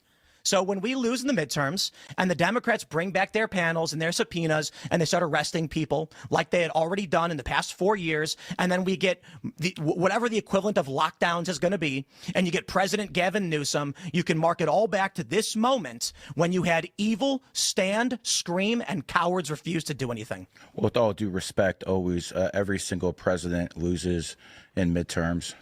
You can come and you can burn everything I have to the ground, and I will happily live in a van down by the river. I don't care to be number one. I don't need to be number one. What I care about is what is true and what will help this country and what works. And she is a scumbag, okay? And she's getting worse every day. And she crossed the line. She continually crosses the line every day, insinuating that Turning Point literally killed the guy who made them all rich. And I hear this in the streets, and at a certain point, I'm like, holy shit. We're going to lose the midterms. We're going to lose the midterms. Then we're going to lose in 2028. And it's because she's a piece of shit. Because instead of saying, guys, let's come together and figure out how to work together, she says the stupidest retarded crap. And now everybody's running around divided and broken. For what reason? For literally what reason? Because they killed Charlie Kirk in broad daylight and we don't care about your stupid midterms. We just don't care. Like, they really, this is how they view Charlie Kirk. That's what I say. Was anything in his life real? Tim Pool is going off right now because he's like, it's not the time. You guys need to be mules. You know what's crazy? Charlie was such a fucking Trump dick rider and so invested in that cause that he actually wouldn't want the midterms to be flubbed because of this. This is the perfect legacy for Charlie Kirk and the entire conservative machine, honestly. Hoisted on their own petard. Keep voting in the very corrupt people that are lying to your faces right now about what happened to Charlie Kirk. It is not the time because it is your job to get people into office. This is what I mean when I suggest that nothing in Charlie Kirk's life was real. So he really thinks he's doing something there. And actually what he's doing is proving my point. These people just saw Charlie as a means to an end, okay? As a political horse that they could ride. And so for whatever reason, they got tired riding him. And now they're angry because they also were going to whip the horse, the ghost of Charlie Kirk, and say, we still need you to shore up votes. And it is inconvenient that people who actually cared about Charlie and saw him as a, I don't know, human being, want to know why he was publicly executed in front of us and why we're being lied to about everything. That is why Tim Pool is upset, because midterms, it's going to be my fault, not the fault of the feds for feeding us BS. It's not going to be the fault of Turning Point USA for lying and thinking that they're brighter than us and seemingly not caring about the investigation, it's not going to be the fault of, I don't know, maybe actual politicians like Donald Trump, who's the president of the United States, and look us in the face and said, are we still talking about the Epstein files? No, that's not his fault. The fault is Candace Owens for wanting to figure out who murdered her friend. And don't you guys get it? Like, we're just an algorithm. Why do you care so much about humans? Like, why are you a human? Like, if somebody in your family dies, you need to focus on midterms, okay? That is the point of a Tim Pool show. It doesn't matter what you are going through at home. I want you guys to hear this, okay? I don't care if you have family members that are dying, family members who have died, if you have children that you care about and you maybe don't want to live in a world that's run by pedophiles. You need to put that all aside and vote for whoever the hell Tim Pool tells you to vote for. I just want to platform that idea. I think obviously there's something wrong with me, and Tim Pool's got it figured out. His soul seems like it's really intact, and it's not for sale at all. As you can see, I'm sitting in Greg Gutfeld's seat. But why, you ask, would this be happening? The answer is I called French intelligence, and something may or may not have happened to Greg. It's hilarious. Laughing about actual violence is apparently hilarious so long as it comes through in the context of humor. All is fair in love and laughs. And Greg Gutfeld, after all, is a comedian. So they're not being tribal at all. They're just being funny. Remember, I don't make these rules. I just follow them. And so I'd like to show you another comedian from my tribe. His name is Ace Smart. And he's going to make a funny too. And remember, it's never violent as long as we're telling jokes and it's said in front of a comedian. Take it away, Ace Smart. No one in the United States should be... Bro, they're literally woke. They're outwoken each other. She's saying that words are violence because Ben Shapiro made a joke about the conspiracy theories that that Candace Owens was going off on. Oh my God. They're having a fucking woke off. You muted right before the kill shot? Hold on. I'm going to show you. And it's said in front of a comedian. Take it away, Ace Smart. No one in the United States should be retiring at 65 years old. Frankly, I think retirement itself is a stupid idea unless you have some sort of health problem. I wonder if I slap the out you, would that be anti-Semitic? Because I don't want to be anti-Semitic. I just want to slap the out you. Shut the up. I'm so sick of you cornball ass trying to stay relevant in front of that podcast equipment. Shut the up. You want us to go to work and grind for the rest of our life while you sit in front of the thing and sound and tell us, shut the I speak for everybody that ever woke up on a Monday morning. Shut the Passionate, hilarious, relatable. It's funny. As long as it's a joke, it's funny. I mean, if there's anybody that maybe should be aligned, it's the Tucker Carlson, Nick Fuentes, Candace crew, Dave Smith. But here's what Nick Fuentes had to say. Do you have that? Why was she at Tucker Carlson's Christmas party in Nashville last night? Why was she at Dollywood on Thanksgiving, the theme park? So allegedly the French government and the Israeli intelligence have put a hit out on you. They've paid millions of dollars to kill you, but you're walking around a theme park in your town. You're walking around. For those that don't know, Dollywood. Dude, we're missing so much. We were missing so much fucking drama. These guys are literally eating each other alive every fucking day. And we're focused on what? Bullshit. Oh my God, the affordability crisis. Oh, is Donald Trump going to bomb Venezuela? Meanwhile, this is why I was like, today I'm going to do a little bit of fucking hog watch. I'm going to do a little bit of slop watch. Okay? Nope. Boring. Watching watching conservative commentators blow each other's careers up is excellent, dude. No wonder all the fucking slop tubers love doing a million Hassan Abi is crashing and burning videos. I'm getting it now. Yeah, it is fun to watch your ideological opposition fight one another with regular frequency. Except the problem is those slop tubers present themselves as like progressives when they're very clearly not. I get why Asmongold does it though, because at least he has the decency to openly admit that he's a fucking right winger. Oh my Lord. Is it Dollywood, Dollyland? It's like Dolly Parton's Disney World. I don't even know. You're walking around Disney World? You're walking around an amusement park in your hometown on the holiday weekend when allegedly everyone's trying to kill you? Then you go to a Christmas party with Tucker Carlson in the same city attended by hundreds of people, and people know you're going to be there with Tucker and all the based people in one room, but you can't go to Turning Point, where everybody knows you're going to be, and if anything happened to you, God forbid, they would immediately blame Turning Point. It doesn't even make any sense. I think the mistake they made, and I've said on my podcast, she should have never become the CEO and chairman overnight. Because now, when people have questions, you got to answer them, right? You're not just a grieving widow, which there has to be respectability for and space and allowing her to be a mother. But you very quickly decided that you were equipped to be Charlie. Well, guess what? That's going to be a trial by fire. Okay, Charlie had to go through it. It's painful. The public's going to go through every layer of your life. They're going to do and so people go, it's not fair. You can't do what we call this is the post-school shooting thing, which is like a school shooting is such a tragic event. And then suddenly they're like, you have to listen to David Hogg and you can't question David Hogg. It's like, but I got effing questions for David Hogg, right? If you're now going to say that I have to accept him as a political leader, I'm sorry if a tragedy happened to you. It's fair for me to say, David Hogg, I have why are you on CNN? And I think that's how. Nick Fuentes was mad that his audience is falling for Candace Owens. Oh my God. Oh my God. I'm putting it to bed. It's done. You're both. Turning Point is done. Candace Owens, her credibility's toast. I cannot wait.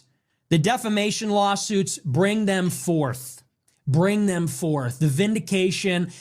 Cherish this moment. Like, please, hate on me now. Go ahead, cancel me. Is Nick Fuentes pivoting to a pro-Israel position? Oh my God. Wow. I don't know. Maybe he's compromised. Kind of strange. For him to attack this bold defender of the truth, Candace Owens. Go ahead, cancel me for saying this. It makes the vindication better next year. It always does.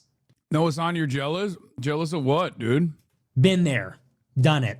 So anyway, okay, we are going to move on. We're going to get into our news. Our featured story, we're going to talk about the National Defense Strategy. I had to go off there a little bit only because, the low IQ masses, they're like counting on you to be on the back foot. They're counting on you to say, so listen, guys, I like what she's doing, but whatever. No, it's stupid. It's stupid and it's weird, and I'm not falling for it. I won't. I didn't fall for Trump. I'm not falling for this. This is a load of bullshit. You lost me. Egyptian planes, maroon t-shirts, beekeepers. Charlie talked to me in a dream. What is wrong with you people? Someone with balls needs to slap you idiots across your faces. You're watching a show of a stupid black woman saying, Charlie told me he was betrayed in my dream. And you idiots are saying, well, sometimes dreams are very powerful. I don't know if I'm the jealous one, Chatter. Kind of feels like there's one person that we're hearing from who has a lot of jealousy in his heart. How are you, as a neo-Nazi, losing audience members to a black woman, actually? I guess maybe he was ethnic after all. I guess his audience was like, yeah, we're neo-Nazis, but also at the same time, like, we're watching a Mexican guy. Might as well watch a black person, Because that's like ultimate skill issue. That's ultimate skill issue. If you literally have a white supremacist base of support, and they prefer a black woman to you, god damn, dude. Powerful. You fucking idiot. What happened to you people? Seriously, we used to be the smart ones. Anti-Semitism used to be smart and ahead of the curve. If you were saying Jews did 9/11, Jews brought us into Iraq, we know what we're talking about. We know the names and we know what's going on. And now you got all these stupid idiots watching the show saying, but Nick, Candace said that Charlie confessed to her in a dream. I don't even believe what I'm hearing when I hear that stuff. She goes on her show, I've been having visions of beekeepers. Bro, that's so crazy. That's fucking nuts. Like the sequence of words strung together right there. We were the smart ones. Anti-Semites are the smart ones. What's happening? As in, a gay Mexican man, okay, and a black woman are currently competing for the title of the top white supremacist in the United States of America. And Nick Fuentes is mad that Candace Owens is actually doing better on that in that competition by outflanking him on anti-Semitism. This should be a wake-up call for anybody. Obviously, Nick Fuentes knows better. He's just a fucking piece of shit. But like this, normally you would look at this and go, "Oh wait, holy fuck! Maybe a lot of the grievances are not actually real, and it's just about blaming the Jews to the maximum degree." And if that's what the audience wants, they will literally go and watch a black woman to do that as well. That's what his face looks like when he realizes. He's like, oh shit, it has nothing to do with like intelligent assessments whatsoever, and everything to do with like, no, you got to blame the Jews, obviously. Because I think about that. What if you've already decided that Jews control everything? Why wouldn't you fucking blame the Jews for Charlie Kirk's murder? Why wouldn't you blame the Jews for every single thing that happens? If that's the demand from your audience, then yeah, it's a fairly easy spot to take up, especially when you want to do like commentary, especially when you do commentary that's like a little bit more reasonable because you realize that you're getting a bigger profile and you want to become a more mainstream figure. So you can't just like blame the Jews for every single thing, right? But the audience doesn't care about that. They want to hear you blame the Jews for everything. All year. Oh my gosh, our ancestors would hate you. Do you know that our ancestors invented every field of knowledge? Ask Ricardo Duchesne. Our ancestors invented every field of knowledge. Plato would hate you. Aristotle would hate you. Da Vinci and Isaac Newton would hate you. We are becoming Negrofied. The Jews are right. We are becoming true Goyim if we believe in fucking bullshit superstition like that. It is literally like medieval peasant idiocy. Wait. Someone in the... He's like, okay, this is awesome. I didn't even know that there was this like specific ideological delineation amongst anti-Semites that looked at like the peasants doing pogroms and were like, no, those guys were doing it wrong when they were blaming the Jews. That's awesome. Wait, MTG came after me from the top rope. Wait, someone else said Marjorie Taylor Greene came after you and linked something, but I didn't see it in time. Was it a poop sock?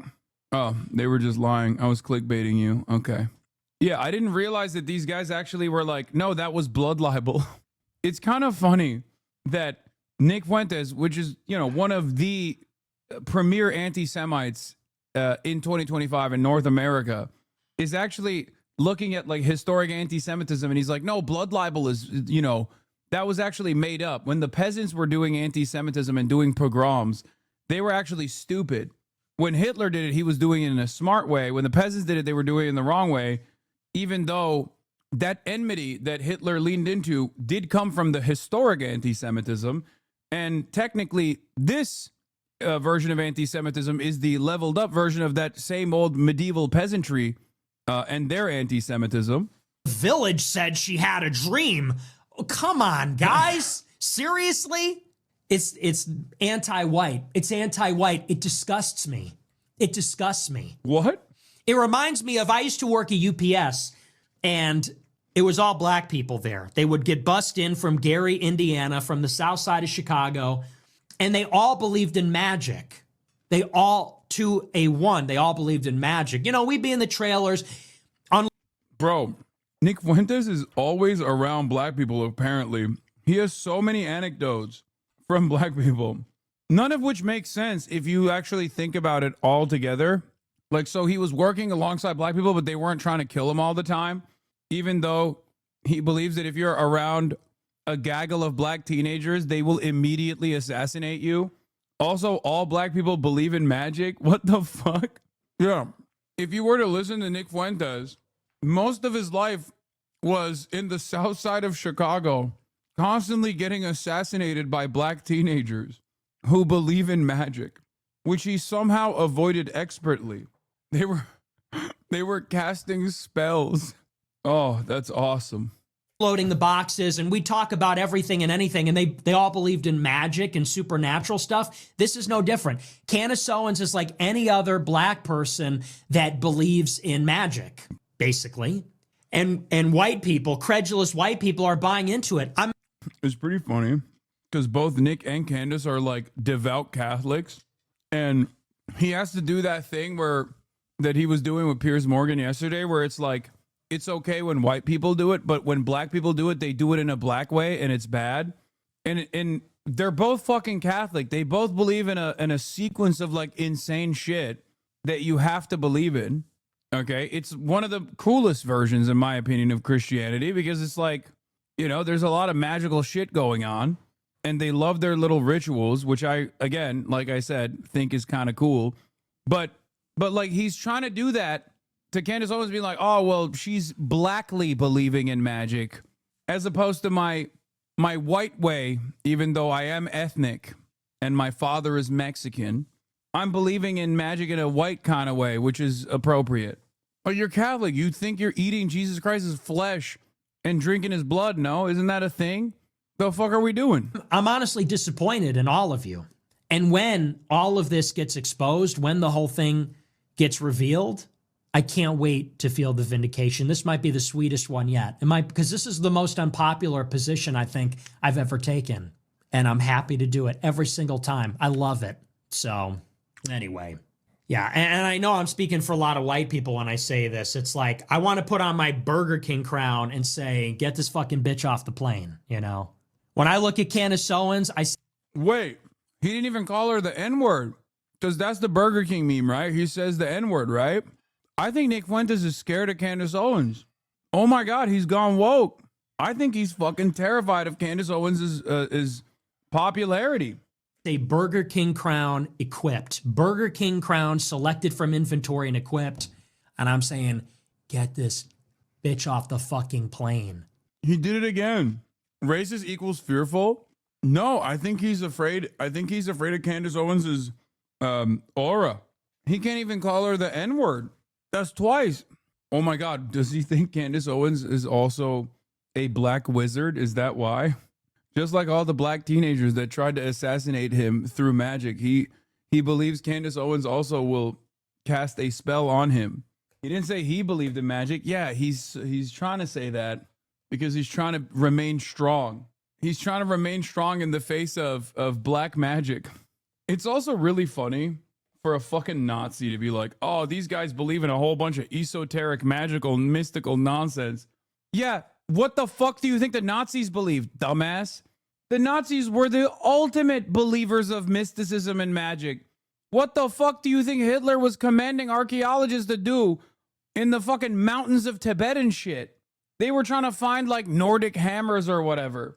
The entire thing. Well, it wasn't Hitler, but you know, there is a debate around whether Hitler was a true believer in that stuff or if he was like a little bit more embarrassed by it, and that Himmler might have been the more committed believer in the whole esoteric stuff. Anyway, it's pretty funny that these guys are fighting one another over who is actually a better anti-Semite. This is one thing I disagree with Nick on. Honestly surprised he thinks it was Tyler Robinson. Did you notice he upped his Christmas decor? Yeah, because I fucking called him out for being... I called him out on the Piers Morgan thing, and I said I have more Christ-loving decor behind me, and I'm a Muslim guy. I'm more Christ-cucked than he is, and clearly he got the memo, so he added a second Christmas tree and a third one. That's crazy. At least he's getting feedback. Because my husband won't let me, it gets better. She says my husband is having company. Just wait till I have ethnic Santa in the background too. In from out of town, from out of the country. Okay, so this is the queen of just asking questions, right? This is the queen of there's no timestamps. That's weird. You asked me at midnight. That's weird. The Discord messages contain the word vehicle. That's weird. I'm just asking. So you can't go to Turning Point because your British husband told you can't because you're having company from out of the country? Who's the company? Yeah, again, ain't no way a Nazi complaining about just asking questions. Bro, that's fucking awesome. He literally is complaining that Candace Owens is better at doing anti-Semitic conspiracy theories than he is. You understand what's going on, right? Like, he's genuinely bent out of shape that Candace Owens is better at blaming Jews than he is, so much so that his white supremacist audience are moving on from him to Candace Owens, who is a black woman. He's like, was it because I admitted to being ethnic? Is that why? Is it my ethnic background that caused you to, that made you decide you could actually jump ship? Yeah, DEI, baby. Is it his father? Is it his father, Lord Farmer? Yeah, he's complaining that he's been working so hard to make his conspiracies compelling and reasonable, and she's just saying, in my dreams, he told me XYZ and people are buying it. Yeah, Yeah, he's fucking losing his mind because that's what it takes. It doesn't take much. No shit. British lord, the commodities trader, the head of the Council of Jews and Christians in Britain. That Lord Farmy, is it that guy from out of town? One of the biggest boosters of the Tory party in the United Kingdom? And one of the major backers of Nigel Farage and Brexit? Is it that guy? Or is it John Mappin, the Scientologist with a Russian wife who apparently introduced you and your out-of-country husband, George? Who are the people that are coming from out of town preventing you from telling the truth? Is this part of the conspiracy? Candace, blink twice. Blink twice. If the British or the French are invading your household and they won't let you speak, you can't go because your husband won't let you because people from out of the country are coming into your home. I presume that's family, and your family's pretty spooked up. So who is that? Or is that not legitimate? Or am I attacking family now? And that's suddenly off limits. It just gets more and more ridiculous. And honestly, I saw some of the feedback yesterday. A lot of people disagree with me on this. And to them, I would just say, fuck you. Seriously.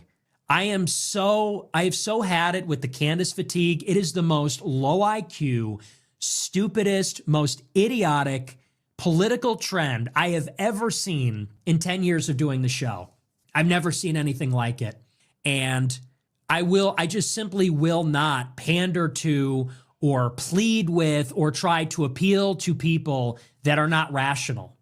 The reflexive excuses, totally irrational arguments, I won't do it. I am not going to pander. I'm not going to pretend any of that is legitimate. It's not. Oh my God. It's the dumbest thing I've ever seen. Oh my God, this is literally the Tim Pool argument.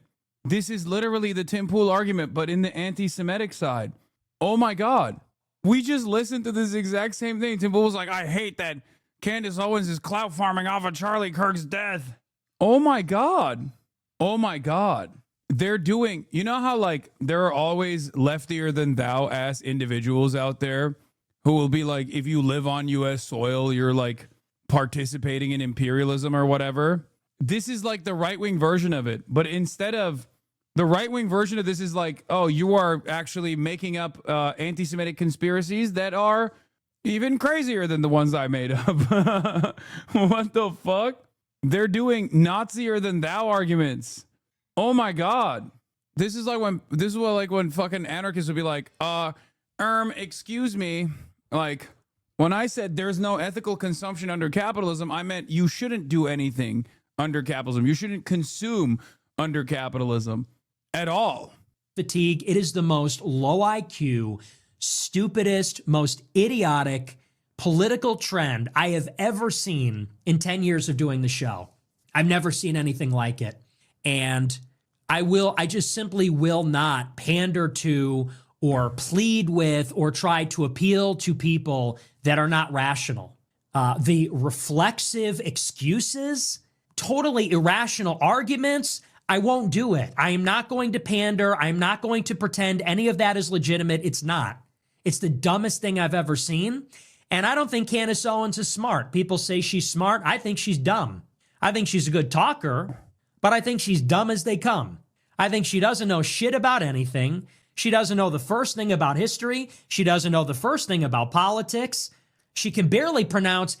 Yeah, it turns out if you're farming fucking conspiracy cranks and morons that are filled to the brim with fucking resentment, okay, they're just going to go to the next guy who pushes the needle even further. Because at the end of the day, that's what reactionary politics is. That's what it devolves into. Because your starting point is irrational. The notion that like human beings are not products of their own environment, but instead they're actually, they have some sort of like genetic predetermined destiny, and that certain races are superior to others. If that's your fucking worldview, it's already the starting position. The starting position is stupid. Someone can always out-yap you, and they can do it in a more palatable way too. Because remember what I talked about with the demands coming from the market, right? People wanted more bold, more irrational, more ridiculous fucking takes. And also, they increasingly demand more anti-intellectualist thought as well. They don't want any sort of scientific thought whatsoever. So in a weird way, Nick Fuentes is becoming the Ben Shapiro of Nazism. He's the boring, he is the boring version of describing all of the reasons as to why you must be a Nazi when people don't even want that. They just want a much, much simpler argument. And Candace is the one that's offering that. This is great. Half the words on her show if she didn't have a producer in her ear. I think she's a terrible conspiracy theorist. And I think her show is for women. I think her show is like daytime television for MAGA moms whose brains have been fried by QAnon and the collapse of credibility of the mainstream media. That's what I think about it. And I think it's disturbing, and I think it's scary, and I think it's an IQ filter. I think if you're falling for it, you're low IQ. And I think it's a sad state of affairs how many people are being filtered by this. And I'm not going to pander to them. That's not my target audience. Wow. Yeah, skill issue, dude. Yeah, he's so desperate. What is this? Wow, you sized this all up. If you watch it, you're stupid. Didn't he just admit he's losing? Yes. Yeah, he did. What is this?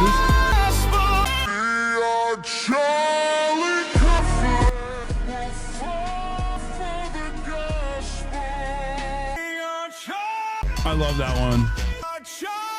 Wait, so number 5 and number 1 is the same? The OG version? I have a migraine now. I needed this. It's not a migraine. It's actually Charlie Kirk reaching out from the heavens and talking to you directly. Real Charlie heads can tell the subtle differences. Wait, what are the subtle differences between number 1 and number 5? Adapt stream was crazy. Oh my God. That's the one. Bang! Oh, he shitted. That's fucking insane. Chatters are saying it's you singing the first one in that video. No. Twitter is so crazy. They still believe that Charlie Kirk was abandoning Israel. There it is. Erica Kirk promoting Charlie Kirk book on Fox, citing Shabbat Shalom, a Jewish reference to the Sabbath. Charlie Kirk was a Christian. Oh my God, this guy's 5K likes, bro. What the fuck? Drop his bags. Daddy's home. Take his phone Friday night. Shabbat Shalom. Throw it in the junk drawer, and it was just all us. And that's what I always wanted to make so special for him, was coming home.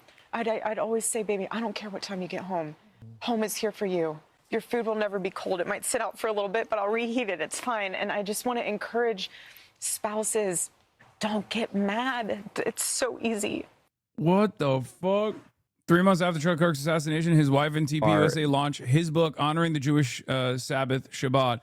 Despite he's Christian, Kirk's last documented position was abandoning his pro-Israel cause, citing bullying and Jewish donor stereotypes. He was murdered 2 days later. That stands out. Oh, I remember that conversation that led to that. Or Absolutely.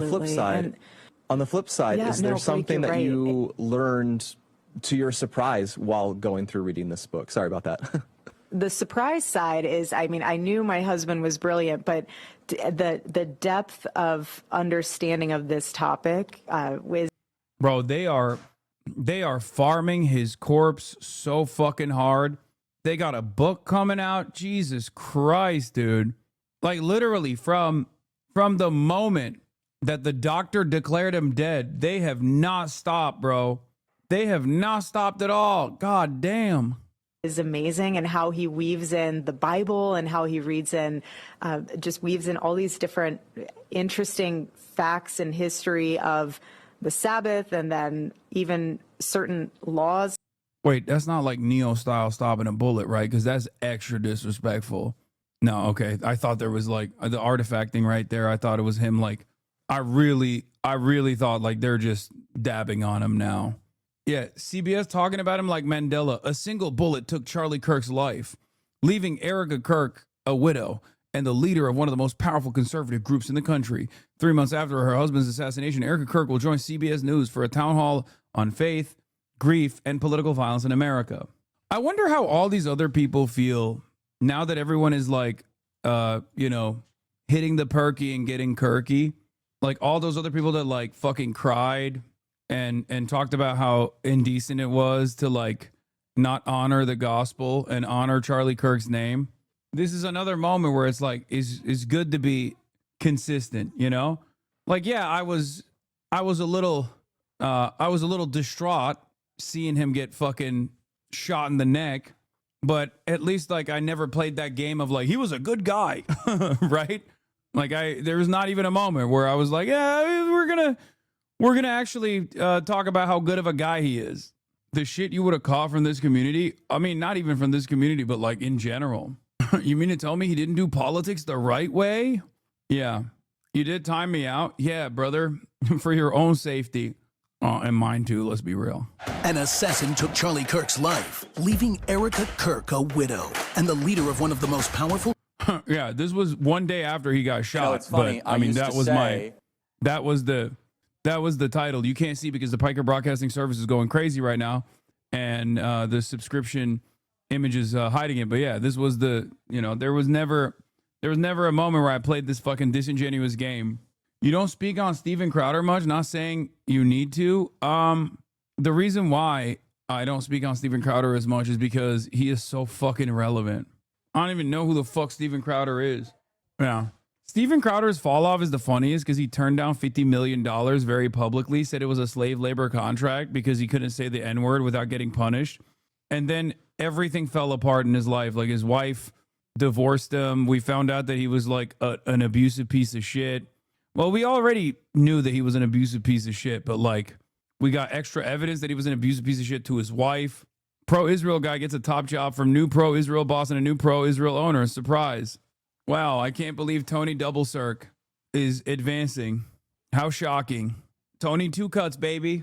Double Circ Tony. Where does that name come from?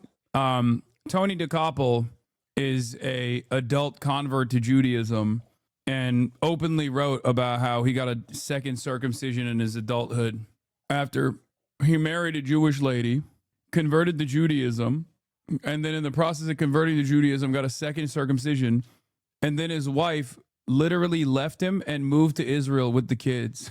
Oh, it's so funny.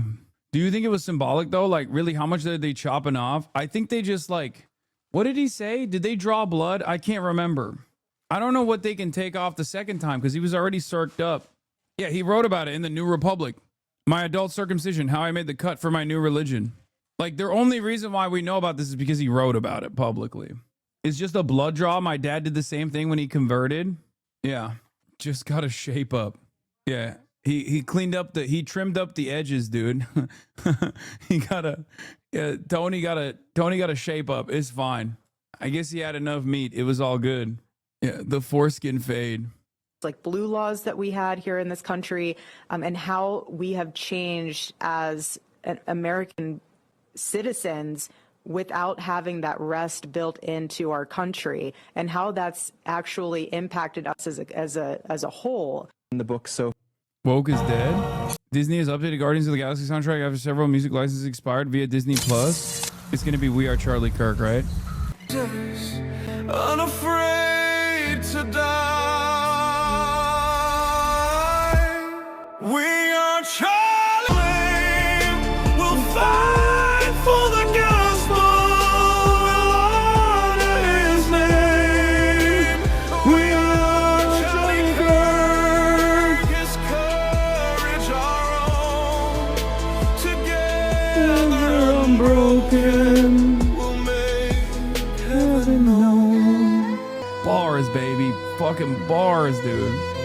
Yeah, this is what Chris Pratt would have wanted. Okay, they were honoring the wishes of both Charlie Kirk and Chris Pratt.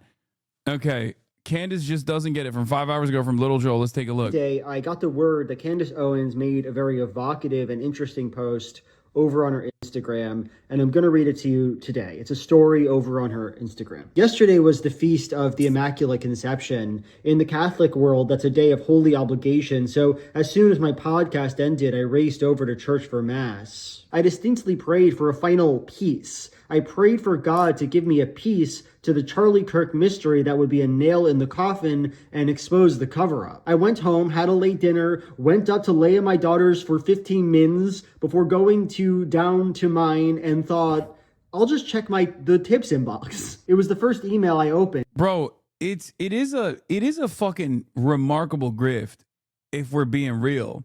Like you've already cultivated an insane audience and you just have this this untapped well of madness that you can go into every day and just read out random schizo posts.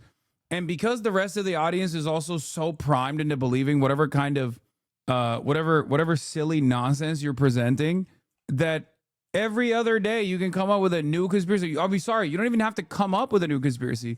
You can just lean on the insane conspiracies they're coming up with, and they'll believe it. There's no obligation to the truth. And I genuinely cannot see this as anything other than an immediately answered prayer, a story from a man in the military that is about to blow this case open. It feels like today will be the day that the government can no longer deny it. Charlie Kirk was assassinated and our military was involved. I can't wait to share this information with you guys today. So I think Candace Owens is a pretty bright woman, and that makes the fact that she's not putting the pieces here together all the more shocking, frankly.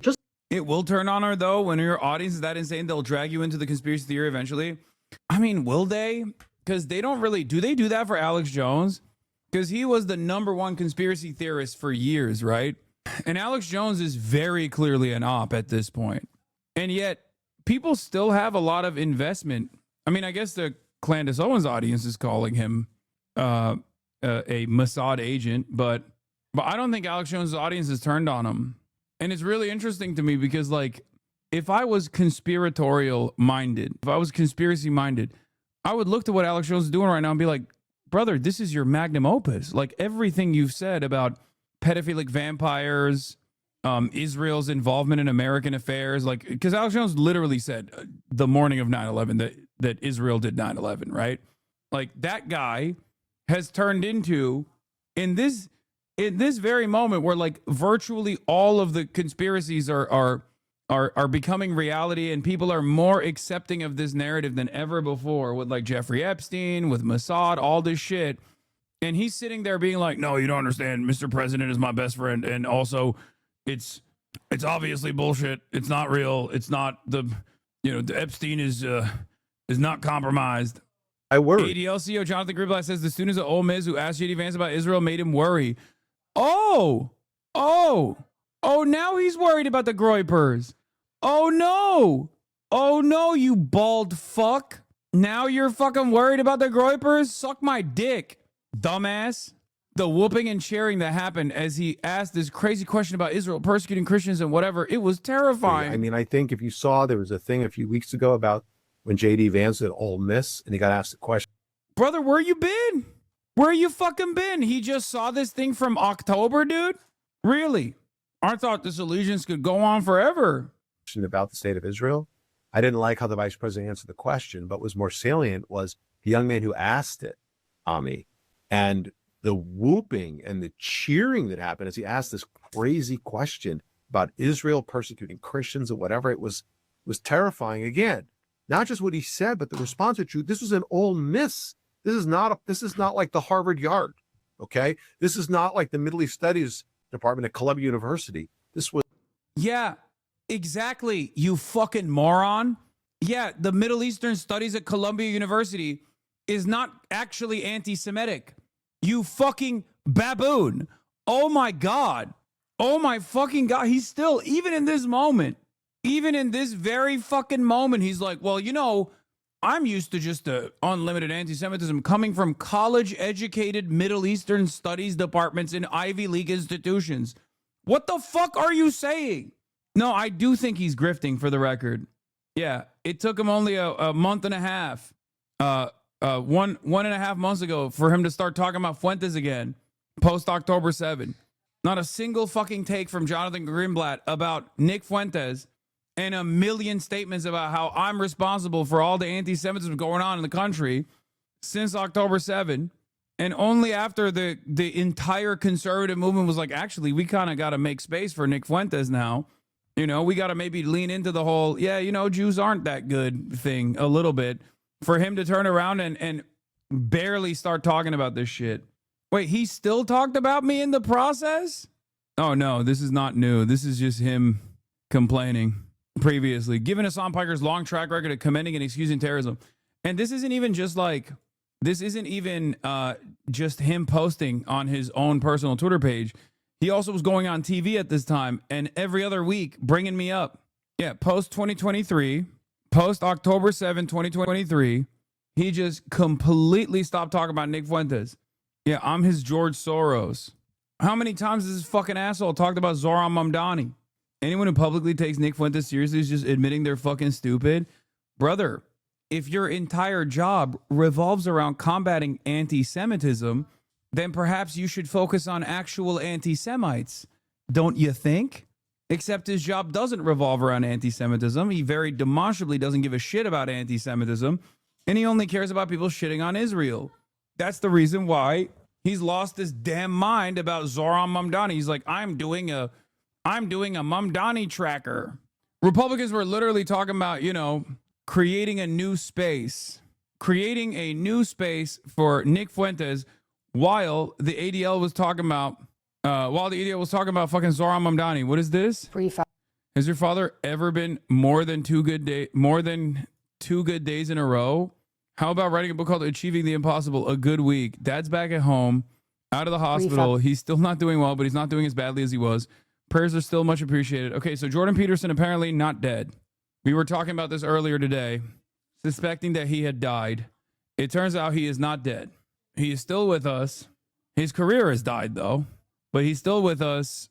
And the person perhaps most responsible for his demise is here to tell us what's going on in his life.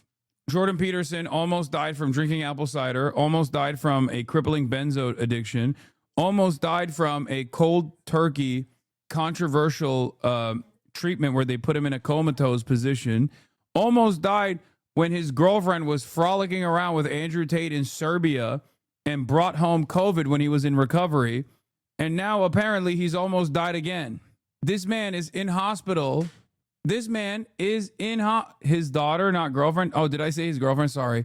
No, she was his daughter was trying to fuck Andrew Tate, or was fucking Andrew Tate at the time.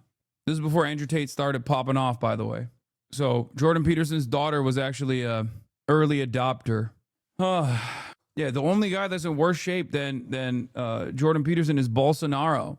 In and out of hospitals as much as Bolsonaro is. Maybe he's just begging to die. He's just like, please take me out of my unholy misery. I can't stand it any longer. My daughter is trying to kill me. I have found myself nestling in the bosom of the dragon of chaos, living every day like in the Gulag archipelago, a victim of circumstance. Anyway, flannel fit is fire, bro, and Lamau at the Jordan Peterson impression. Yeah, I haven't done that in a while, so it's not as good. Yeah, I feel like it used to be better. Ole Miss. So I thought that was alarming. But I fucking idiot. Even at this moment, he's like, oh, I was at Ole Miss. I can't believe how anti-Semitic college students at Ole Miss are anti-Semitic. Shocking. I thought the ones that are anti-Semitic are at Columbia University in the Middle Eastern Studies Department. Fucking moron. And yeah, he said, when did the South start hating Jews? What? Honestly, for people who are wondering, like, is he cynical? Is he a grifter? The answer is yes, he is a grifter. It's like 3 weeks ago now, we got word from Candace Owens that her life was about to end, that Emmanuel Macron was about to kill her with help from the gendarmerie. Okay, we know this now. Now, just 3 weeks later, on the Feast of the Immaculate Conception, no less, okay, she gets word that the government was involved in killing Charlie Kirk, okay? But what's a famously Catholic country, Candace? What's a country that famously used to be really Catholic until they went secular? You are so close. Put the pieces together. Where was Brigitte Macron on the day that Charlie Kirk was assassinated, Candace Owens? Where was Brigitte Macron on the day? Candace Owens, Turns out the Republicans were right along. It was a transgender assassin. It was Brigitte Macron. Wow, everything ties back together so perfectly. Everyone's happy. don't have much time left. You know that as well as I do. You saw the guy say that about Macron. You saw that. You know you don't have much time left. I did what I could to stop Macron from doing it. And I don't know if that's going to work. you need to get serious. He's right, and he should say it. I'm glad he cracked the case. Investigation over. Happening, and so people are feeling like, hey, it's not fair to ask her any questions because her husband just died. Okay, but they should have put in place an interim CEO. Like, that's what any company would do. You would just say, for a couple of months, we got to figure things out. The COO is going to become the CEO, and give everybody time to grieve and kind of address the fact that this is like a new company and like we've got to figure things out without the head of the company, you know? So I think they made a managerial error. Oh, you know, all is fair in love and war is what I mean. It's like that, if you're going to be in that position, everyone goes through it. You're going through it. I'm going through it. What? Oh my, wait, what? This whole time, I was like, who's she talking to? Turns out it's fucking Russell Brand. Oh my God. Russell Brand jump scare with the deepest What I mean, of it's like V's. that- Can you even say this is a deep V at that point? If you're going to be in that position, everyone goes through it. You're going through it. I'm going through it every day. That's what it means to be. That's it's the downsides of fame. Like, they're going to go through every area of your life. So I think, you know, it's not fair, but it's fair. Do you know what I mean? Like, everyone does it. It's just a part of being in the public eye. There's been an allegation made by prominent podcaster Candace Owens. I love that this is a real point of contention. Like, this has 420,000 views in 4 days. People have to address whatever new shit Candace Owens cooks up. Oh my God. Oh my God. We deserve this. Okay. We deserve this. We might as well fucking enjoy the show because, you know, you fucking, you try to wrestle with pigs, you're going to get some mud on you. Okay. And this is an entire administration comprised of pigs. This is the pig administration. This is what happens when you have conspiratorial weirdos that have their own fucking podcasts in positions of prominence. Oh my God. It's an endless sequence of back and forth conspiracy theories from some of the dumbest people of all time. And it's also it's extra over because Kash Patel is the least credible actor of all time. He's gonna absolutely make it seem like Candace Owens is right. Let's take a look. That she's received a death threat, a credible death threat from the French, that a threat has been made on her life, and that the French, she's been told, also may have had a role in Charlie's assassination. Have you looked into either of those? Do you believe she's received a credible death threat from the French, or that the French had something potentially to do with Charlie's death? Any American that receives a death threat from overseas or anywhere in America is going to be fully investigated. So we're not going to turn our eye away from that investigation or any others. If there's anything to it, this FBI will respond to it. Okay, but so far, no. We are just looking at everything that comes in. We're not going to reject any piece of information. If someone feels that their life is being threatened, we are, of course, looking at it. Okay, I don't believe him. Also, why did he take this photo in a middle school gym for photo shoot day? What is this fucking background, dude? He's getting his yearbook photo taken. What the hell? Like, down to the stool he's sitting on. Why are they exposing your Christmas tree, dog? You can't bait me into dispatch talk right now, okay? We're still looking at conspiracies on the right. Do you believe that we have the proper suspect in custody? Do you believe that Tyler Robinson is, in fact, the man who killed Charlie Kirk? Amazing. This is yet another Candace Owens conspiracy theory that must be addressed by the director of the FBI. Okay. Oh, well, if the FBI says it's so, then it must be true. Oh my God. The first question, Kash looked like a hostage. Never trust a man that won't look you straight in the eye. Well, if your investigation is going on, don't say zero, Kash. The interview's a joke. I can't believe I cried tears of joy when he was confirmed as FBI director. Politics is fake. Oh my God. They're not fucking buying it. So many of us really thought this administration would be honest. What a joke. I'm so done with propaganda on all sides. Starting to question a lot of journalists I once trusted too, like Megyn. Call them out. I'm going to be honest with you. When I told you guys the Jeffrey Epstein stuff was going to brick a lot of people in the base, I didn't think that it would have a delayed impact like this. Okay? I did not think that it would come because of Candace Owens. I will admit that. But yes, the Epstein truthers and the QAnon guys are literally leaving the Trump train. The American right is clearly hurtling towards a bottle Kirk. Oh yeah.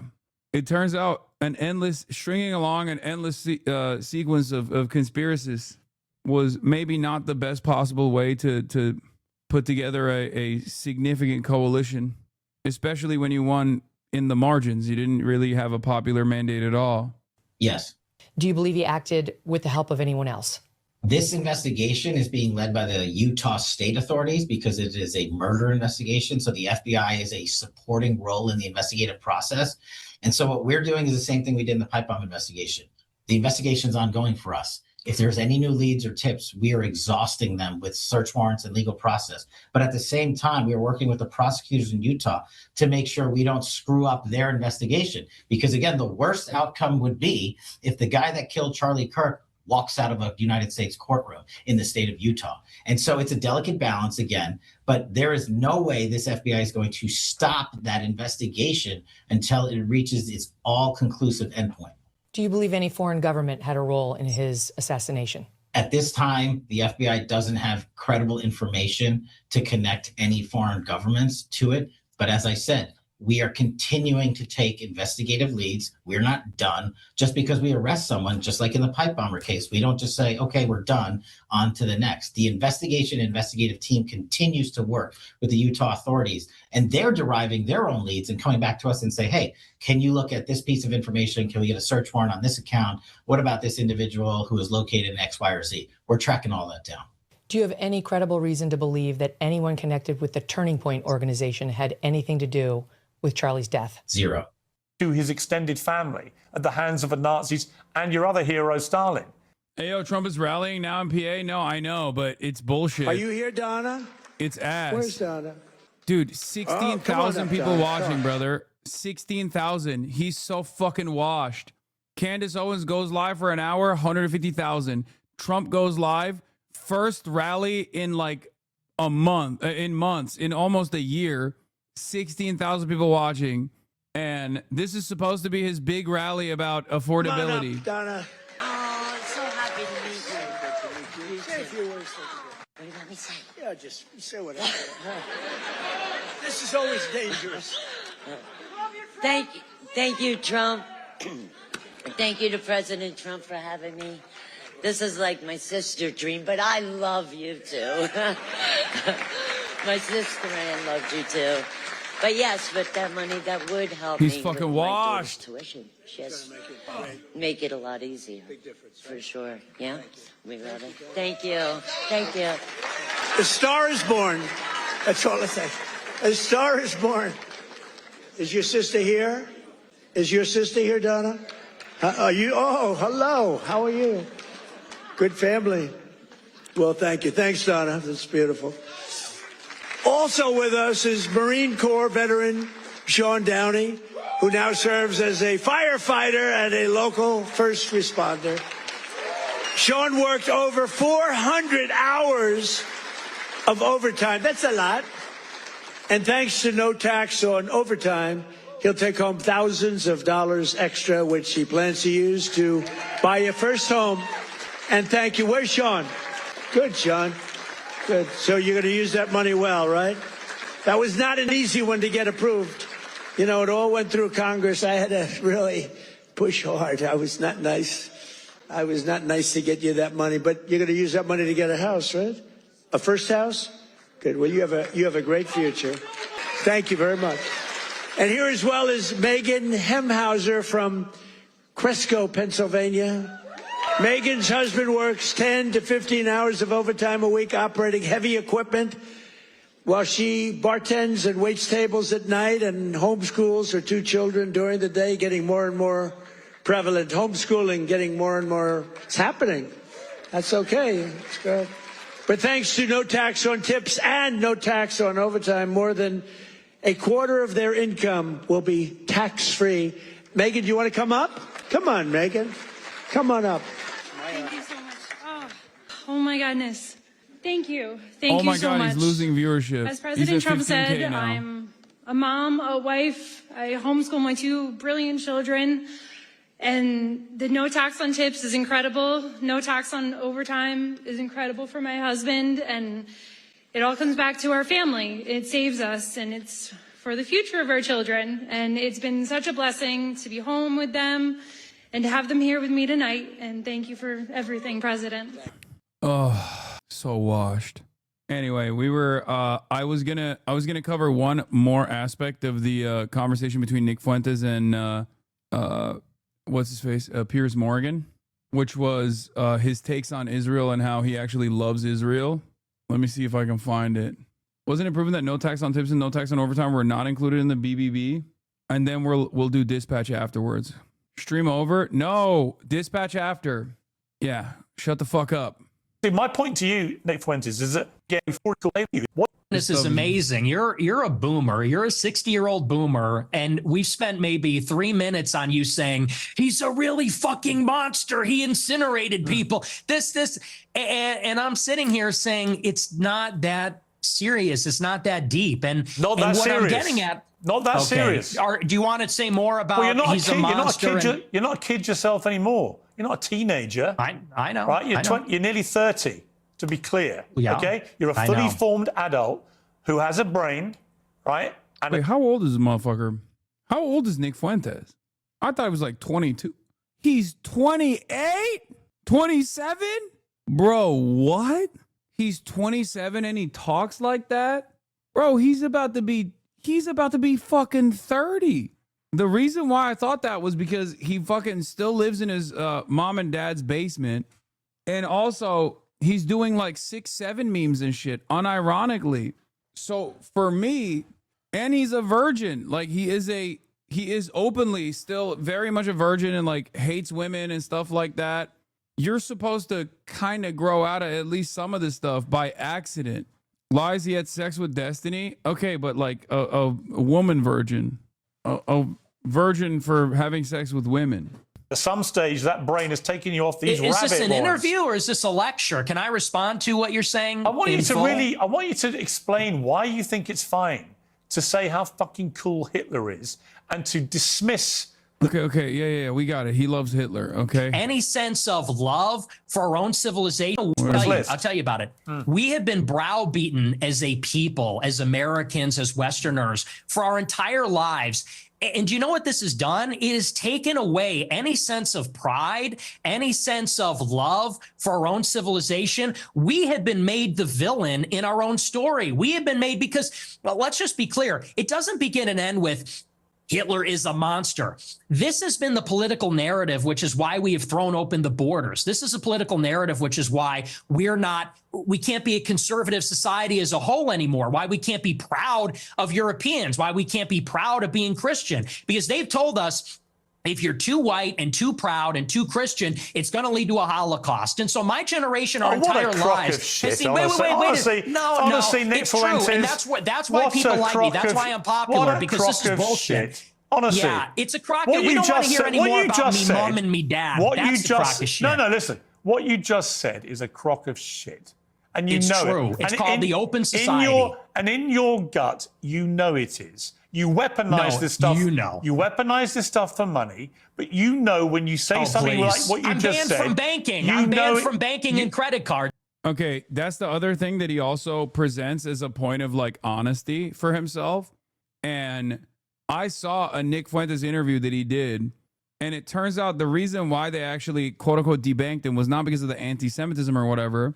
The brief moment where they actually banned his froze his bank accounts was because of January 6th. So he was one of the people at January 6th, if you guys don't remember. And right before he went to January 6th, and was like seen as one of the leaders and busing people in and whatever, so did Charlie Kirk, for the record. He got $250,000 in a crypto donation, okay? And it was from a foreign account. It was from the wallet of a foreigner. And because he got this $250,000 crypto donation, or was it $500,000? I thought it was $250,000. And then he went to January 6th. The FBI investigated him. It was $500K. Okay, yeah. And because he was doing this shit at January 6th, after he had gotten $500,000 of foreign donation, or I think it's $250,000. I don't know why people are saying $500,000. They understandably investigated it. And in the process of investigation, they froze his assets. And the story that Nick Fuentes tells, I mean, he's clearly, a free person. So, but the story he tells is that it was a French hacker, which, by the way, what does Candace Owens know? Because the French are at it again. It was a French hacker who had stolen a bunch of cryptocurrency from people and actually sent it to Nick Fuentes and numerous other people who this guy thought were defending the white race. Okay? And then the French hacker committed suicide afterwards. So that is the reason why his bank accounts were actually frozen, not because of like Israel or something.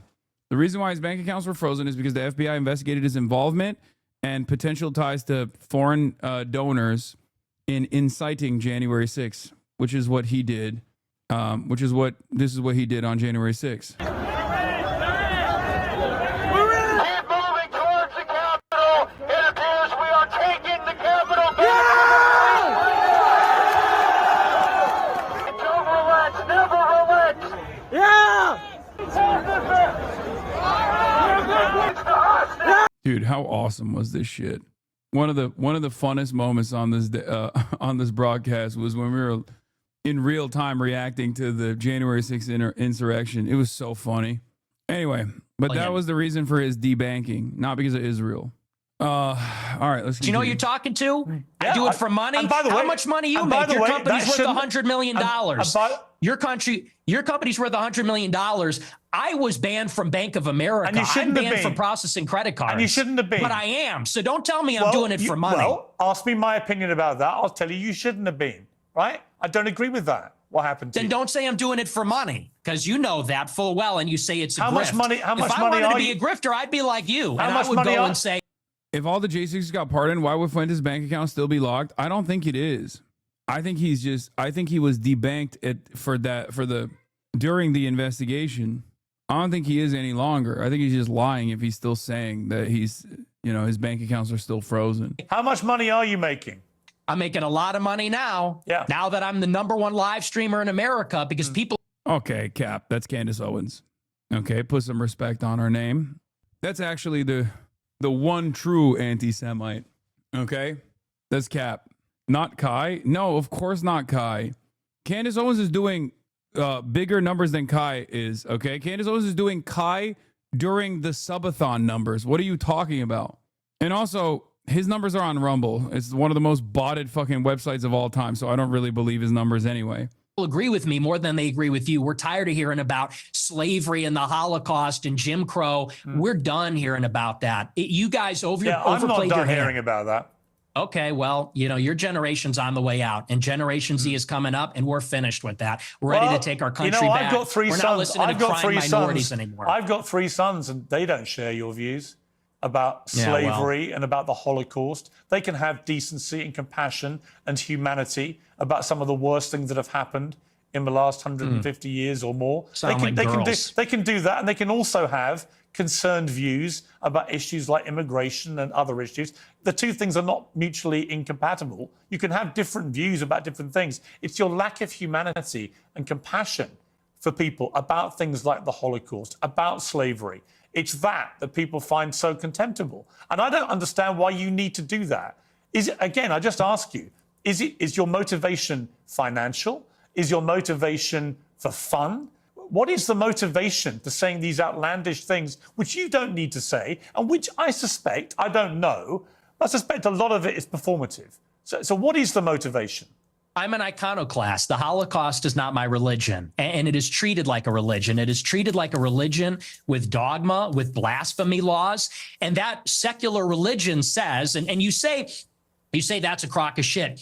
It's intentional. It's called The Open Society by Karl Popper. It's by these architects of the liberal order after World War II. They got together and they said, how can we make sure that Hitler never happens? How can we make sure that totalitarianism never happens again? And they came up with the consensus, which is that we need to take down nations, religions, fathers, the authoritarian personality. We need to be empathetic and altruistic. We need to be diverse and pluralistic. This is just, again, the maximalist position of the right, by the way. So remember, if you're wondering how Nick Fuentes has risen to such prominence, what he's saying is the exact same thing that Piers Morgan and many other right-wingers say all the time when they're like, oh, this is suicidal empathy, okay? This is just more of that way of thinking. He's saying, oh, you're demonstrating suicidal empathy. This open society bullshit is actually destroying the Western world, destroying Western civilization. And that experiment isn't working. And I'll tell you the truth right now, and you can laugh at this, you can scoff at. Except he's using words like iconoclast, and I think there is a market that doesn't want that and wants whatever the fuck Candace Owens is cooking up. This, our people are being genocided in our country. 50% of the live births in the United Kingdom and in the United States are non-white. In 100 years, my ancestors, your kids who are so empathetic and compassionate, they're going to be a minority. They're going to be a minority in maybe a Muslim country, an Indian country, an Hispanic country. And these Jewish people that are 100 years old talking about my grandparents and the Holocaust, they don't care about that. Actually, they like to see it. At the SPLC, they're literally counting down the days until whites are a minority in America. So forgive me if I don't believe them. Whiteness is a socio-political construct that was designed on the boundaries of proximity to blackness. You literally made it up to hurt yourself later down the line. You aren't technically white, okay? You're Mexican. You got Mexican in you, okay? Depending on which time Nick Fuentes existed, Nick Fuentes, his parents wouldn't even be considered white because one side's Italian, the other side is Italian and or Irish and Mexican. So there isn't a single side of him that would be considered white in the way that we understand it, depending on which time frame we're looking at in American history and American culture. The reason why I bring that up is because Mexican is a nationality. Oh my God, stop chirping Flexicans, okay? I know you don't want me to say that. I know, I got it. Well, when you say that, you actually agree with Nick Fuentes, just so you know. He's white though. He's white Mexican. He's a descendant of colonizers. He has Spanish blood in him, all this shit. That's what he says to justify his whiteness. I understand why you don't want Mexicans to be associated with this fucking white supremacist, but you have to stop literally giving him his argument. No, I don't. You just need to be more accurate. Okay. I know Mexican's a nationality, man. Shut the fuck up. I know you can be a white Mexican. Jesus Christ. He literally described it. In any case, the point I'm trying to make here is not about whether he is of Mexican nationality or Mexican descent. Okay? The point I'm trying to make is that the term whiteness is a made-up construct that changes and evolves throughout time. Sometimes it expands. Okay? Sometimes it shrinks. And the reason why I'm bringing that up is because it was destined, because it's created around the boundaries of purity, it was destined to shrink. Because the only way that you can stop the great replacement of whites going away or whatever is if you legislate anti-miscegenation laws again. Do you understand? That's it. That's it. You can't, there's no other way around it, because it's not a real genocide if the genocide that's happening, in air quotes, is happening because people are just race mixing. People are just falling in love with of members of different races, different nationalities, different ethnicities. Okay? It's so stupid. When they talk about compassion, there's a genocide going on right now. It's not against the Jews. How many Christians are there? In Gaza, it's against How many whites. Christians are there in the world? Like me, 1 point some billion, yeah, 2 billion. How many Jews are there? 15 million. Okay. So with a straight face, you're going to tell me the world is being overrun by the Jewry, by 15 million people, when there are over 1 billion Christians. There is a genocide of Christians like poor old Nick Fuentes going on at the hands of these 15 million Jews. Really? See, this attitude is why you're losing. When you say Who am I losing old to? white people, Who these am I poor losing old to? white people. Who am I losing to? You're seeing it. Mass migration. Oh, you're losing to me. We are losing as a civilization of mass migration. And here's the difference. In Israel, they have my politics. In Israel, they want to maintain a Jewish majority. If they had it their way. This is the important part. This is once again where he uses radical honesty, because it is a truth nuke. It is a truke. He's right. Israel is a fascist country. Israel is an ethno-state. Israel has a supremacist ethno-state project. It is objectively fascist. Zionism is a fascist ideology. And that is precisely why Nick Fuentes, who is a Christian nationalist, white supremacist fascist, despite the fact that his parents are ethnics, as he said, look at Piers Morgan's face right now. This is precisely the reason why liberals and conservatives are ill-equipped to deal with this kind of statement. Okay? That's it. He wants to do Israel, but for what he has declared is white America. Okay? And I say his own declaration of white America because some old school white supremacists would probably not consider him to be a part of the in-group there. It would only be Jewish people. They're fighting like hell so that Jewish people can have as much territory, a Jewish state. They can be proudly Jewish in their own land. Whereas in America, we are being besieged by 10 million illegal immigrants in 4 years. And then whites and Christians are going to be the minority. And that's true in Canada, Australia, all the countries in Europe. So you could say there's 2 billion people, but what's the proportionality? What is the percentage of people? This is why I always say, like, I hate people like Nick Fuentes for the same reason why I hate people like Itamar Ben-Gvir or Benjamin Netanyahu or Smotrich or any number of different variants of the same kind of fascist Zionist Jewish supremacist ideology, the people that advance that cause. There is very little difference, very little daylight ideologically between Jonathan Greenblatt and Nick Fuentes. Okay? The targets are a little different, but ultimately, it's the same exact self-destructive, suicidal, very dangerous, very violent ideology. It's an ideology of fascism. That's the issue here. In many instances, it almost feels like neo-Nazis like Nick Fuentes are jealous. They're jealous. They keep saying, why do Jews get to do this, but we can't? Being born that are white. Where's the arrow pointing? Where are we going to be in 50 years? In 50 years, there might be an Israel. In 50 years, there isn't going to be a white Christendom. You don't believe people should get married, right? I think people should get married. I'm a Christian. But you're basically anti-marriage, really. You've talked about this. You're talking about. Are we done talking about white genocide? Well, no, I'm coming to the same part because you seem very resistant to the idea of marriage. You've never got married.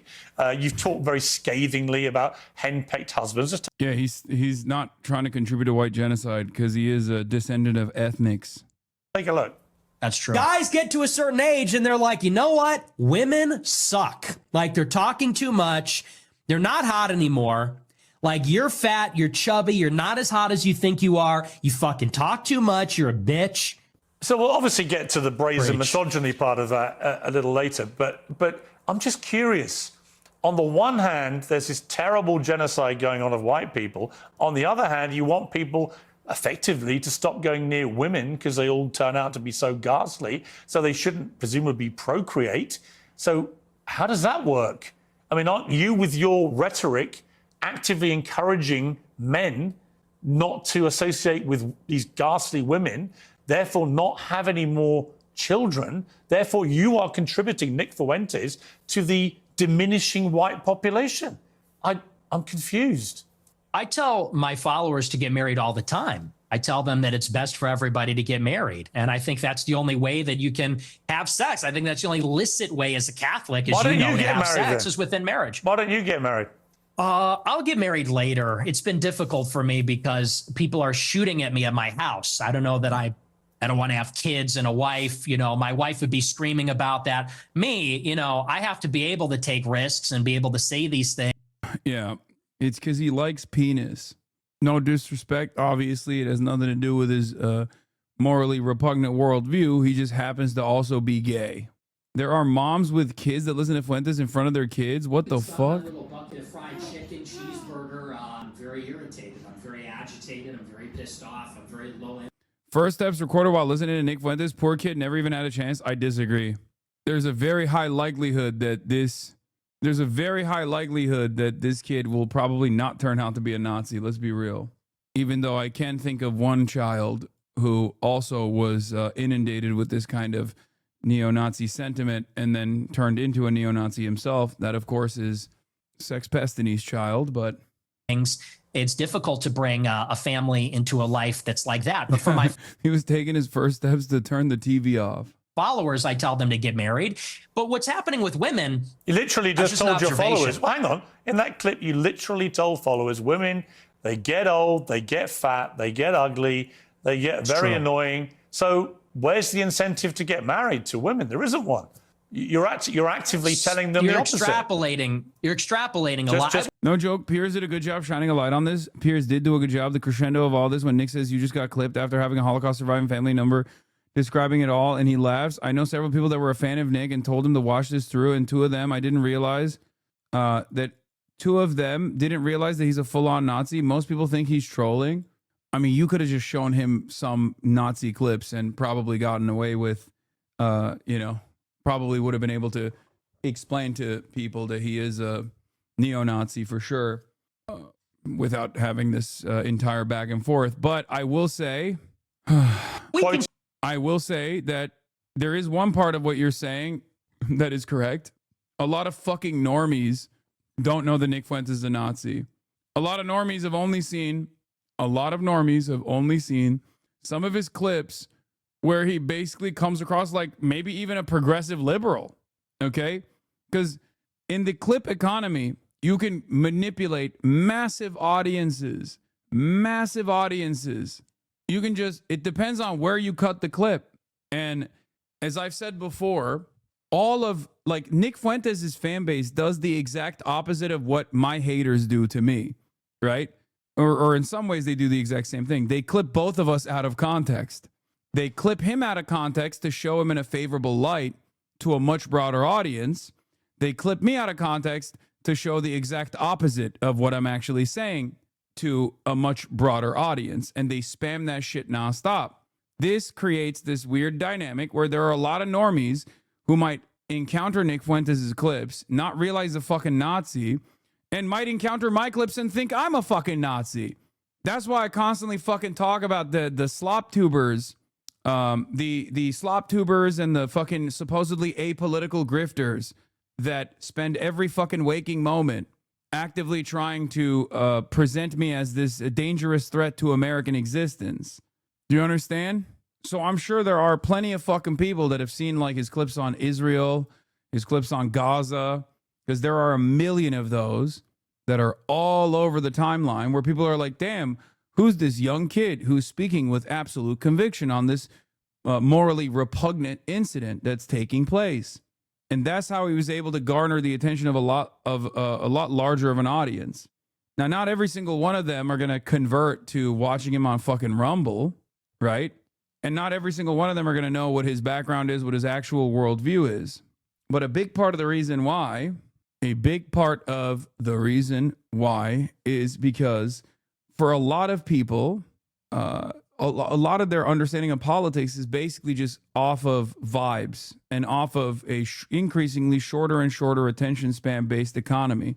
So in that regard, if they're only getting inundated with like fairly positive clips where he's just shitting on Israel, okay, but they've seen like the dog collar Doctober 7 and numerous other things like the brothel incident. He's a sex pest. He went to a brothel, like not knowing where that kind of stuff is coming from. Of course, they're going to be like, no, this Hassan guy is way worse than Nick Fuentes. But bro, how can you base politics on vibes and not policy? What do you mean? Most people are just fucking totally removed from, they're totally removed from fucking policy. They don't understand ideology. They don't understand politics. They're just operating off of vibes. The vibes are really fucked around Israel, so they're looking for someone who's giving them that. I've been watching you for this many years, and it's still wild how the weird hate comes at you. Yeah, I mean, there is just a fucking robust market that has grown over the many years. But most people are politically illiterate. They have no understanding of politics whatsoever. And there's also an assortment of different like reactionary opinions that even the most progressive people have. That's why we have different terms like TERFs and SWERFs, trans exclusionary radical feminists, sex work exclusionary radical feminists. These are people who otherwise are seen as like very progressive individuals, but they just fucking despise sex work, for example, or despise trans people, for example. And on that one instance, they become like the most reactionary person of all time. I'll give you another example. Liberal Zionists. Some of these liberal Zionists are incredibly progressive people, but when it comes to Israel, they turn into fucking Adolf Hitler. A lot of people do this. So if you're used to hearing progressive politics from a person, right? You're used to hearing like a lot of progressive takes from a person. You like that person. You've developed a sense of respect for that person. And then all of a sudden, on the issue of Israel, that person turns around and sounds like fucking Adolf Hitler and starts warning you against like dangerous, scary, anti-Israel people, okay?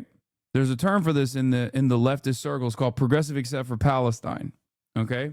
That's how common this is. So when you hear about that from a person that you trust, you go, okay, you know what? That is dangerous. I'm not gonna listen to that guy. That's it. Complain. Just quoting you back yourself again. No, but you're extrapolating and saying, well, you say women are annoying, so therefore, what's the incentive? We have to do it in spite of the fact that they are annoying. We have to do it in spite of the fact that they talk too much. We can get them to lose weight. We can put them on peptides. We can get them to the promised land, but it's going to be Do you think this view of women may meantime. be why none of them want to go near you?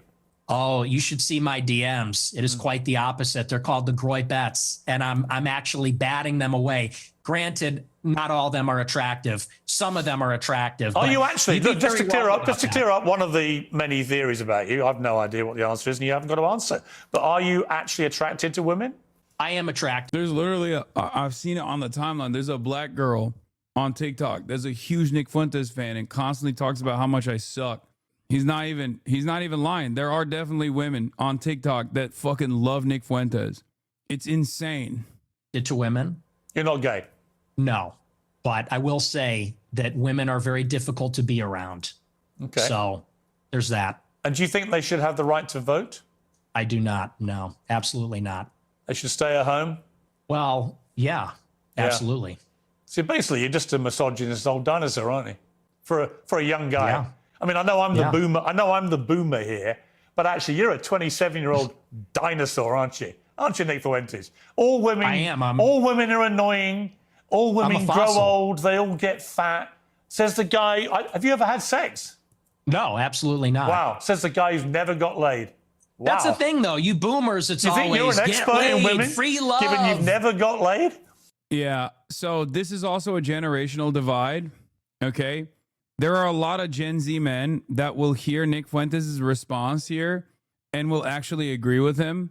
I do think that the gender wars have taken root in especially younger generations. And there are a lot of dudes who have just completely fucking checked out of dating or trying to attract women at all. And they actually wear it on their fucking sleeves. Like the incel stuff, the incel shit is actually completely out of control. So when he says like, no, of course I've never had sex with a woman, gross. Like there are a lot of fucking incels out there in the Nick Fuentes audience that actually see that as a mark of pride. Yeah, we are going back to the Stone Age. You're absolutely right. This, you're talking about empathy and your kids are empathetic and they would never laugh at a joke about the Holocaust and you're a misogynist. You're a simp yourself. You're totally henpecked. That's the problem. So we are going back to the way another clip of yours about. You're a simp. You're too hungry for pussy. You're henpecked. Oh, I saw the AI image of George Washington. Yes. I watched this entire thing last night. It was fucking awesome. Women. A lot of women want to be raped. And when I say raped, I mean like, that sounds bad when I say it like that. But there's like a lot of women that really want a guy to beat the shit out of them. But also they have to pretend, but part of it is they have to pretend like they don't. You think women want to be raped, do you? That's what the studies show, Piers. That is what these statistics say. But that's what you believe, They have is it? fantasies. They have fantasies about it. I don't think that they want to actually get raped. But there's a study out there. Get ready for this. It says 62% of women have rape fantasies. And if you read anything that they're reading, if you watched what they're watching, what do you think 50 Shades of Grey is about? What do you think Twilight is about? I mean, that's just true. You think women want to have the shit beaten out of them, as you said? Yeah, and it's very disturbing, but it's true. Do you think your views on women might change if you actually ever had a relationship with one or had sex and actually had a proper relationship? Yeah, I don't know why he's talking about what women want. Not only, I mean, he's literally a gay virgin. Why the fuck would he know about what women want? This is the other thing that really pisses me off about this shit is there are so many rudderless men out there, young boys, who tune into this frequency. And in many instances, their starting point, like their initial vulnerability stems from the confusing aspects of interpersonal communication with the opposite gender. Okay? Where they just get like super confused or they're super worried. They have like a sequence of failures and they're very vulnerable. So they start looking at like the manosphere for answers. And I think we all know how stupid those answers are. This is the maximum version of that when you're completely black pilled. Maybe you start looks maxing, okay? And then obviously you don't fix the personality flaws that you have, and you don't fix the confidence issues that you have. You have a sense of entitlement over women that, like, you know, you're a good guy. Why won't they fuck me? I'm a good guy. Why won't they know? Why don't they give me the respect I deserve? And then after a sequence of understandable failures, because if you're looking for answers from the LooksMax serial misogyny podcasts are going to teach you anything about how to talk to women, how to be around women, how to attract women, you're wrong. Then you go down an even darker path, and you become black-pilled, and then you completely fucking tap out of the dating marketplace, and then you start wearing it like a badge of honor. I mean, people say the reason you're so angry about women is you're basically an incel. Well, I'm not angry about it. You sound very angry. You sound very, very angry about women. I'm passionate. It's an issue you're I'm not passionate about. You're sounding very bitter about women, as if women have done a terrible disservice to you. But when? You don't have relationships, you don't have sex. When are they doing these terrible things to you that's made you so hateful towards women? I'm really curious. I don't think that was a hateful clip. I think I was laughing. I said they want men to beat the shit out of them. And that's just true. I mean, when you look at the state of modern women, all they do is lay in their bed, doom scroll. They're chilling out. They're getting a little fat. It is what it is. I don't know what the average weight is, but they're getting a little heavy. And any guy that is playing the field these days will tell you that. I mean, and I know a lot of the Chads. I am an incel. I'm friends with a lot of Chads like Bradley Martin, Clavicular. They agree with me. You know, there's sort of like this alliance between the guys that don't have sex and the guys that get the most sex. We know what women are about. It's the guys in the middle. Guys like you in the middle. It's the beta male orbiters that say, she's amazing. You're a misogynistic pig. Because oh God, this shit is so fucking cringe, dude. Jesus Christ. How can you not immediately reach for the nearest fucking gun and just kill yourself after saying those words, like rapid fire, saying those words in a row? I don't understand it, genuinely. Oh my Lord, dude. I'll be honest. I do think that stuff right there, this kind of statement is actually going to be very off-putting to normies, right? But for the terminally online, and there's an increasingly larger group of the terminally online, they love that shit. This is the guy he cited. Oh yeah, Clavicular, I know. No matter Clavicular claims that young men should focus entirely on themselves, insisting women today are impossible to satisfy, even when their entire lives are provided for. Yeah, I retweeted this the other day. There's a whole subset of young guys who are so incredibly unlikable to women that they only hang out, look good for, and seek the attention and approval of other men, and then blame women for it instead of looking in the mirror. And the Clavicular guy is the worst version of this because he is he is a fucking train wreck, dude. He literally does methamphetamines to stay thin. Okay, he's the latest in the kick. He is a kick streamer. For those of you who don't know, he's been doing a lot of collabs with like Aiden Ross and many others. He got a jaw surgery. He was doing jaw breaking before he got a jaw surgery. He's all over my timeline, and it is insane, dude. He's fucking 19, by the way. He looks like he's 30 now, but he's actually 19 years old. Always wanting more. Okay, free yacht, free booze, free everything. Can the chat donate some? It's like, God. I thought you had money. I'm entitled to your money. I'm entitled to your money. And I said, how about we do a free birthday celebration? I thought you had money. It's like, bro, I swear. That's why, once you get a girlfriend, don't get content and don't start getting fat. Stay in the best shape of your life, or else that bitch will fucking. Even if you are in the. Why is he all of a sudden up in my algorithm? He's absolutely the worst of the worst. The Kick Clipper accounts, they've been blasting him nonstop. If you become a Kick streamer, they will bot you into oblivion on Reddit. They will bot you into oblivion on all of the Clipper accounts on TikTok. They will try to cultivate a fan base for you, except no one actually ends up going and tuning into Kick. So it doesn't even translate the real viewership on Kick, but it does actually translate the real viewership on TikTok. Yeah. All of those fucking clip accounts are sponsored by Steak or sponsored by Rubit, sponsored by all these like gambling ads. All of it unfortunately ties together. But yeah, he has this insane what do you call it? He has this like insane procedure. He's done so much shit to himself by the time he's 19. And all of it started off with the whole like lookism or looks maxing community. And I've talked about him and I've talked about the cookie verse or whatever before, if you recall. Young boys smoking meth and doing gay activities was new. I mean, yeah. But yeah, this is the incel manosphere. He was injecting his underage girlfriend with fat-reducing injections on stream. Yeah. You should do research on Meme House Productions. A lot of these kick streamers are in 360 deals, even Neon.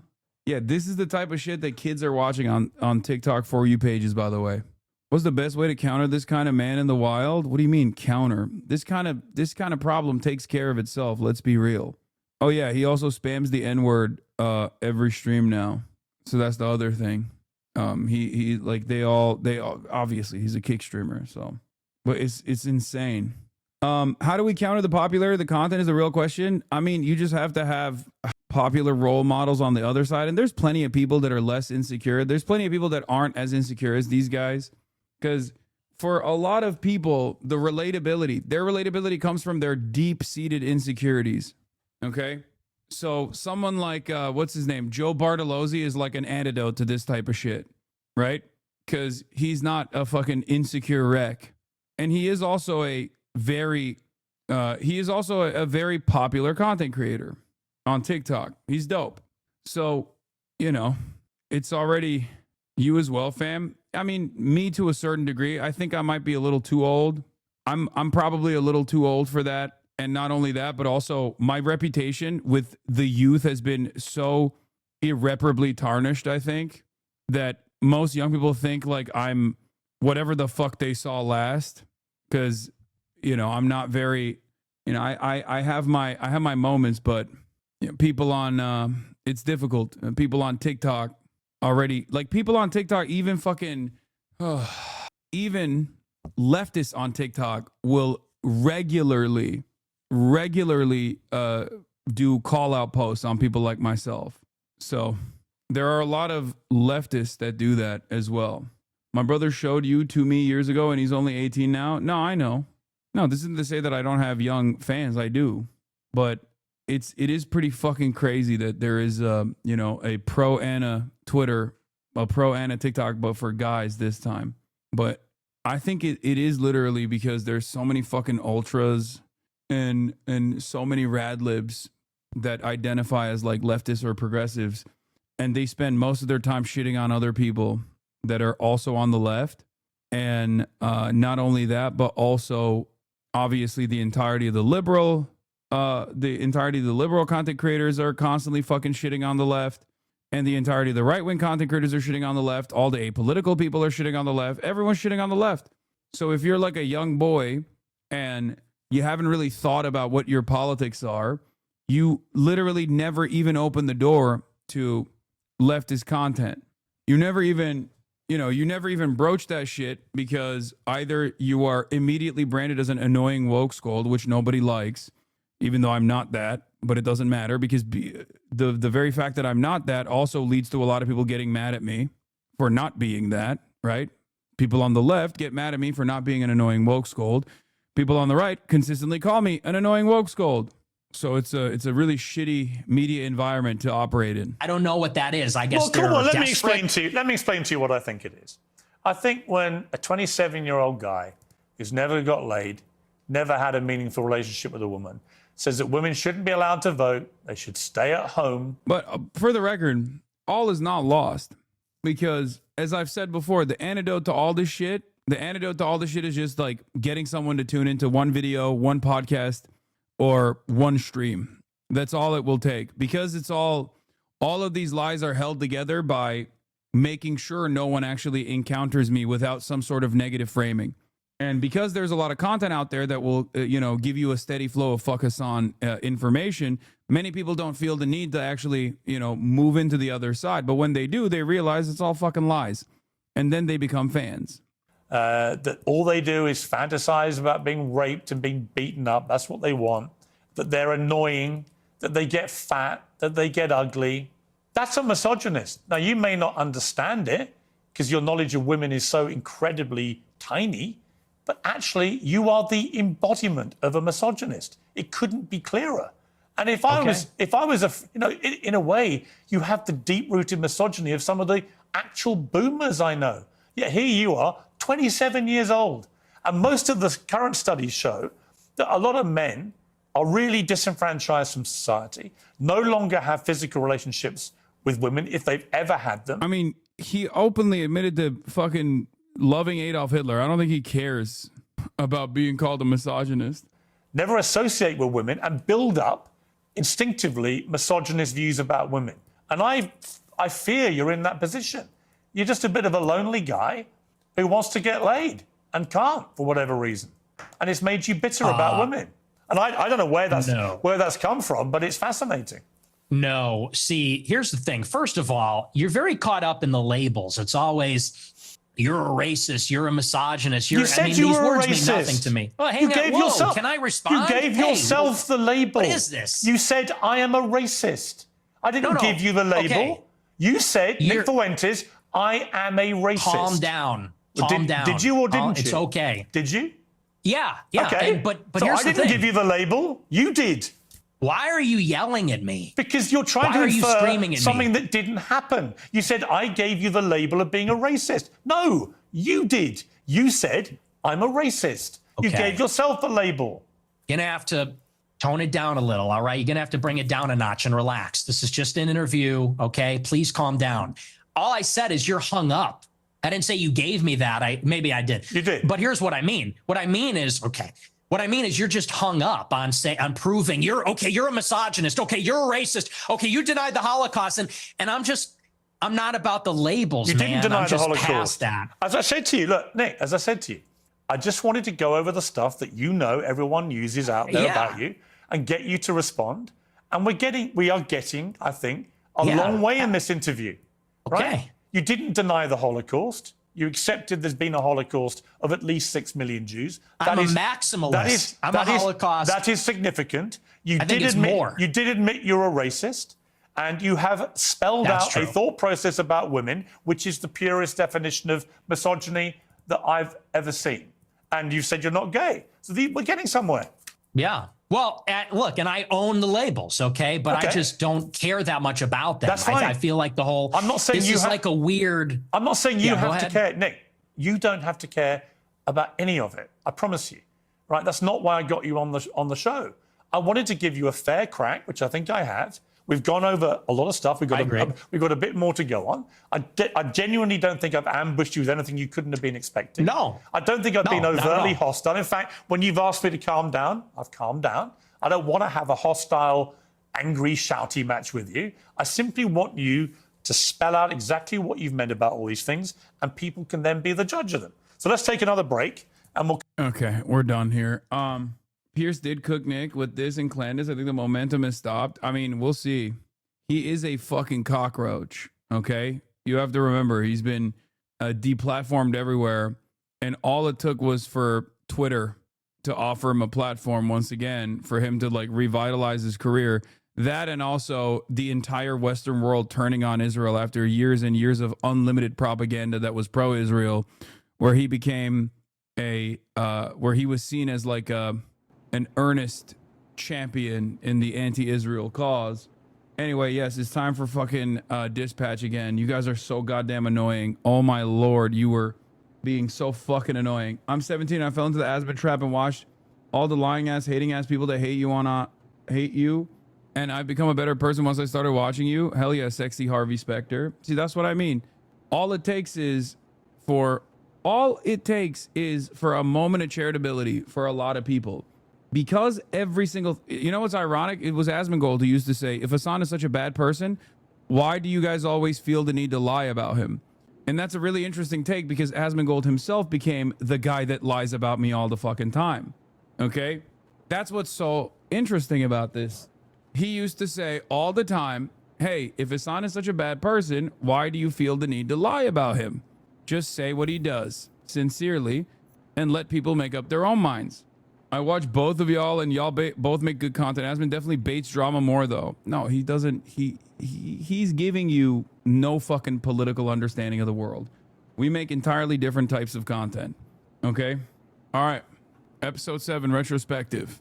If an accident or injury should occur on the job, it is extremely important for you to notify your manager or HR promptly, no matter how minor the incident may seem. SDN Employee Handbook, page 37. It's time. Yeah, unlike Asmongold, I actually play video games. So there's that. Video games where I have sex with Blonde Blazer. I'm too old to be crying. Fuck off. No, you're not. I cry all the time. Wait, his ear was clipped as a Really? baby? When? When I was your age, I cried for weeks when the Raiders left LA. Yeah, that's totally the fucking same as my dad never being home. Whoa, motherfucker. Language. And it was the same. My pops had season tickets growing up. Seats sucked, but I just liked being there with them. So, yeah, when they moved, I was crying like a little bitch too. Are you saying I'm crying like a bitch? Yes, bitch. That's exactly what I'm saying. What do you want from the store? Your dad gave me $100 and I gotta break the shit anyway. He pays you? To be around your crying bitch ass? Fuck yeah, he pays me. What the fuck has happened to the audio levels? Like, why is this so low now? Okay. Wait, my dad is here. I'm gonna say what up to him real quick. 1 second. Hey, babe. Now, come on, whatever you want. Just make it less than $20, because I'm not trying to go broke every time you get Beer. lonely. Can I get a Anya, beer? please stop talking to me 20. right now. I can't fucking buy beer. You know, I'm your You sordon said story de Anya. Or are you gonna let me down too? I can't listen. I know you're a kid and you're sad and shit, but you fucking suck, okay? You understand what I'm saying? I do. Whenever the whole family's here, they just decide to congregate and socialize right next to me. I don't know what compels them to do so. And then they loop me into the conversation as though I'm not live streaming. Don't drink the shit in front of your dad. Never, I swear. No shit, kid. I was joking. Keep up. Damn, he literally aged himself just to get me beer. There, bitch. You happy now? Dang, how'd you get it? I stole it, dumbass. Whoa, what the fuck? This is disgusting. Exactly. I knew that would happen, and that's why you shouldn't drink that shit. Here, I got you your favorite. I didn't realize you two were that close. That it went back that far. Wait, he's not dead? Oh, let's go. He was like a big brother to me. I didn't appreciate it enough. I'm sorry. Chase would only babysit nights when Dad had to deal with something big. Working late, he called it. It was fine being alone, but I knew you're doing it again. I'd still ask to have him watch me because I could guilt trip him into buying me shit. He never said no. I made him run a lot back then. Right. So maybe one less store run for bitch-ass Robert and he wouldn't be stuck in here. Okay, Blondie, you're not allowed That's to what say you're that. saying, That's right. I mean, it was, but now that you put it like that. Hey, the only person that put Chase here, pending the investigation, Invisigal suspended. Obviously, but I think you should consider cutting her from the team. No! I'm not saying you should. I'm just saying you should consider it. I'm worried something like that might just make things Yes, worse. y'all are crazy. I'm not cutting her. It's just... Listen, I'm a simp, okay? But that's a bridge too far. I love Blonde Blazer, but I'm not cutting Invisigal. Get the fuck out of here. Chatters, y'all are so fake, dude. Y'all are a bunch of phonies and a bunch of fakes. Let me tell you why. This entire chat was riding me up my asshole constantly. Invisigal, pick Invisigal. Why don't you pick Invisigal? That's crazy that you're not picking Invisigal. Now you're like, cutter. What happened? I can't help but think that we've already cut a hero for far less. We had to send a message. That's kind of my point. Just gets better and better. Vending machine? Whatever I want. He's so fucking proud of the man you've become. He told me that. Should have fucked Waterboy? Okay, dude. This man can never get a fucking Twinkie, dude. Twinkies are mid, by the way. I think as someone who has a sweet tooth, I feel like Twinkies are not that good. Yeah, let me fucking wet your $5. You okay, bud? It's just... So slimy. I'm just mad. Yeah, I'm a little mad too. I can't. It's not fair. Invisigal was the one who'd... And then Chase shouldn't have... Do you think he did the right thing? I mean, I don't... It seems very not clear. Or unclear.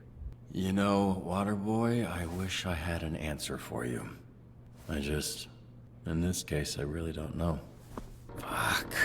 Case in point. Bro, Waterboy constantly has these fucking weird ass pop off moments, dude. Yo, cool it, water bitch. Feel better? Kinda. I'll clean it up. Calm down, brother. Jesus Christ. Whole ass loser. Having an outburst. Hey, you've all probably heard some version of what happened. Let's get to it. Main takeaways are that Invisigal has been suspended, so we're a person down the Here shift, we go again. And that Chase is in the infirmary. And he's in pretty rough shape. Despite his disposition, he really likes you all. Just don't tell him I told you that. I've found doing something good always helps when I'm feeling bad. We're fortunate to have that opportunity. Something Chase never took for granted. So, let's get to work. This is exactly why you lose young men. Because you bully Waterboy. The sky is crying. You see that? Dude, I'm so cooked. This sucks.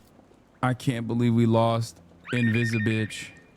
Hey, we've got a fuck ton of beached whales off the coast. Could really use some help getting them back in the ocean. I forgot. It's been so long since I played that I forgot what their powers were. But I assume this is a mobility pick, right? Golem solos. Solo dolo golem. Chuck's rugby team lost, and he's throwing a very toxic tantrum. Acid Vomit villain Upchuck is using the rain to rain terror on civilians of the stadium. I mean, I don't really have a combat guy other than Coop. They're not even talking. What the fuck? Coop and Punch Up? Yeah, but that's too much. You ready? Let's get this over with. But I guess they're homies, so it's fine. I think the rain caused one of those Volta Virtue cars to short out. I think this driver's lost control. Stop the runaway car before it crashes into the neighborhood. Get any civilians in the path out of his destruction to safety. Oh, it's hackers time. All right, it's time to hack the world, ladies and gentlemen. Let's go. Wait, what the fuck? Oh, does this zap him? Oh, easy peasy, baby. Unlocking the back door. All right, we need to get a 4-digit password. Back door unlocked. All right, I love hacking. I love hacking the world, dude. Zapped him. Easy. Not even a problem for me. Left, right, right, left. Left, right, right, left. All right, get back here, bitch. Come on. Easiest dub of my life. Virus eliminated. Up, right, down, left, up. Dude, I'm such a fucking easy. First try. Hacker man. This is exactly how hacking takes place in the real world, by the way. For those of you who don't know, I'm a bit of a Mr. Robot style Right. Definitely don't mention that part, but person. Can you go talk to him? Yeah, happy to.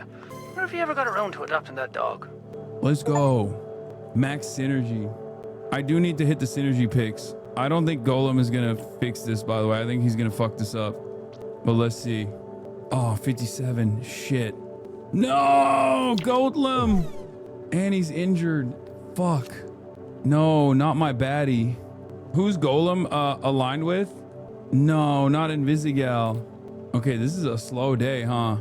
This is a slow ass day. There's nothing going on. It's just raining. Golem? Wait, where the fuck's he going? Oh, Golem's shitface. I think he's about to piss mud on the high school.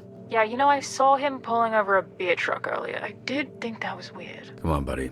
Spit it out. A lot of vomiting this shift. Golem, I get it. I want to get shit-faced right now more than anything, but we got a job to do, and I need all of you to just hang in there until the end of the shift. After that, you can do whatever the fuck you want. Cool?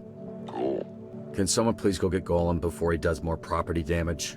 Farmer's market attack. So we've got a super down here who controls bugs. Apparently they have beef with one of our farmers using pesticides. It's getting real biblical down here.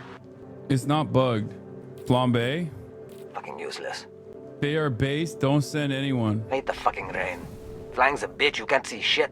The streets turned into a goddamn slip and slide. I fucking love slip and slides, bro. I haven't seen it come down this bad in a while. I like it. Feels That was fast as hell, dude. Goddamn. right for today. Fucking cool it, emo boy.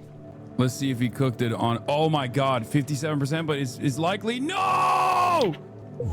Doesn't even matter. What is happening? I'm fucking up. These are easy ones. Hey. Bone Zone pissed off the wrong gang, and they're holding him hostage. Listen, I know he sucks, but he writes my checks. Can you please just rescue I am him? looking at the requirements, Chatter. You're wrong. It's just a bad shift. Here, I'm sending Flambe with Malevola. Bro failed at 98%. Yeah, he's injured, but the reason why I'm shift is empty, use all three. I feel like I think it's gonna turn into a problem. You know what I mean? Somebody's got it. I sent Malevola and Waterboy together because. Wait, what the fuck? Why is she calling busy? to confirm one of your Z Team heroes for our interview this afternoon to discuss the Phoenix program. Oh shit. Participate in an interview. Reassure the public that you're the good guys now. Oh no, I don't have any. Oh wait. I'll go. Hello? Is this thing working? Oh shit. Sorry. I'm running late to the airport. If I miss that flight, I'm fucking toast. Hell yeah. That's easy. She can one tap that one, I think. This is a 100%. Yeah. Clearance. Cleared. Bone Zone rescued. Easy task for Coupe. More charisma. And more mobility for him. Wait, where's the other guy? Oh. Res Golem with your items? No, he's busy. He's not dead. He's busy. Mobility. No, he's not dead. The X is because he's fucking, like, he's incapacitated because he's drunk. Looks like they're hitting the port next. Wait, what? What angle should we use? Overhype the team. No! That's crazy! Wait, is he actually downed? Oh my God, he was downed. Now is our chance to get payback for Chase. Bring the fight to them and make them pay. Entire Z team will get in. Don't get hurt. Bring the fight to them and make them pay for what they did to Chase. Okay, listen, we need to play it safe. I don't want anyone else getting hurt. Nah, we're fucking. I'm maxing out on this. Hold on, I'm gonna wait.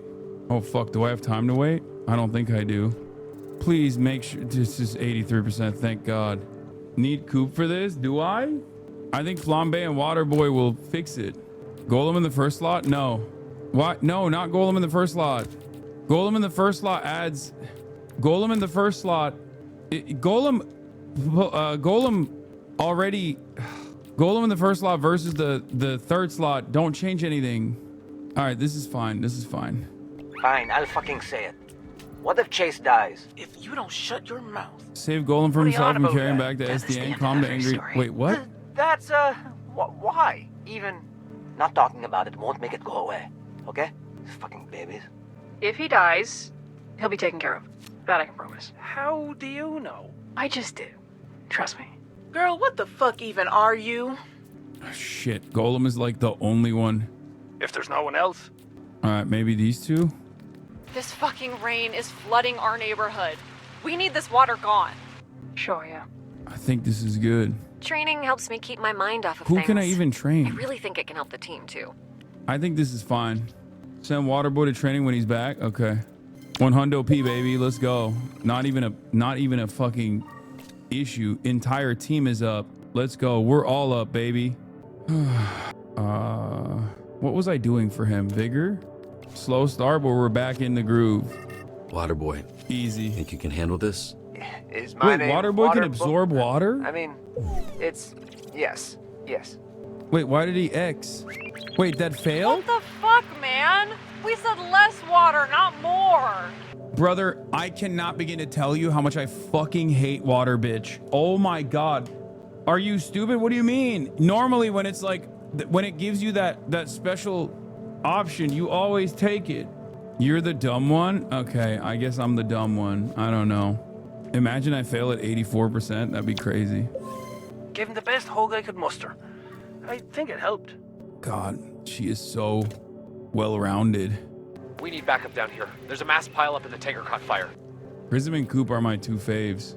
I think she could single-handedly get this going. Malevola's resting. Send 2. Coop can do it on her own and then retry it. Oh, fuck. Who do I do? Rescue civilians? Wait, where's Golem? Why is Golem not available, chat? Why is Golem not available? You killed him? No, I literally fucking... Oh, he's bugged. No. It's because it's because you dumb fucks were like, he's dead, and I healed him because I saved him earlier because chat was like, he's dead, and I was like, I don't think he's dead. And you guys were... Oh my god. Okay, I'm gonna do this tomorrow. I have to go hang out with my family. I shouldn't have restarted that. I shouldn't have saved him and listened to the chat. All right, we're gonna do this tomorrow. Don't get mad at me. I'm sorry. My mom and dad are here. I'm gonna go hang out with my brother. Apologies. I don't want to fucking replay the first 16 minutes of the game. Okay? Tomorrow we'll do both episodes. All right? Anyway, love you guys. I will see you tomorrow. All the Love you all. trickling in. I will not be starting with gaming tomorrow. Shut the fuck up. Bye-bye. Sunny Los Angeles, California, says Hassan. The stun lock to the stun lock to the topic that's just begun. There he is again. Hassan is streaming. Hassan is streaming. There he is again. Hassan is streaming. Hassan is streaming. Reviewing the P.O. box, Uncle Euger's face. Sudden discord agitprop, gray names take on race. Tiny Bernie Sanders, LGBTQ Air Force. The whole left at your fingertips, and Anya out your door. The H3 Crowder debate, the Young Turks online show. 3 full fucking years of this, and plenty more to go. 90-day fiance talks of champagne bourgeoisie. A Trump rally live reaction, a mass riot in DC. There he is again. Hassan is streaming. Hassan is streaming. There he is again. Hassan is streaming. Hassan is streaming. Reading live stream fail comments. Austin show chat advice. In all the ways the right wing pipeline can suck you in online. JCS React Lord frame gets broken, cover blown. A full-blown mass pandemic, months of streaming in your home. Total radicalization coming out to find. The system you were taught to trust in was broken the whole time. All these daily streams, whether big or whether small, have helped me in so many find some meaning through it all. So there he is again. Hassan is streaming. Hassan is streaming. There he is again. Hassan is streaming. Hassan is streaming. Hey, what can you say? The 3-minute ad is through, but he'll play no pigs so soon. You wait. Say, hey, what can you say? Hey, the 3-minute ad is through, but he'll watch 90 Days soon. Just you wait. Ba-da-da, ba-da-da, ba-da-da-da-da-da. Hey, what can you say? The 3-minute ad is through, but he'll debate viewers soon. You wait. Sha-da-da, sha-da-da-da-da-da-da-da. Hey, what can you say? Hey, the 3-minute ad is through, but he'll beat Nameless King soon. You wait. Sha